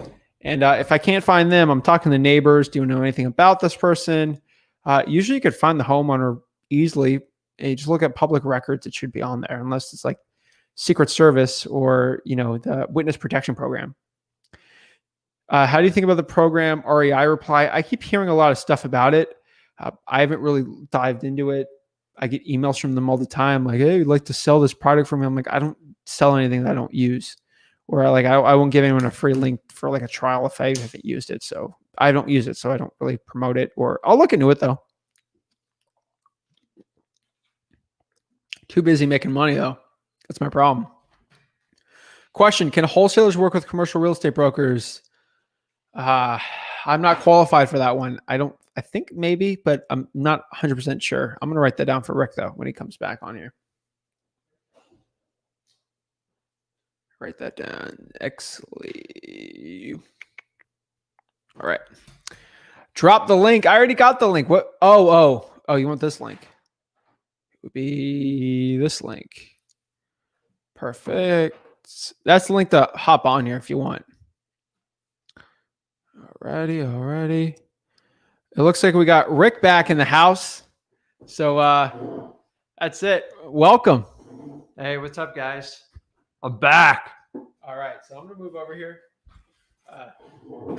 I'm going to let you do some more talking because I've been rambling for a couple hours. So we'll get going through here. Let's try to get some of these a little quicker because we're getting hammered. A lot of questions. Okay. Good. So let's get going. You take the reins in there. Here's your question. Josh says, I'm trying to wholesale this lot. Houses in the neighborhood are selling for $280K, but the lot has a lot of trees. If you were the end buyer, would you buy it?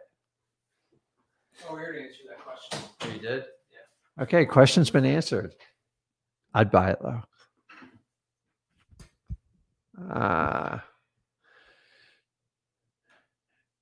I can do it. I got it. Guys, give me your questions. I know you're holding back on Zach, but now you can unload.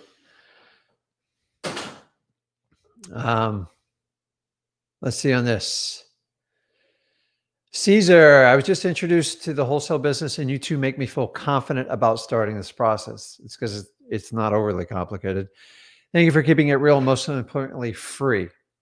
So congratulations, Caesar. There's a ton of information out there. Just make sure you get advice from someone's shoes you want to be sitting in. And if you don't understand what I mean by that, is just because somebody has advice on the internet doesn't make it correct. So just make sure. I've been doing this 18 years. I taught Zach. He's in it 4 years. I started at 17.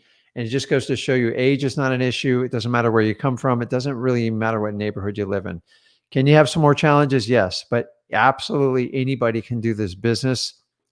The only people who tell you it's a scam are people that don't understand it or failed at it and never connected with the right people. So you're in the right place. So I appreciate the comment. Thank you. All right. John says he's been watching some 3 good stuff. So guys, don't please, for the love of God, there's no way I will let my son talk me into doing like a 24-hour marathon. So, because the thing is, if I told you get into real estate investing, particularly wholesale, to have freedom of your time, and I'm married to a keyboard 24 hours, but I'm sure we'll up it, but I don't know if I'll ever go to that stuff. So Appreciate it, John. Love it. Okay, so I'm going to try to avoid some of the duplicate questions. Boy, we're way behind here. So, okay, Shane's got a good one. How do you determine the value of vacant land when wholesaling it? Vacant land is actually really, really simple. It's just dirt.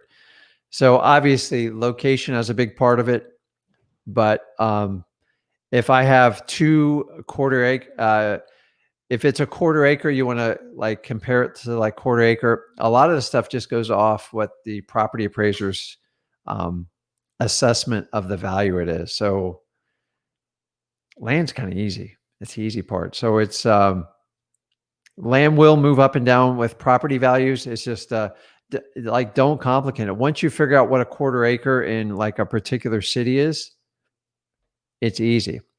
So to give you an idea, so like lots in Port St. Lucie right now, they're trading probably around 35K, which is kind of high, and it's edging up to 40. So if I was going to just wholesale land, I'd probably try to put it under contract 20, and probably the maximum I'll go up to is like 25 and try to make 10K off each one.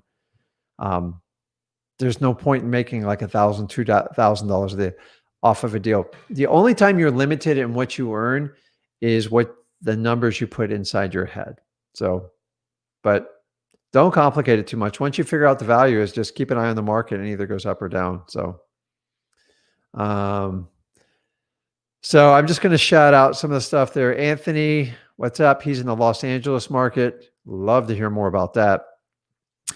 Actually, he's in Metro Detroit market. I know parts of Michigan. I actually do some marketing there. So I'm not going to share it with everybody, but I do like Michigan. I know Detroit's an interesting area. Quayne says batch leads is terrible. Maybe you want to hear more about that one.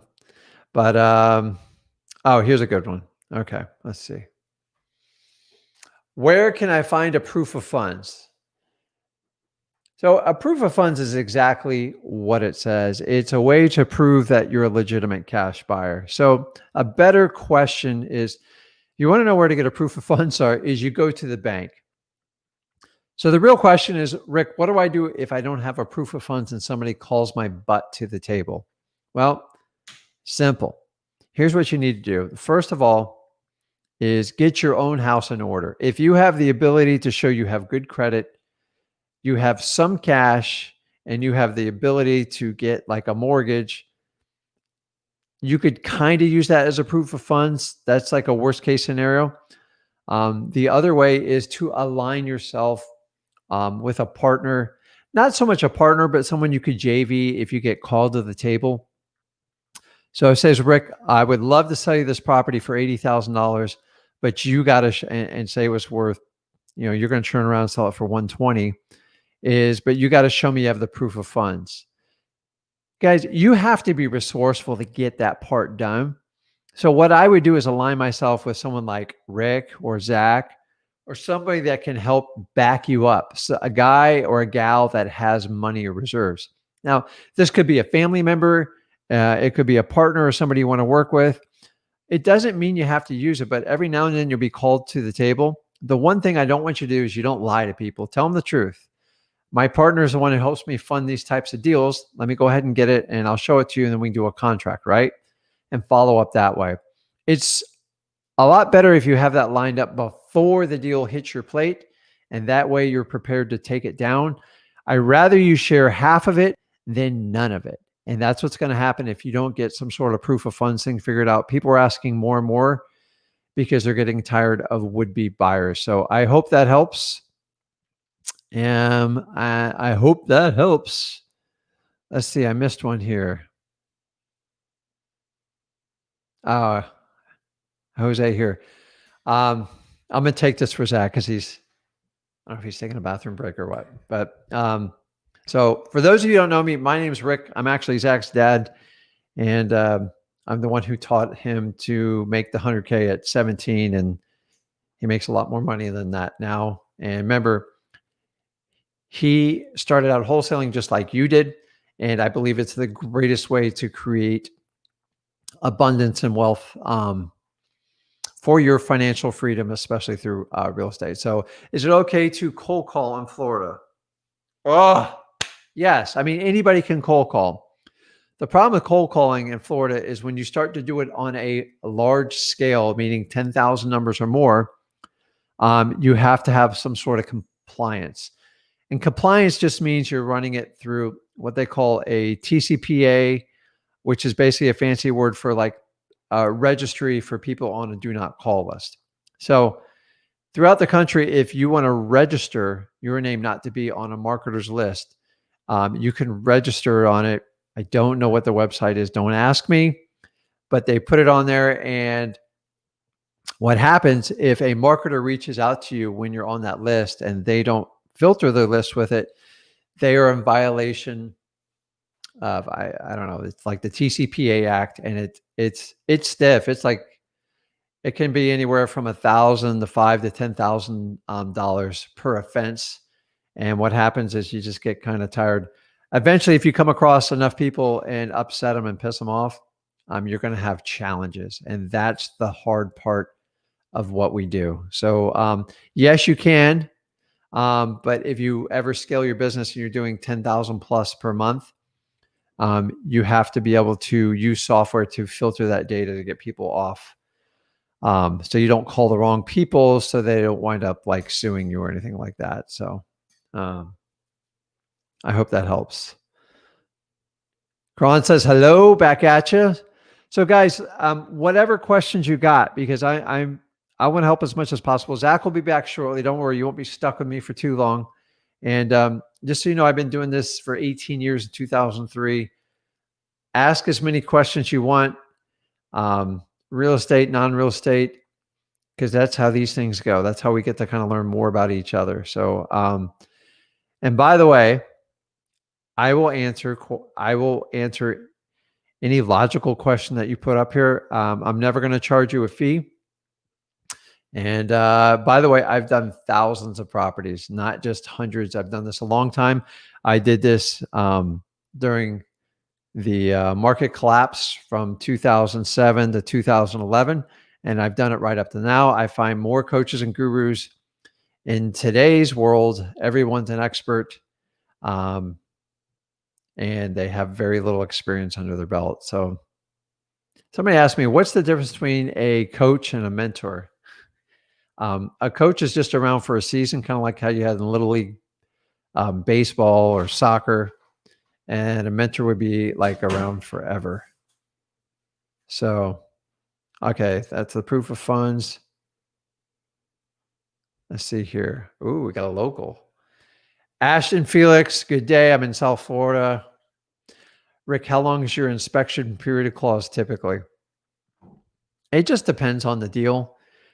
So here's a basic rule of thumb. If you're getting a smoking deal, say 40, 50 cents on the dollar, I mean smoking deal, and your seller's making it super easy, I don't even want an inspection period. I don't care.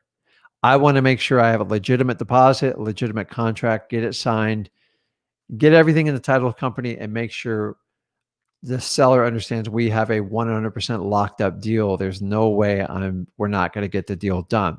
Now, on the opposite side, if I have a deal and the seller's pushing me, like just trying to get like better, a better offer.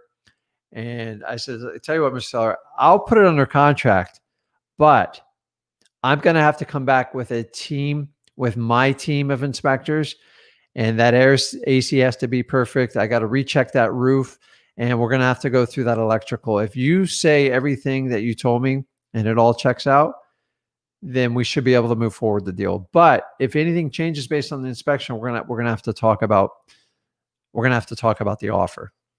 So if they're beating me up, but I know I have buyers for the property, and say I only have like a $5,000 spread, and I know the roof's bad and the roof's 20 years old, I'm going to come back either with my contractor or heck, even one of my buyers, and I'm going to show them the proof of why that roof's bad, and then show them the discount I need to get.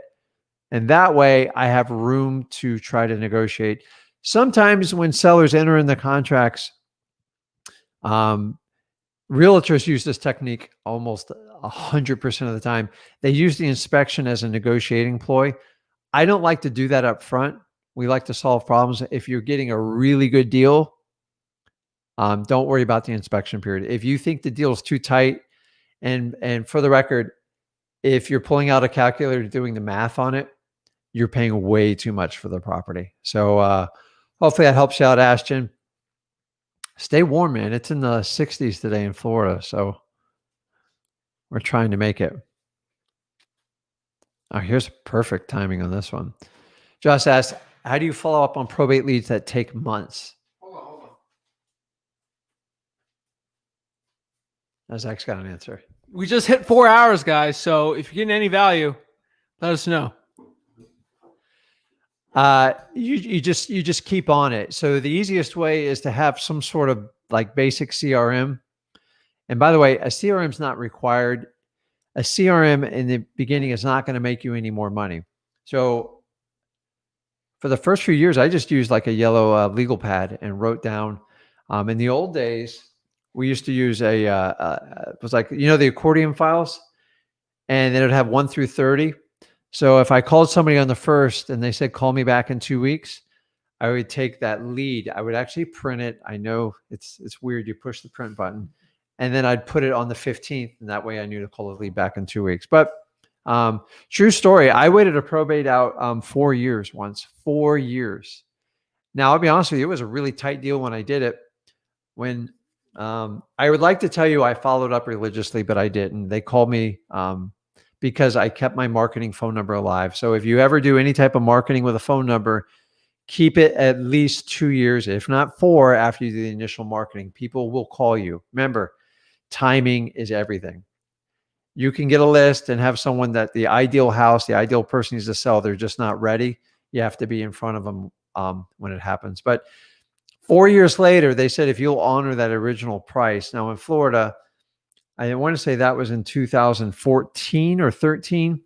4 years later, the house massively appreciated, and it wound up being like at least a $60,000 deal. So what happened to be a tight deal in probate, it worked with the follow-up. So take as long as it needs. You just got to like have a system to do it. So awesome. Okay.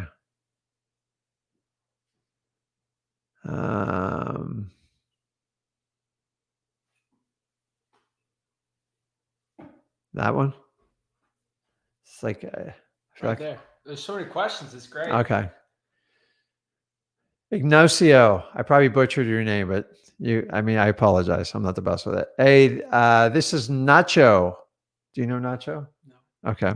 I probably do. I'm sorry. I'm hungry, man. I'm hungry now. Oh my God. Okay. Best strategies to hire cold callers, training, etc. I am not the cold calling expert, so I am going to what's your best advice, like starting out, everything we've been through on cold callers? The best advice for a cold caller is, first of all, you need to be extremely good at cold calling. So if you're really good at cold calling and you're making so much money from cold calling, the cool part is you can train your cold callers because you're so effective at it. The way to train them is make sure you're effective. So if you suck at wholesaling, how are you going to teach an acquisitions guy to wholesale? That's the honest truth. The best way to hire cold callers is onlinejobs.ph is probably one of my favorite ones out there for it. But overall, I would say get really good at cold calling first, and then you can teach it pretty well. Let's go to the next question here.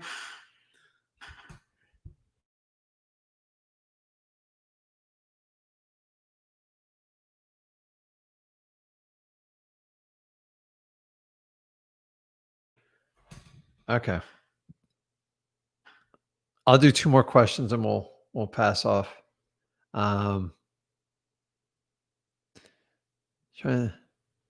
Okay. It says, do I have to look up the seller? Look up if the seller is not in a do not call list. So I assume you're talking about cold calling.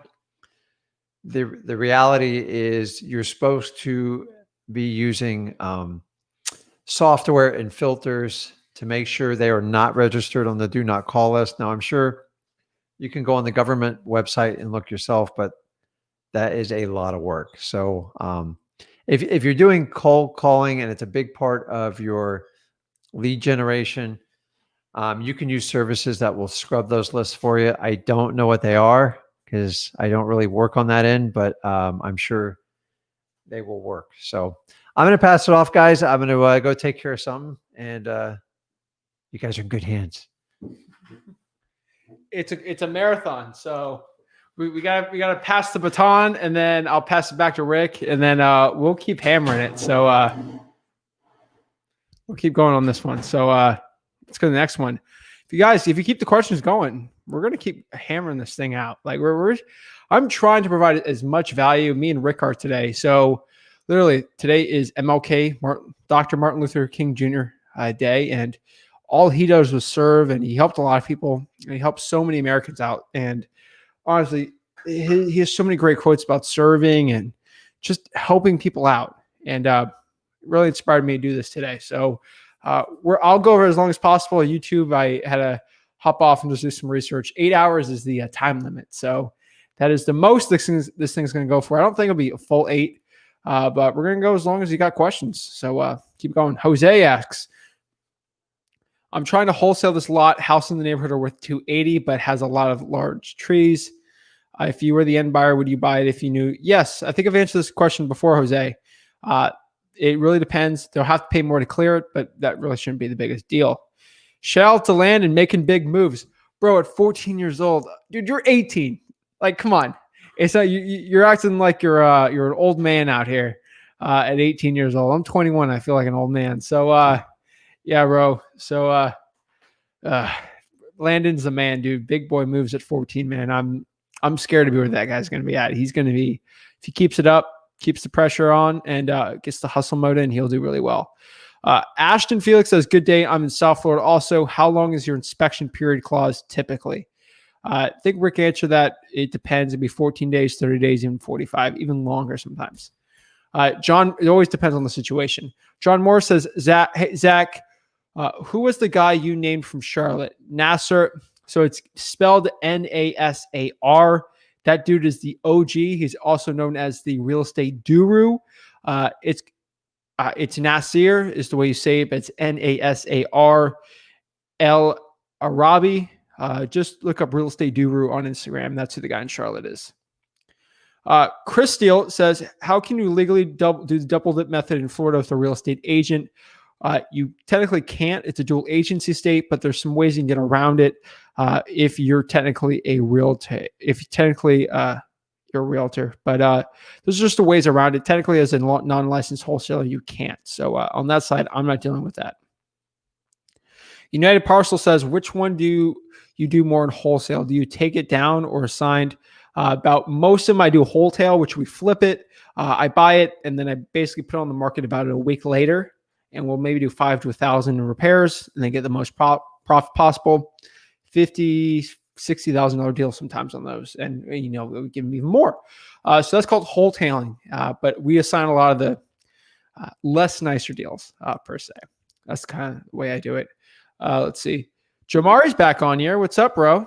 Any questions? What's up, man? Yeah. So like, when you're talking to a seller, how do you come up with like the purchase price, or after you come up with the ARV?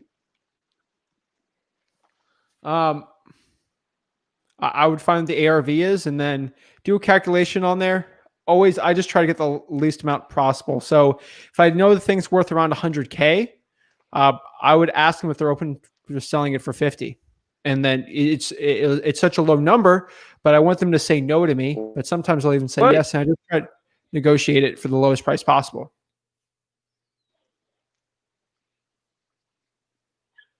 All right. All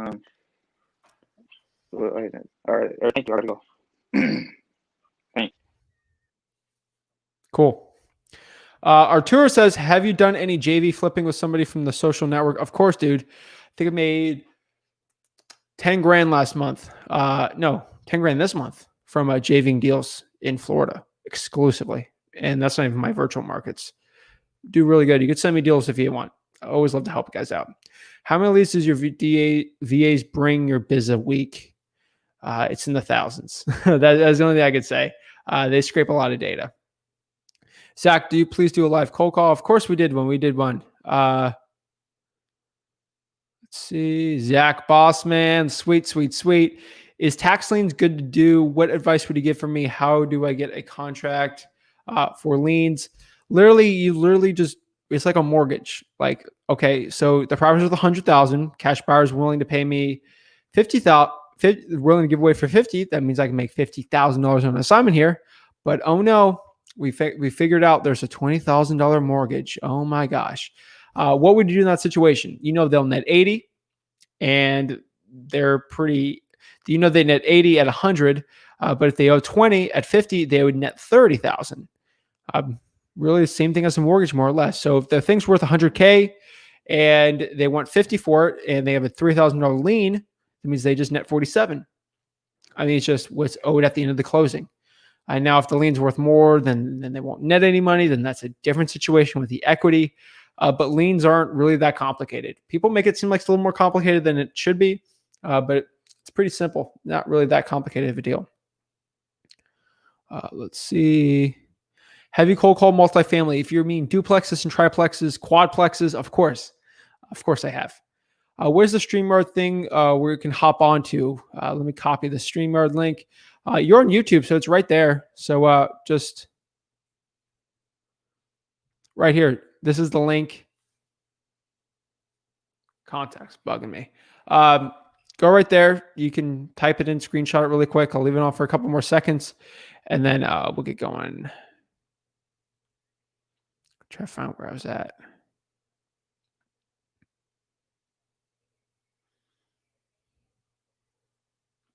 All right.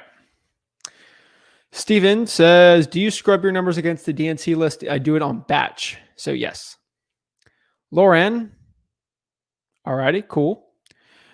Zach, can you help me with the seller? Of course, bro. Hop on the chat here. Love to talk to the seller with you or try to help you out as much as possible. Steve says, I live in New York. Do you have any advice on how to wholesale virtually? Yes, just virtual wholesaling. I got plenty of videos on it. I can really help you out. I'm actually have a huge guide. I'm coming out with that soon. So a lot of fun stuff on the Flip with Rick YouTube channel for virtual wholesaling. But I mean, I would look at a right virtual wholesaling market, and then I would market to that list and go from there. Mateo says she wants to sell with no realtor, but the problem is that she wants almost retail price. Then I would try to list the property then if they want retail price.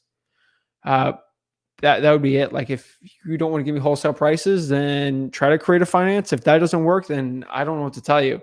I'm trying to deal with motivated sellers. If it looks like she doesn't sell a realtor because she wants some even more money. So money's her biggest issue, and us as wholesalers, we're dealing with motivation. So it probably not a good deal. You can't put a square peg in a round hole. Like you just can't force it. Sometimes it doesn't work. Houses are so expensive here, and even distressed ones. What market are you in, bro? Let me know. Put someone else. I think you're talking to someone else. Straight to the jugular.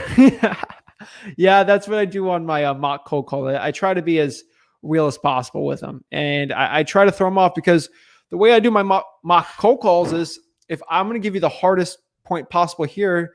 So we used to do that at wrestling. So we used to be in the toughest situations. For example, even in cross country, I used to cross country. We'd have to sprint as hard as we can for 4 miles. Even the race was 3.11 miles. We did 4 miles as tough as possible, which was harder than a 3.11 mile race. Because if we did a harder situations in practice, then the real thing would be easier, which means we do even better. So I try to make the cold calls practice as tough as possible. So when you're asking the real stuff, it's a lot easier. That's the way I do it. From where is he getting these questions? I think he's going from Kang, Wholesale to Millions. Wow, that was helpful here. I applaud the courage to get up and try. I wish you the best. That's all about it. That's what I'm talking about. The more shots you put up, the more that go in. I'm telling you, from me, from a terrible basketball player, from shooting threes, I know that for a fact. Get a sales job. It will help. That could help. David says, you got to sound natural, bro. Reading the script word for word won't help in the long term. Yeah. Just remember, like Jamari, he's newer and he's gonna get better. Like, bro, if he when he hops on here next year, you're gonna be scared. You'll be like, oh my gosh, that kid's in my market. I don't know if I can compete with him. So let it practice. Everyone who started out with anything, it was terrible the first time doing it, and they got better and better and better. Keep it up, bro. Keep it up, Jamari. I believe in you. DFson says, yes, with time, it'll come back. It'll help to sound more confident, excited about what you have to offer. Your tone and energy can excite the person on the other side of the phone. 100%.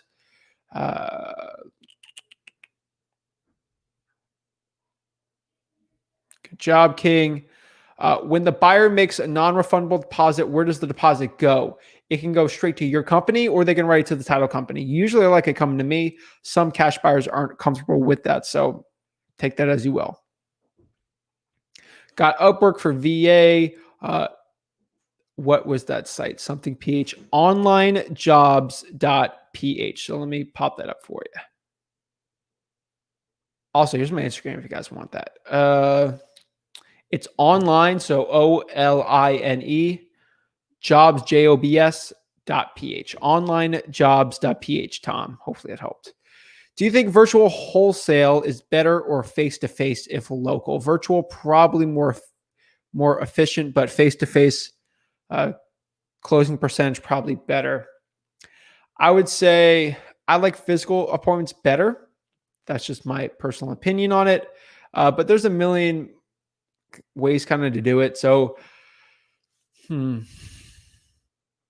would say virtual wholesaling, you could probably do more volume, but you'll do less. So overall, look at the revenue and see kind of how that is working for you. So if you can make more revenue, like more deals, so if I can do 10 deals at 10K at a virtual, but I can only do 2 deals at like 50, then 2 at 50 is better. But again, I do 3 at 50, and that's better physically. So you really got to look at it and sort of see where you're at with it. Overall, I like face-to-face a little better just because the closing percentage is better. That's honestly kind of where I'm coming at from there. All righty. How can I join the chat? The link was on there. So StreamYard, just go in the comment section. You should pretty much find it. Kelly from Spain. I love it. I'm from Spain, and how do I get an address that I can put in the contract? You just get their property address. You don't really have to put your address. Just put your corporation's name, which should be in the state that you're doing business there. I don't think I'm frozen. Let me go check real quick. I don't think I'm frozen. If I'm frozen, guys, let me know.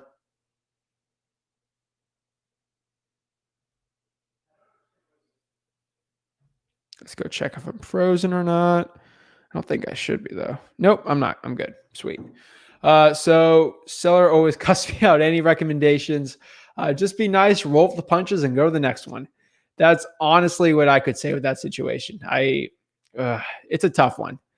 Probably, yeah. I mean, that's the situation. I just rolled the punches, dude. Fire, thank you so much. I honestly, I truly appreciate it. Thank you so much.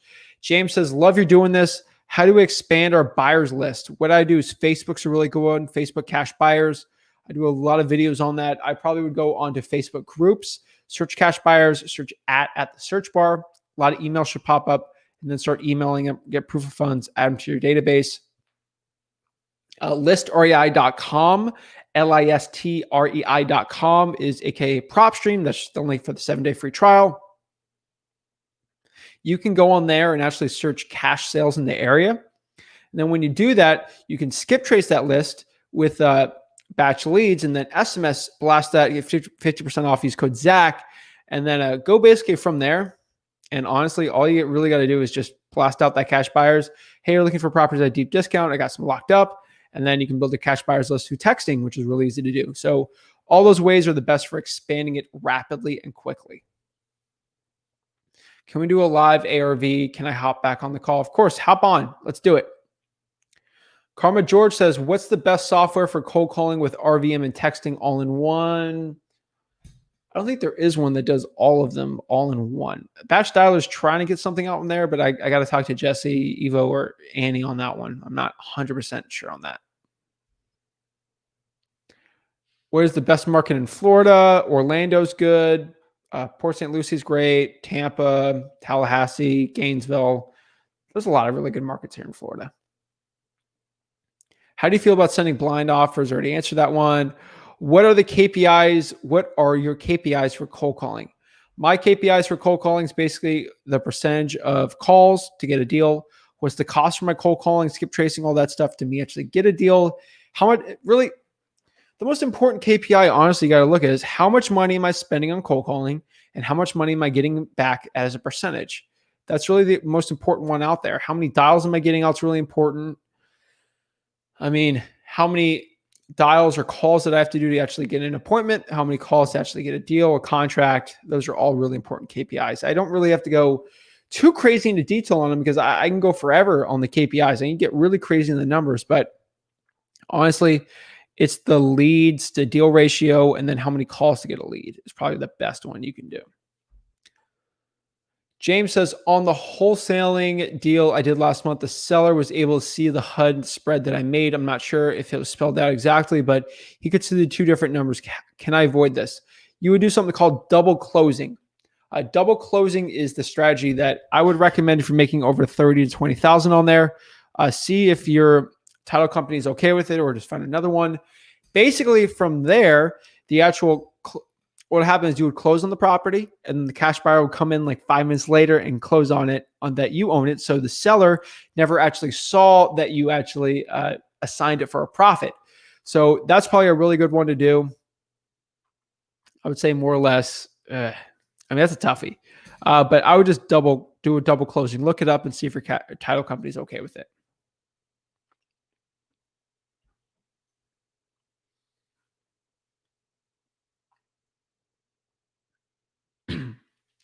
I'm in Los Angeles 6 months in a few referral fees. Thanks for the information. Thanks you so much, Mike. I really appreciate it.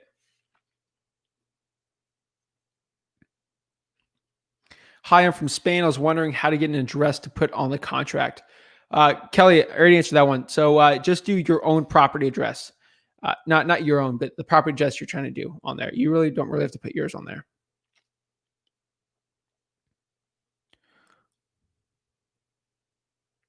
Oh, you're talking about the cash buyer. I would probably get a UPS address or like just a little box. You could actually do virtual stuff too, that scan it and send it to you. So always look at that. That'd probably be a pretty good one to do.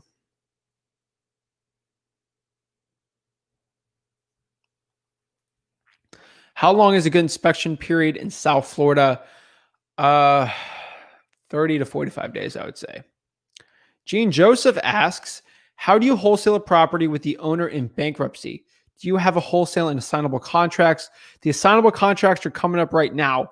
What I want you to do is just go to www.flipwithrick.com/free wholesaling contracts. Let me write this down.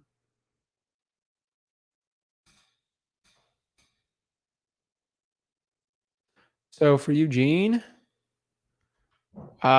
www, make sure you do the www or just go to flipwithrick.com and it really should pop up on there.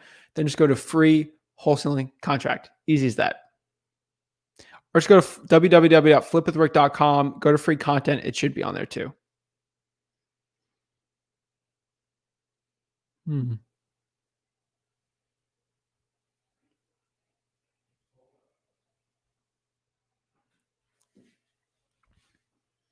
Let's see, where was I at?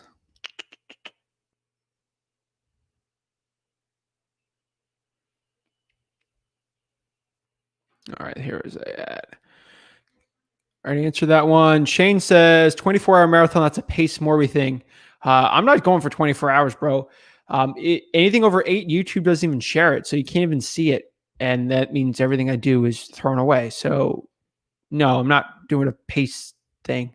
Did you do a 24-hour marathon? How's that even possible? They break you up after 8.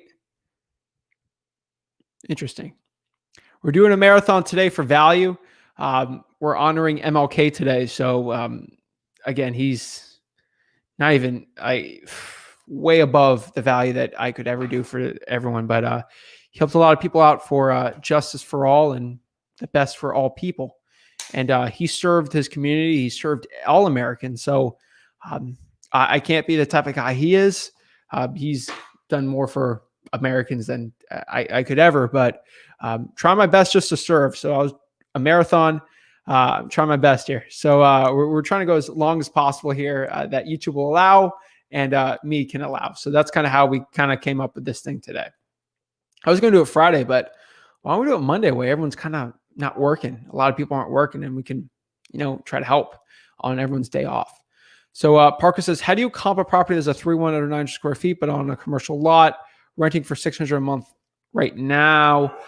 Bro, you have to give me the address and I could probably do some comps for you on there. I got to look at some comparables and cash sales in the area. Sorry, bro. Unless you want to post the address, but I don't want anyone stealing your deal. So it's a yin and a yang, really. Joe says, when you're sending SMS campaigns, do you answer calls that are calling you or do you filter them based off of they left a voicemail and sounded friendly? I would wait for them to send a voicemail out and then I'll call from there. Usually I'm the one calling from an SMS campaign and never get the call to me. That's kind of the way I honestly do it. So that's the way we do it here. Check on RJ Bates' video, Get Out of Your Own Way. He speaks on that. Not going to work. All right. Not bad. Joe says, will do, man. Appreciate it. Witness 2015 asks, do you tell the sellers you're speaking to that you're going to wholesale the property? Oh my gosh, I already answered that one. 2 questions. Bro, ask me 50 questions. I'd love to do it, bro. PPE, BBE Bank says, do you have a good formula like ARV for buy and hold buyers? Not really. Honestly, I try to bid the properties up as much as possible in wholesaling, especially here. We're in 2021 right here on this marathon. So if you look at the conditions right here, early 2021, property values are crazy. So I just bid up all the wholesaling ones as possible.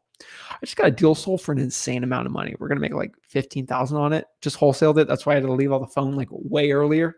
I had to deal with a guy I was collaborating on that one. That's actually one in Florida, but it was $15,000. Oh my gosh. Like I was expecting like 5 and we're making 15. I was like, oh my gosh. So we're bidding things up like crazy here in Florida. So to answer your question, I don't do any formula for the cash buyer. I literally throw stupid high priced out there and I'm getting them. It's insane. Maybe I got to put my prices even higher. Why not? Jerome says 2 questions. I'm totally, bro. Ask 100. I love to answer them. When working virtually, what would you recommend for getting boots on the ground? I would go for realtors you trust, cash buyers but really I would probably JV of someone locally in there, try to get, a grip on the market, and then make sure you got someone you really trust and have them be their boots on the ground. You can get a little handyman to do it for you or other realtors, really young realtors that want to get paid a little bit of money with working with you. That's probably what I do. Oh, you answered some of my question before on the second one.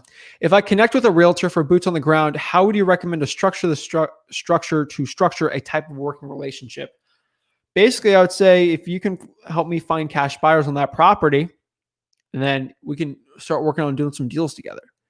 That's probably what I would say I would do in that situation, if that made sense. But basically offer them a percentage or just pay them $50 to walk through the house for you and take pictures. Even get a photographer sometimes. Like honestly, that's sometimes all you really need to do. Or $50 to walk a cash buyer through. That's probably what I'd structure. Don't give them any more because you did all the work locking it up, dealing with the seller and doing your own marketing. Sim says you guys are doing great. Love the live Q&A. I really appreciate it. Everyone's begging to do a Q&A. Zach, why don't you do a Q&A? Why don't you do a Q&A? And I've been giving a video a day, like really great edited little choppy videos because I knew those little videos, people could use this for years and years and years. And I've really been neglecting just, doing a live little chat with the audience here. And I was like, you know what? I did a 2-hour, then I got to throw away a video, but why don't I just do a crazy long one and answer everyone's questions? And decided to do this and honor some great people today. So I think everything kind of worked out really well today. So be perfect. How do you determine a good wholesale list? Anything I can make over $35,000 to $40,000 plus on, I think it's a good wholesale. Anything below that, try to wholesale it. Serge, I'm about to start wholesaling New York. Hit me up. All right, sweet. Depends on New York. Like if you're in like Rochester or Buffalo, that's a way better area, or mid-state versus Manhattan and the Bronx and then Long Island, things like that. What's the best site to send text message to sellers and buyers? Again, that is AKA batch leads. SMSZach.com. Coupon code ZACH Zach, get 50% off. So it's the cheapest SMS out there. All righty. How do I renegotiate contract price with seller? I've been burping a lot. Sorry lately. The best way to renegotiate a price with sellers, I hit him with this line. Ready? So let's say we get it under contract for 100. Cash buyers offer me 90.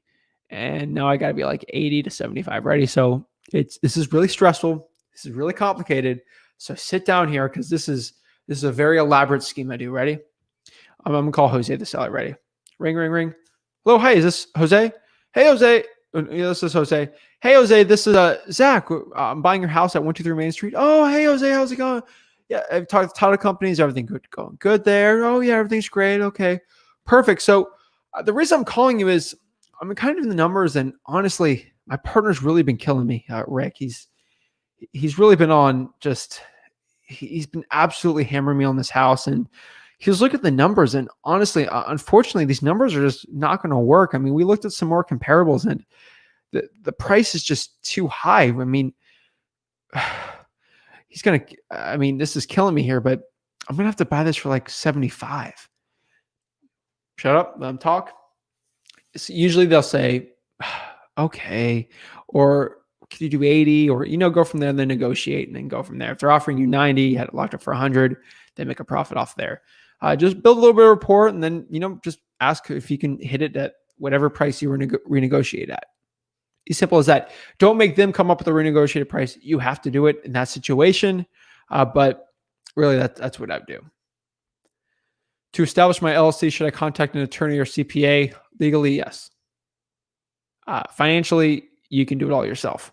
So think about it like that. But I'm not a CPA or attorney or lawyer, so don't sue me, bro. What discount percentage do you normally use? In Port St. Lucie, Florida, I like to be at 70 to 60. Somewhere in the country, if it's like a crazier one, I like to be at 50. And then sometimes I have to be at 80 or 90 if I'm in like a crazy competitive like Miami or something like that. Do you think virtual or face-to-face is better? Face-to-face. Is it realistic to start calling without a dialer, just punching in the numbers? It's 100% realistic. If you're using a really niche list and truepeoplesearch.com, if you had no money, I don't see any issue doing that. Raphael says, do you know good places to wholesale in Massachusetts? And is wholesaling properties around 500K still the same as going for a lower market? I would say 500,000. That's a toughie right there. I mean, 500 is kind of the limit when you're doing the wholesaling where things get a little tougher. So I don't know many in Massachusetts. I know some people up in Massachusetts doing really well. Justin Silvero over at Open Letter Marketing. He's in Andover, Massachusetts. He still wholesales. I mean, he runs his whole, direct mail business and does really well there. But he does a lot of direct mail there and does pretty well at those high price points. So I would say it's a lot harder for him, but he's pretty good. So I would say that's the only guy I really know. And then Andover, Massachusetts is pretty good. So that's what he's doing. Paul says, I'm in a market with low spread. Should I go virtual? I don't think you should. You should look at the revenue. So again, I've said this probably 50 times on here, but it really helps you guys out. So if you can do $10,000 deals or one deal at $7,000, which one do? You do the 10 at one, right? So you just got to look at the revenue, see how much money and profit you're going to make per month doing a virtual one or with lower spreads, but more volume. Look at it. It's a multiplication equation. It's spreads times how many deals is your profit. Literally do the math there and figure it out. How do you go about wholesaling a property with the owner in bankruptcy? Thanks for the contract. Sweet. Bankruptcy is a difficult situation. I'm going to save this one for Rick when Rick comes back on, just because he has a lot more to say about that than me. It depends what type of bankruptcy is going on there, Gene. And it also depends on how far back they have to do it and if they have any judge or court orders on that bankruptcy. Really depends on the type of bankruptcy. So I'm going to have Rick hop on a little more about that. But we've wholesaled some on bankruptcy. We've wholesaled, I think, a couple last year. Not any this month right now on bankruptcy, but it depends on the type of bankruptcy. So it's a weird question to ask, but we got Rick on here, so he can answer this question. Just hopped on. So this is perfect. Rick, Next question. go read this. How do you go about wholesaling a property with an owner in bankruptcy? Thanks for the contract. The short answer,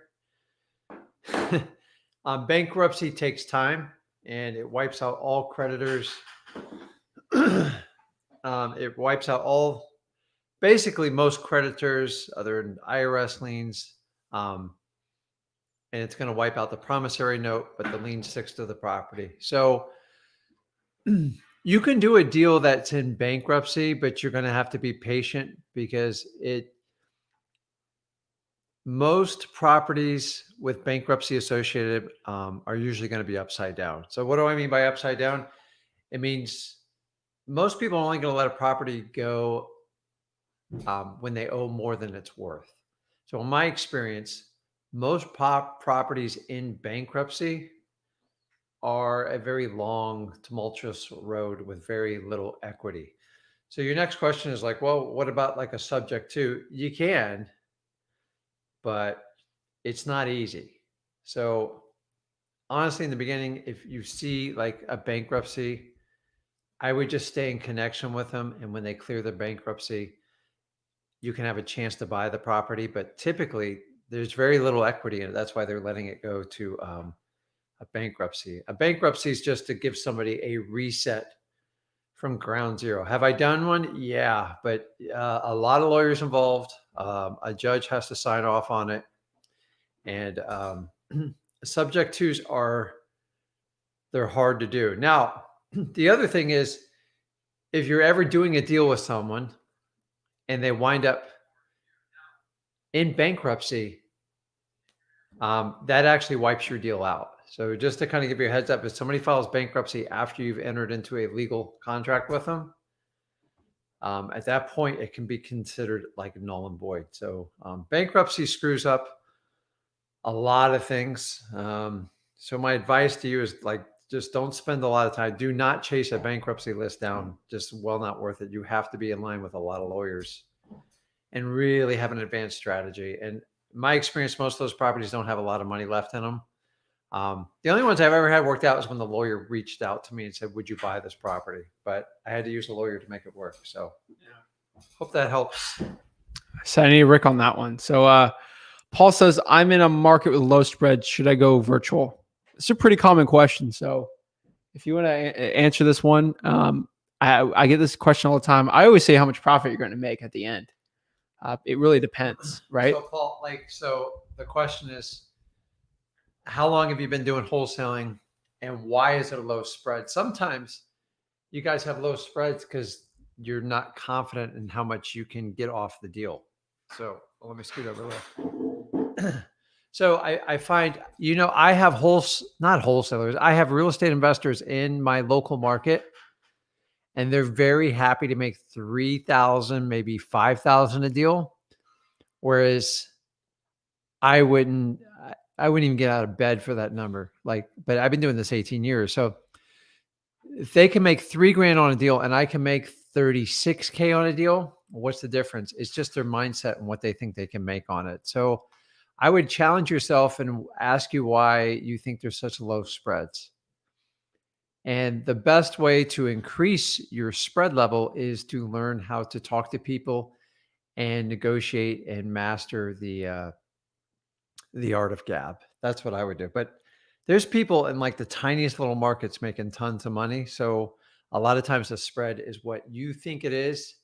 And if you think it's that spread, you're going to nail it every time. So if you think you can only make $3,000, guess what? You'll only make $3,000. So I would challenge what you think the spread is. So, and if you want to share with us your market, I would love to hear it, but you don't have to. It's not a requirement.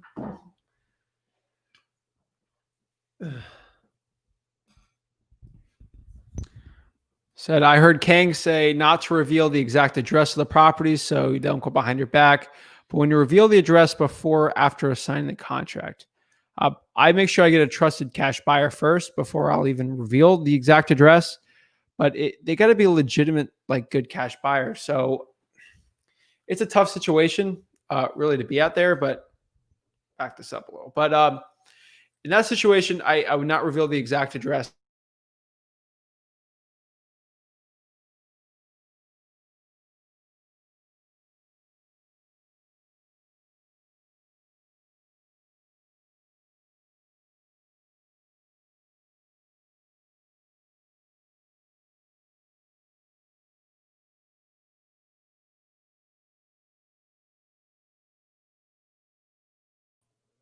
All right, we're back on.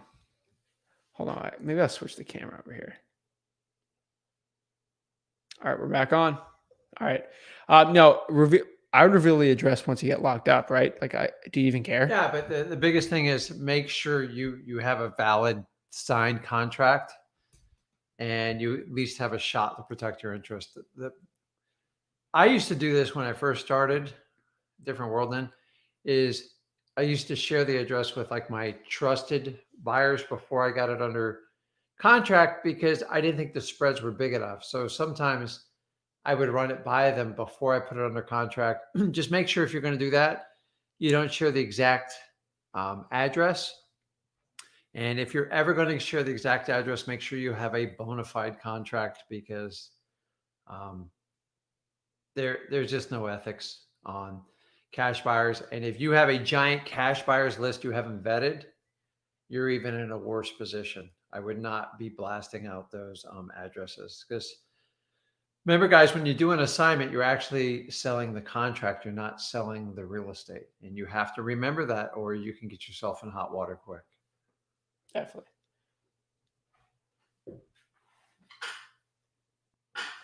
Do you do any creative finance deals? Looking up. So I just got confirmation that I just got one today and I never even talked to the Oh, seller. we locked it up? Yep. Woo! It's done. So, and that's in like deep South Florida. So yeah, I love creative financing. The next question you're probably gonna say is like, how did you learn it? I listen to streams like this. I network with people. I talk to people. But most creative financing is just another way to take down real estate that helps solve the seller's problem. So it's just, if you have a straight up transaction where you buy the property, that's traditional transaction. A creative is just taking over someone's mortgage, which I think is the most popular. It's called the subject to, which is my favorite. And guys, if you work probate deals, you will get the most creative offers you can ever imagine. Because a lot of them, the properties are owned outright with no mortgages, or they have a small mortgage and the person passed away and it's very easy to assume that mortgage. So I think that answers that. Yes. It's a good one for you here. How do you scale your business? So let me give you the truth on this. I've been doing this 18 years and I've gone like hard in the paint to scale it. The challenge with scaling real estate is it's only so scalable. So let's take a macro look at this. Most businesses to operate, and this is just a rule of thumb, have to have a certain level of margins to make it work. So the margins is the difference between what you pay for the product and what you sell it for. So on average, in most industries, I would assume they got to have at least 30, if not 40% profit margins. And that's in like tight operations. Now, understanding under that, they got to do their payroll. They usually have to have an office building. They got to pay utilities, insurance. And from there, they'll dwindle down somewhere to like 10, maybe 12% to run a traditional giant company. Now, if you're talking about hundreds of billions of dollars, that's scalable and it works. The problem, and particularly in wholesaling, is the way we do our margins is it's basically an infinite return. The silly mistake is thinking you can, okay, I put 5 properties over this 2-month period. If I scale, I can do 100 properties a month. And that's where your margins will never work. We don't want to do 100 a month. Yeah. So the first of all, you're going to have a massive, you're going to have a big office. You're going to have a ton of employees. And think about this. You don't have to reinvent the wheel in this business, but if this business was so scalable, why aren't there like trillion, if not billion-dollar companies flipping real estate, wholesaling all over the country? You know why? Because they've all failed at it. And the business is scalable to a point, and then it goes backwards. So it's me, it's Zach, it's you that makes the economies of scale of what you do. I, for instance, if I could make, let's just say conservatively, $10,000 on a deal to wholesale, which is a very realistic number. If I can do 2 or 3 of those in a month and work, say 30, maybe even 35 hours a week, make 60,000 and maybe give up 5,000 or 10,000 of that, make $50,000. Well, if we did 3, so what was that? 30,000. If you did 3 deals a month, 30,000, and say you had $5,000 in operating costs, because it's really going to be about your marketing. So, and that's a generous number. 25,000 a month. That'll get you just what's that? 250. It's like 300,000, something like that. Yeah. What, a month? No, for the year, if you could consistently do that. Oh, yeah. So I don't know about you, but like, I don't know any other industry where you can make that kind of money and work from your home and like do something you really enjoy if you like talking to people. That is what works. I've tried it every which way. I've tried 12 employees. I've tried 1 employee. It's okay to get started. And guys, you should start out with a one-man operation or have a partner or have your significant other, your boyfriend or girlfriend helping you out if that's what they want to do. But you don't need 10 people. The fact is, one of the reasons Zach is doing what he does is because I was able to take time and spend time with him when he was young, when I could impress upon him that you don't need to go to work. You don't have to, like, the days of going to just an employer and expecting to retire him are pretty much done and over with. So I worked for the same company for 12 years and I hated it. So a lot of people just get into a job and they just get stuck with it. They get a mortgage, they get kids, and then they're just miserable. So everything in life is a choice. I like real estate because it gives me nothing but choices. If I want to go out and collect coral, I want to fish during the day. A lot of you guys don't know this. When I was in my heyday of doing wholesaling in particular, I would go out fishing. I put all my marketing. I'd just answer the phones while I was fishing and just having a blast. And I'd come back in, write my contract, see people in the evening, and I'd do it again each day. And that's what I loved about it. I mean, I'm able to, if I want to take my summers off, take it off. If I want to take all of December off, I can do it. But if I ever got in some sort of accident or got a horrific disease, as long as I have my mind, I always have the ability to work in real estate. And I always feel like I have control in my life. So like, scale the business what you want to do. So the reality of doing like real estate, okay, are we doing real estate because we absolutely love it? Not really, but I enjoy talking to people. I enjoy hunting and finding deals. And I let real estate pay for all the crazy things I want to do in life. If I want to go on an exotic fishing trip, Crazy. Take my family to places, go to Europe, like whatever you want to do. The other thing you got to understand too is once you dial this business in and scale it to your lifestyle, you can take your computer and operate anywhere you want in the entire world. And I don't know any other business. I know you can do some online marketing and stuff like that. It's just not what I like. I like real estate. To me, it's the fastest way to create financial freedom. And you start out wholesaling, but like here I am 18 years, I still wholesale a certain percentage of deals I do. Some deals, I just don't want to deal with the aggravation of it. And it's a nightmare. So I make up it in volume. Then I cherry pick the deals we want to wholesale. And then we find stuff in between. And then we even retail some of the stuff we own.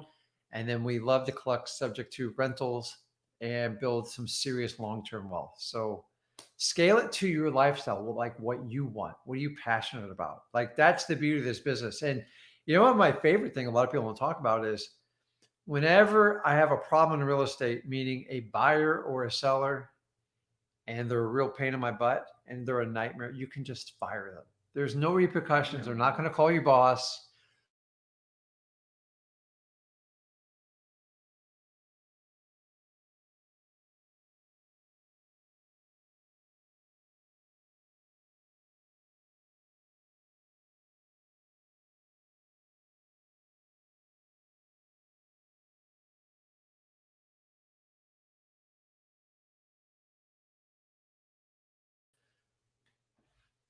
Scale it to your lifestyle. So I think went in and out, but that's because people are crazy.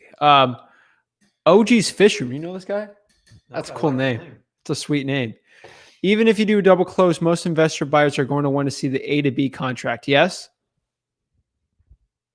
Well, if you do a double close, you don't have to do that. That's the truth. Yeah. But they can look on public record and easily find out. So a lot of people ask, what type of closing I do. Listen, if you're just starting out, don't overcomplicate this. Assign it, but like, don't try to hide everything from everyone. 9 times out of 10, your sellers don't care.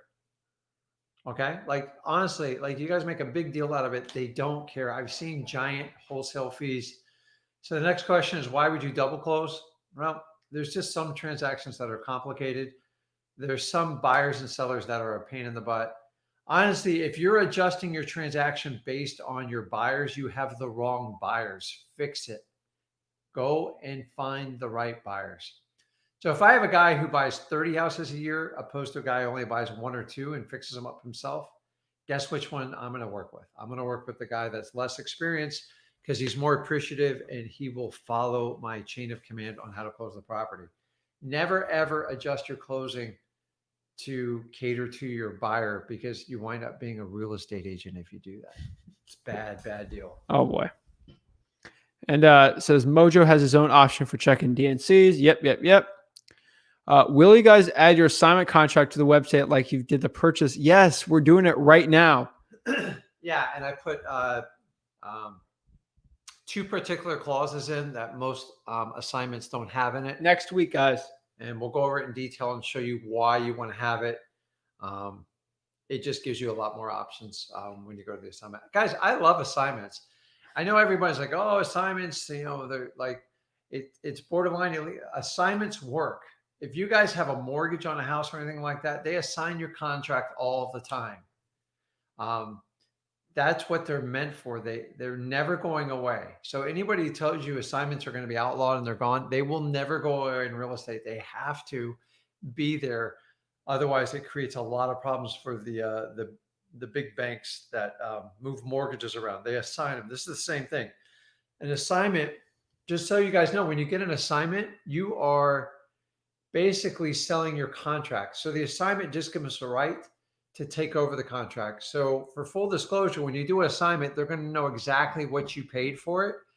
Make sure you have the right buyer and they're not going to freak out. Did you teach them the little phrase we use for assignment contracts? Say it again. Mr. Seller, if I bought the house for $1 and sold it to you for $100,000, would you get upset? Just shut up. And if they have, I call it buyer's envy. The people are so focused on what you bought it for and feel that you should only make an X amount of profit. Get that buyer out of your life so fast. What you buy it for has no bearing on what they pay for it. So if a property is trading for $100,000 and you give it to them for 80 or 85,000, that should be a good enough answer. If they go, well, you only paid 40 for it. Like, who cares? When you go to the grocery store, do you figure out what they paid for that loaf of bread before you bought it? You probably get pissed off if you knew they paid a nickel or 25 cents, but like, you accept it and you pay the $3.49 per loaf, right? Yeah.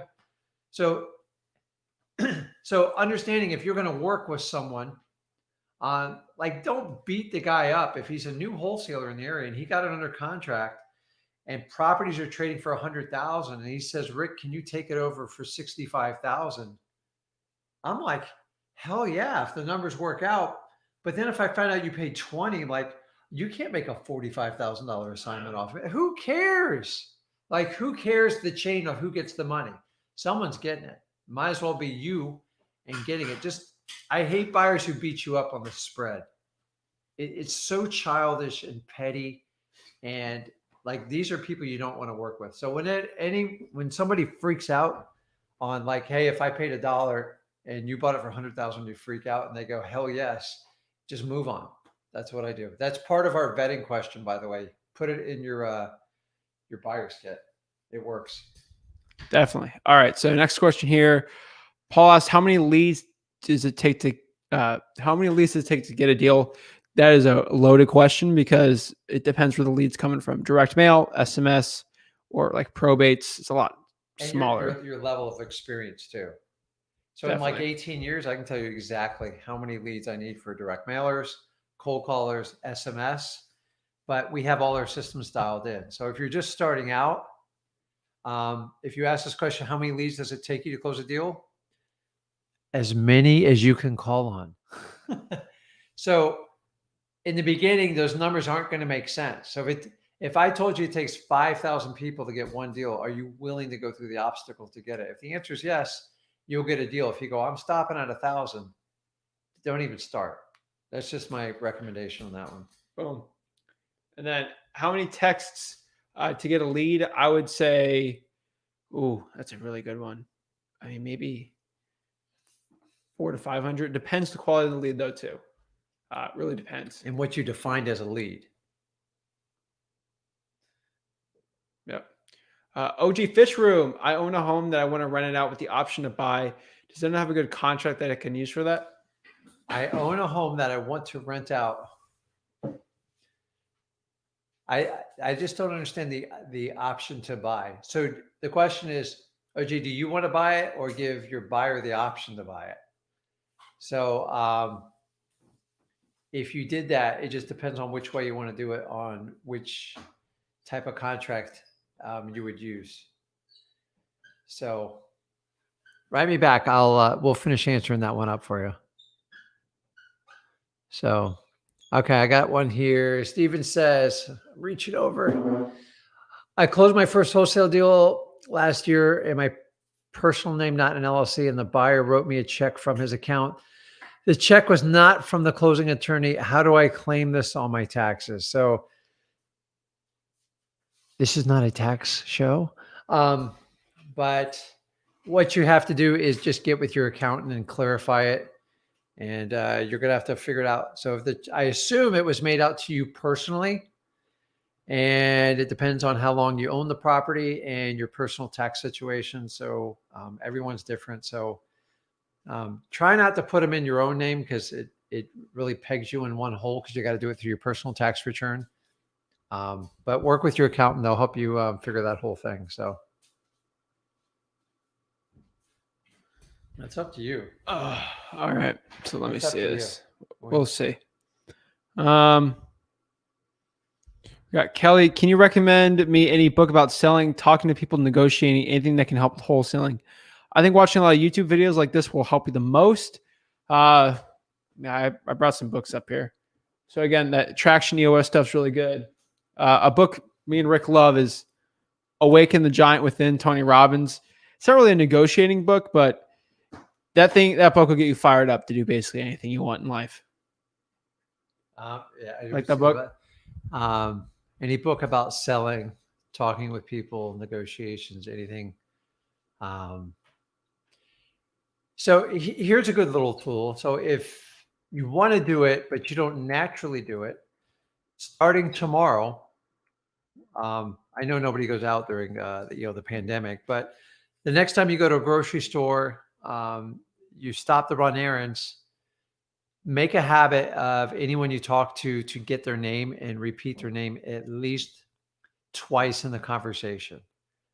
Well, Rick, what the heck do I want to do that for? The more you learn to connect with people on a personal level, the easier it is to negotiation. So an example, you're going to the grocery store, you're checking out your groceries.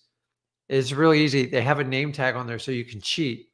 So if her name's Diana, say, hey, Diana, I really appreciate you helping me out today. And then just keep saying, hey, Diana, what do you think about the weather today? And then at the end, Diana, I really appreciate it. Thank you so much for having a great attitude. And what you'll do is you'll start training yourself to use people's names. Why do I say names? When you use a seller's name at least 3 times in a conversation within a short succession, you get personal engagement. Who doesn't like to hear their name? Zach. It immediately snaps you around, right? Okay.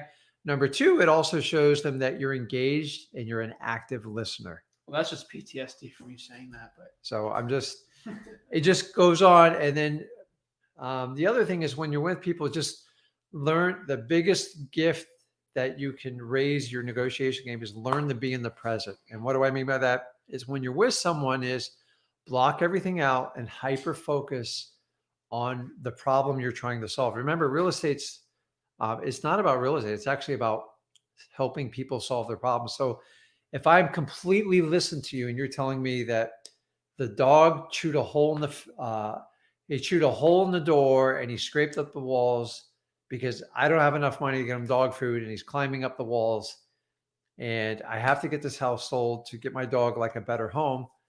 I know her focus is on taking care of that dog and she's in financial stress and she needs to alleviate the problem as soon as possible. So like a little thing I did once, I had a lady, oh my God, she had like 40 cats. It was a massive, she couldn't stop the cats took over the house and we were so far off on price. It was just, I just felt for the lady. She had like a big heart, but I think the cats were literally killing her.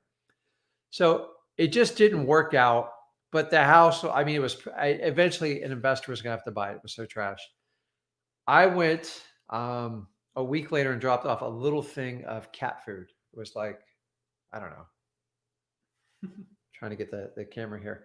It was like one of those little ones you pick up. I mean, it was like $4 or $5. And I dropped it off a note and said, listen, let me know if anything changes. It's not much, but it's at least, something for the cats.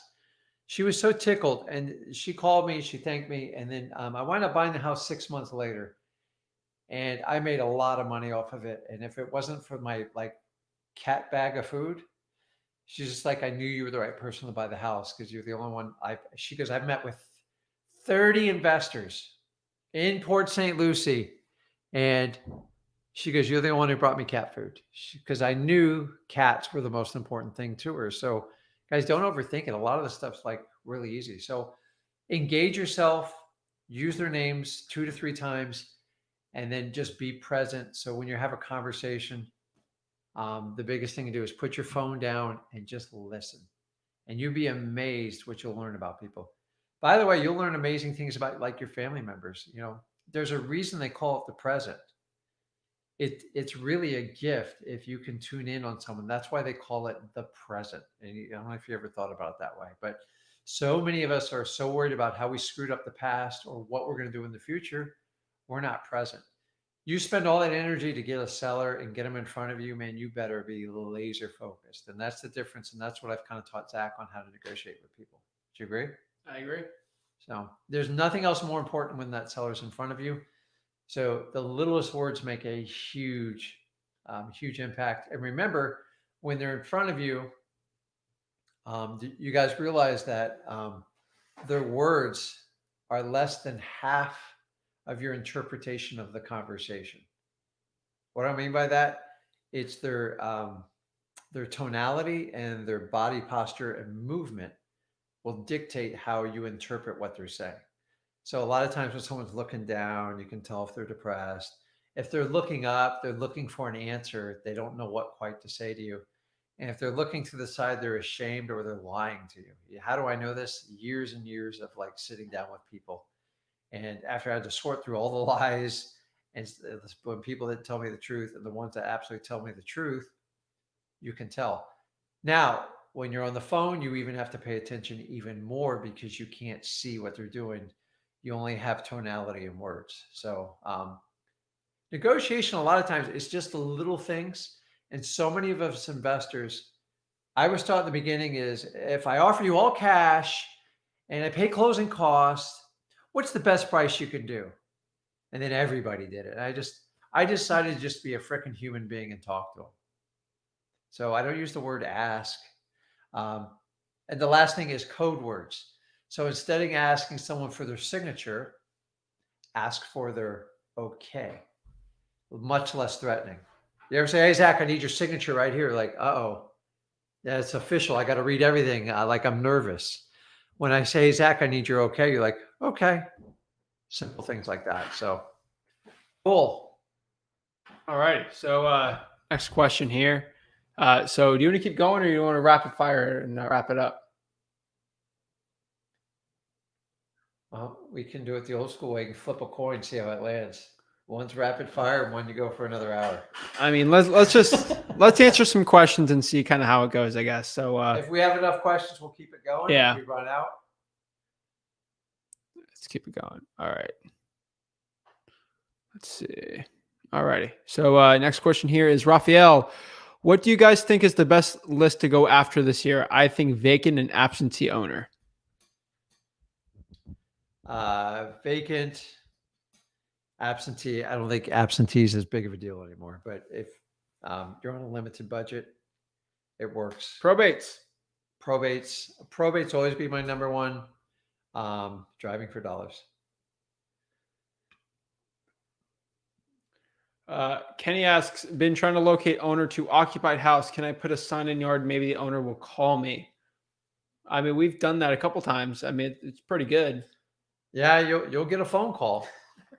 Just make sure you know how to handle the objection when it comes up, because they're usually going to call you pissed off, going, "Who do you think you are putting a sign in my yard?" And how you pivot on that objection is going to dictate if you even have a shot at doing a deal. So do that. Just make sure you rehearse your response. That's what I would say. So I've done that before. By the way, guys, another trick you can do before you do that, I recommend just talk to the neighbors, because they usually know everything about them, because the guy or gal lived there for 10 years. They know exactly where they are. They know exactly why they left, and they know the exact condition of the house.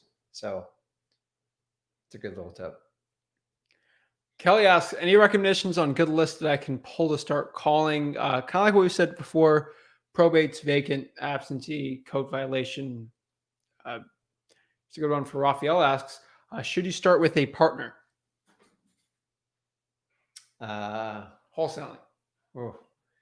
So partner's definitely not required. So if you have a partner, a couple things: make sure they're as equally as enthusiastic as you on starting the venture, and make sure you clearly define each other's roles. So if me and Zach were partners, and I hate cold calling, I don't want to do appointments, and Zach doesn't want to do cold calling, he just want to do appointments, we got a problem.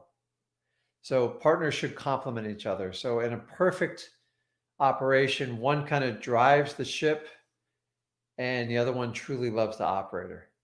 So you can do both of them, but the problem is if both partners are like an introvert and they don't want to talk to people, it's going to be a problem. So just make sure you complement each other's skill set and have a clearly defined plan. It's a little bit easier if the partner is like your spouse, your boyfriend, or like girlfriend. But if you're going to go through like a true partner, ask yourself why you're doing the partnership. You better have a good answer for it, because partners should complement each other. Not one shouldn't be so superior to the other one. There should be some sort of relationship there. Because if you don't have a mutually beneficial relationship as a partner, you won't be partners for long. So there's a high failure rate of partners in this business because people didn't think it out. True. So if I'm doing the marketing and I'm good with data and like getting it lined up, and I'm good at like managing people, then I got to make sure Zach's like really good at negotiating and doing the sales part. See, if we're both good at sales and we're terrible at paperwork when we're in the office, like you got to ask why we get a partnership and find some better ways. You don't really need a partner to do this. Only way I would bring a partner is if A, they double my business, and B, they're doing something I literally hate doing, because you're solving problems with it. But you got to have a clear plan on why you're going to bring in partners.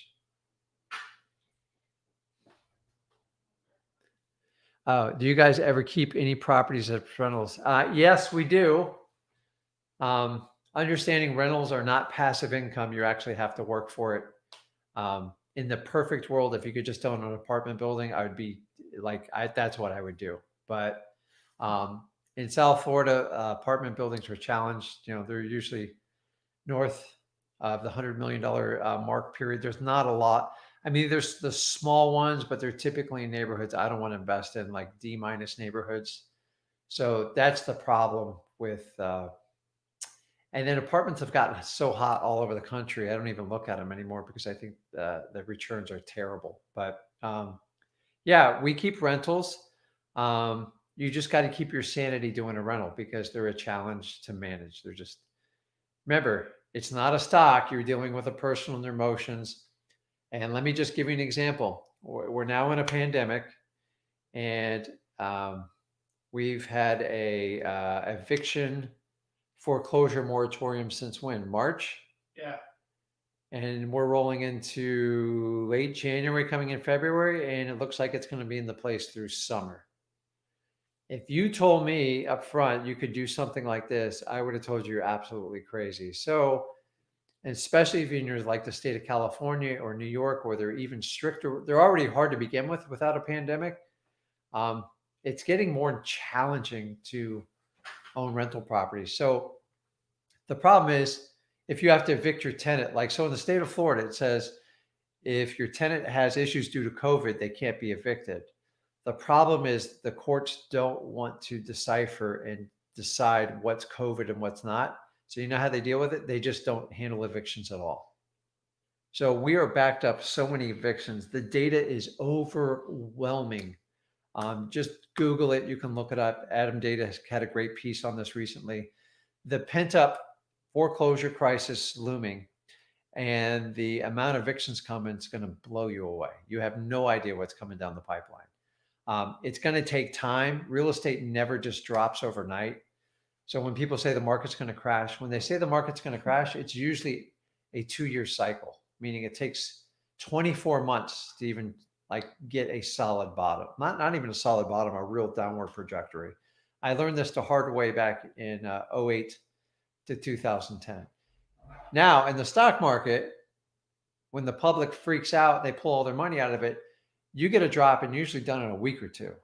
But in real estate, it can be up to 2 years. So yeah, but if you can collect a lot of properties and get help managing them, you can do really good with rentals. Because I think back, guys, think about all those properties. If you flipped some back in 2000, even 14, 15, if you owned them today and we took those $10,000 or $20,000 assignment fees, if you kept those properties, and don't get me wrong, you would have had expenses between a tax, insurance, vacancies, but instead of 10 or 20,000, we were talking about 70 or 80,000. So maybe you net 50. So I always love to flip properties and generate cash for today's, the money I need, and then for our marketing budget and pay our employees.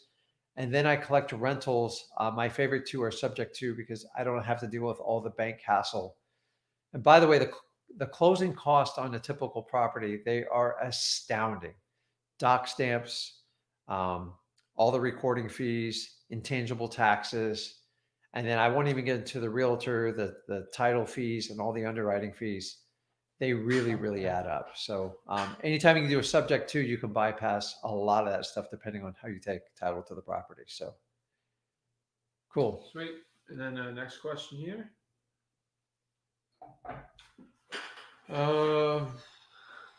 Here's for you. You said that. Okay, let's see. Guys, I got to stand up and stretch here. I had to put on a sweatshirt because it's cold here in Florida today. Okay. Gene says, I'd appreciate your thoughts on getting your course for probate deals in South Florida as a newbie wholesaler. Is it a go? So Zach gives me strict rules. We don't sell anything on this. So I'm going to tell you, you do not need to buy a course or my course to figure out probates. If you search enough of my links, you'll figure it out. So I'm not going to sell anything because I believe all the information's out there. So research your probate laws within your state. If you find a course, my thing is, if you're ever going to buy something, just buy like a little niche course. So just check out. I'm not going to do it. So, oh, you almost got me. Good one, Gene. To be honest with you, you just need to get the probate list, and everything else within our channels will teach you how to connect with the sellers, the scripts to say, and you just got to get the list. So just reverse engineer how you can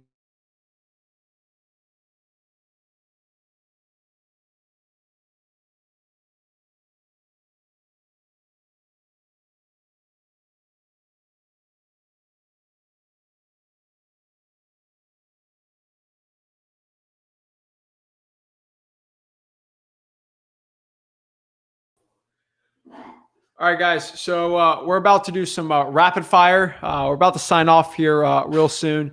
We're almost done with the marathon. So I guess 5 hours. How long it take us to do a marathon, right? Didn't seem like that long. No, for you to run an actual marathon. 5 hours? I don't know. I don't know. I think my knee would give out. I don't think I'd make 5 hours. I think, yeah, you definitely can. You got some pretty good pace. Say you do 10 mile, and then you do 10, and then you definitely do it in 5. So we call it a marathon, see how long it take us to run a marathon. So rapid fire. Headphones. You could do a. I should run while doing one of these, but How would you get the video for you? all right. If we got phones. All right, so let's do rapid fire on this real quick. And so Kelly, I'm a new wholesaler. I did a lot of information research. How can I get any advice that might help some essential or uncommon? I know.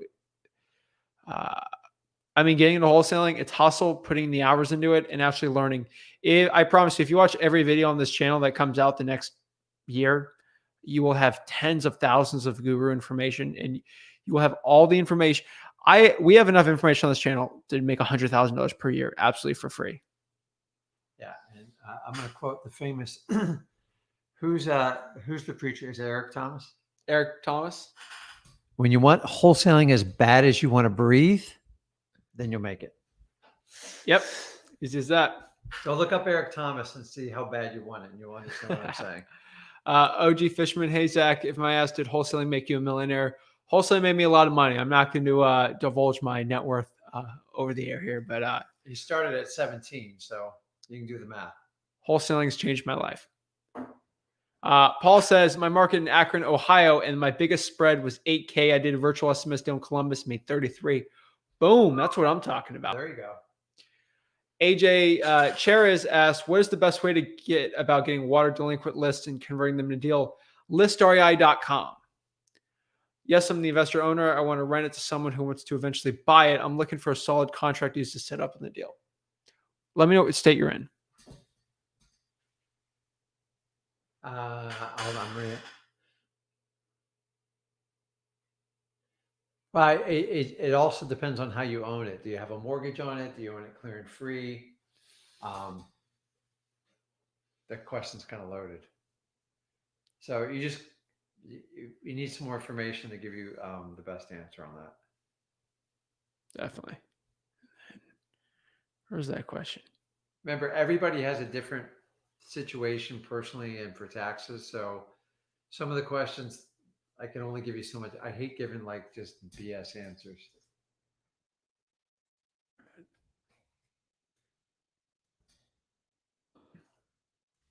All right, guys. Hold on.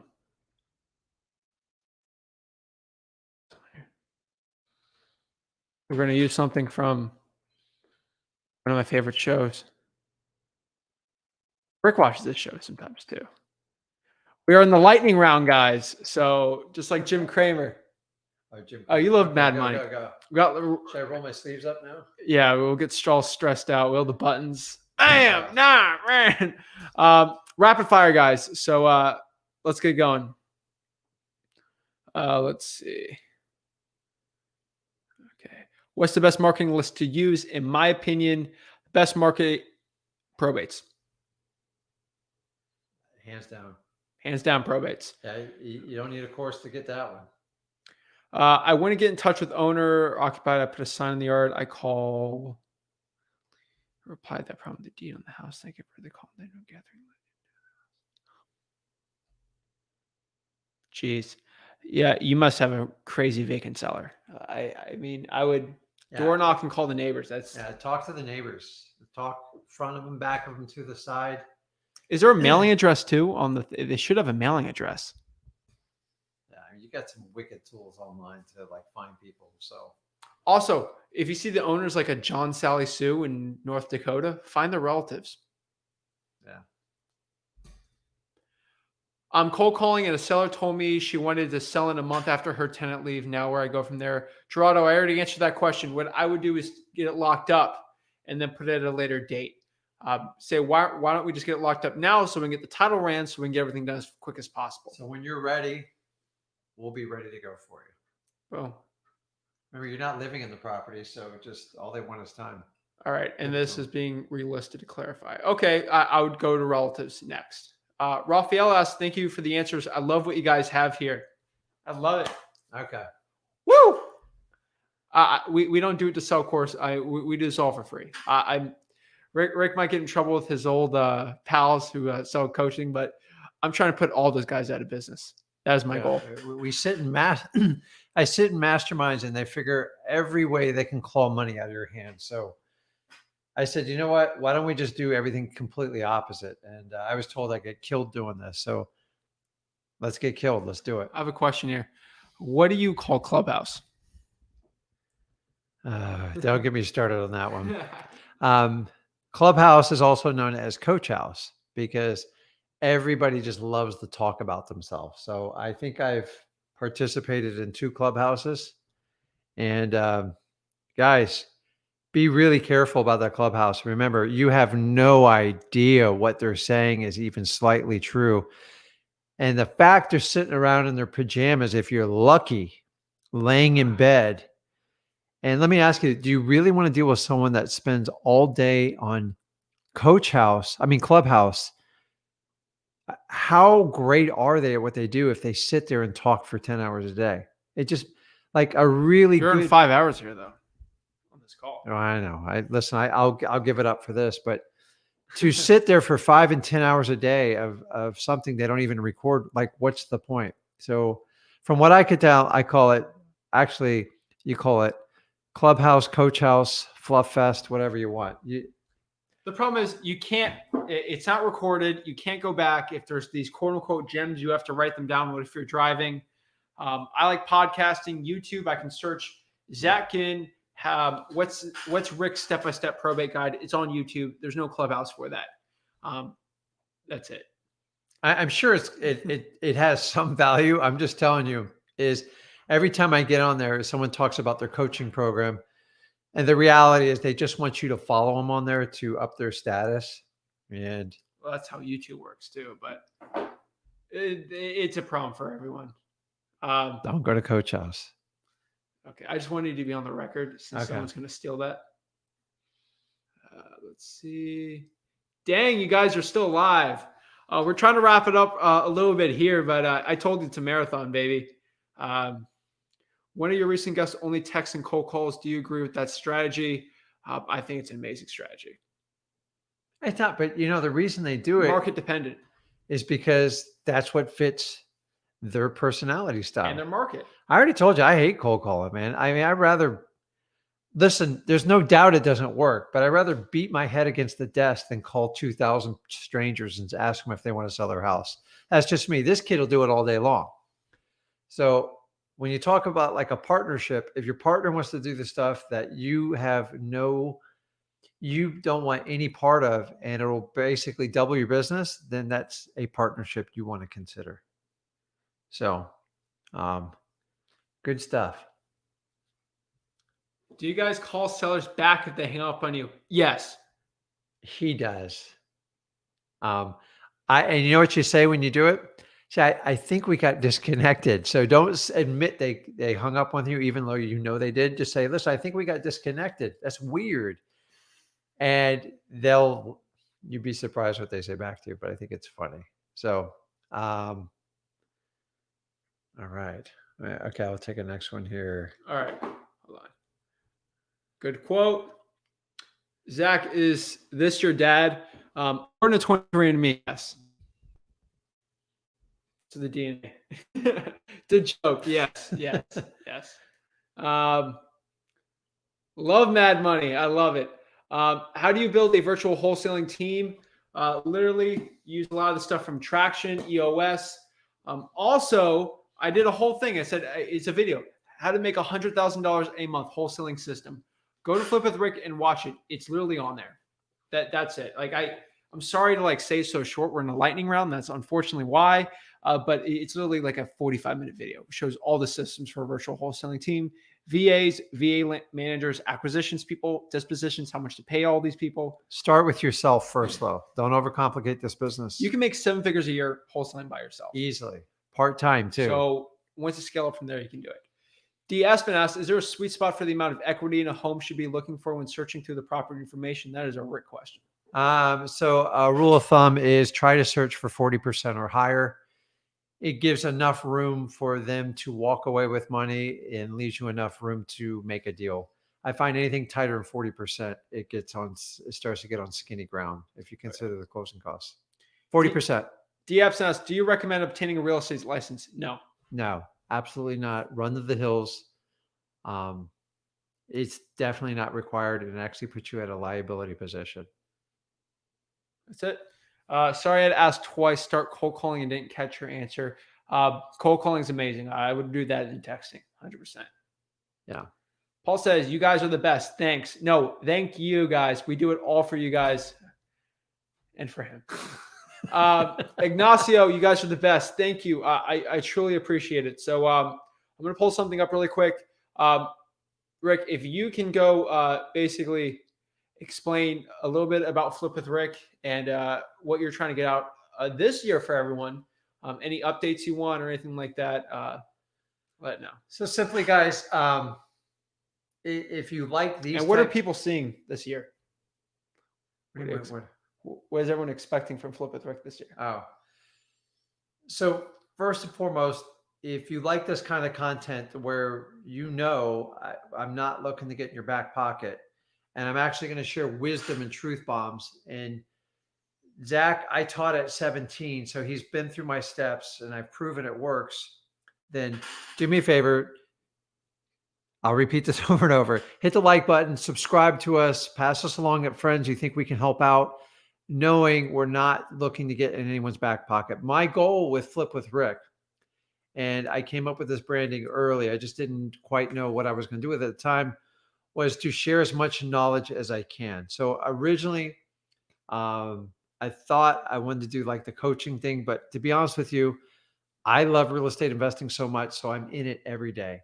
What I see today is people are doing this coaching model and they're not doing real estate investing. And to me, it's irresponsible and it's actually dangerous doing that, because that means they're only in the coaching for the money. And if you do something just for the money, you're going to wind up being a miserable person. You might be rich, but you're going to wind up being a miserable person. So if you like this content, subscribe. Our goal, and I shared this vision with Zach, is if I can take a 17-year-old to plug in and do the first 100K with just simple basic instructions, there's no reason you can't do it. So I'm 51. Zach's 21. So we've already proven any obstacle you have, you can get rid of it. Actually, everybody has access pretty much to anything online. So we're doing something radical with Flip with Rick. The idea is to share as much content for you to get your first deal. After you get your first deal, you can pay yourself, you can put money towards marketing, and you can connect with other people like myself.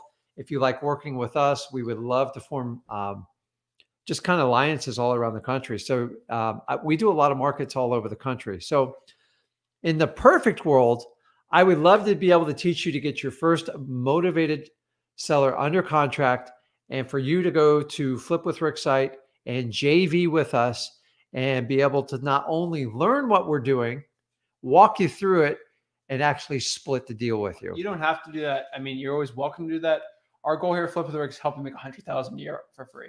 That's literally it. That's it, guys, because it's not. Goal, and by the way, it just paying somebody a coaching fee does not get you off the hook from doing the actual work in this business. And I see that's one of the big disconnect. If I pay $1,000, $3,000, $10,000, he's going to solve or she's going to solve my problem. Actually, it's the other way. The problem's now on you, because if you don't pay attention and clue in and do exactly what they say, and you try to filter it through your own thoughts and processes, you're probably going to fail. I find some of the people that do the best are the ones that have the tightest budget and they need to make this deal work, because listen, failure is okay. That's how we learn. And so in school, they teach you the opposite. You got to get perfect grades and pass every test. In business, you have to fail in order to learn. The quicker you fail, the more you learn, the more money you make. Boom. So Flip with Rick, guys, subscribe. We're going to go against the norm of it. probably pretty much blackballed by every whatever you want to call a guru. I'm happy to stand up any guru. Gurus will never show you their HUDs or anything, or they're just going to tell you about all their student deals they did. And if you see somebody who's constantly coaching, that is their full-time job. They're not real estate investors. It's just the truth. The property I want to rent out with the option to buy is in Georgia. I don't know if, yeah, it's a great state to do it. It's fine. Hater proof. Uh-oh. Do you call Rick dad off camera? Yes. It's harder to do it on camera because it's very confusing because you have a dad too. He calls me other things too. Oh my gosh. But yeah, dad, sure. See, that's the beauty of real estate. If you want to do like the family, like there's no better way if you like to do business with family. So a lot of people think I forced him to do the business. It was actually the opposite. He saw the success I was having. And I went to every wrestling match he ever did. I went to every play he did, every football game we went to. And people are like, how do you spend so much time with your son?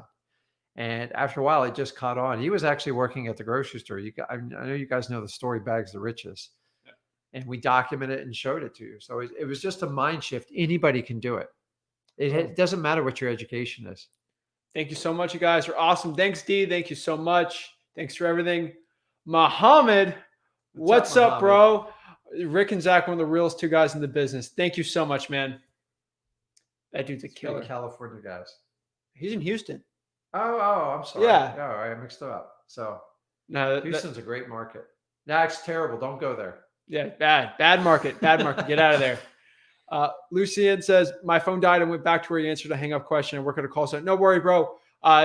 Your question was, do you guys call sellers back if they hang up? Yes, I do. He doesn't. Yeah, that's just how crazy I am.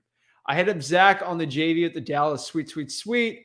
I'm doing a water change on my 175-gallon bow front tank as I watch this live stream. So you don't get me started. So no.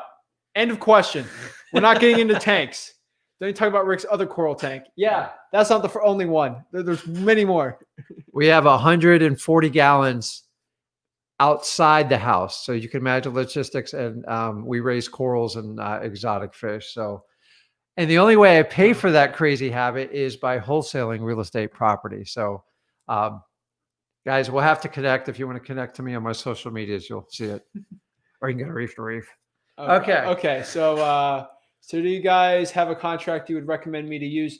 Go to www.flipwithrick.com/free wholesaling contract. www.flipwithrick.com, free content. There's a free wholesaling contract. No gimmicks, no style. I just give it out for free. Muhammad says, what's up, guys? We got to call Muhammad later. Okay, cool dude. I'll call him tomorrow. We should have like a wrestle off him like this next one. Who answers the next question? Oh, God. Thank you, guys. I really appreciate it, guys, hopping on here. Want to end it with a awesome quote. Really inspired me on this today from MLK. Basically, is it on here?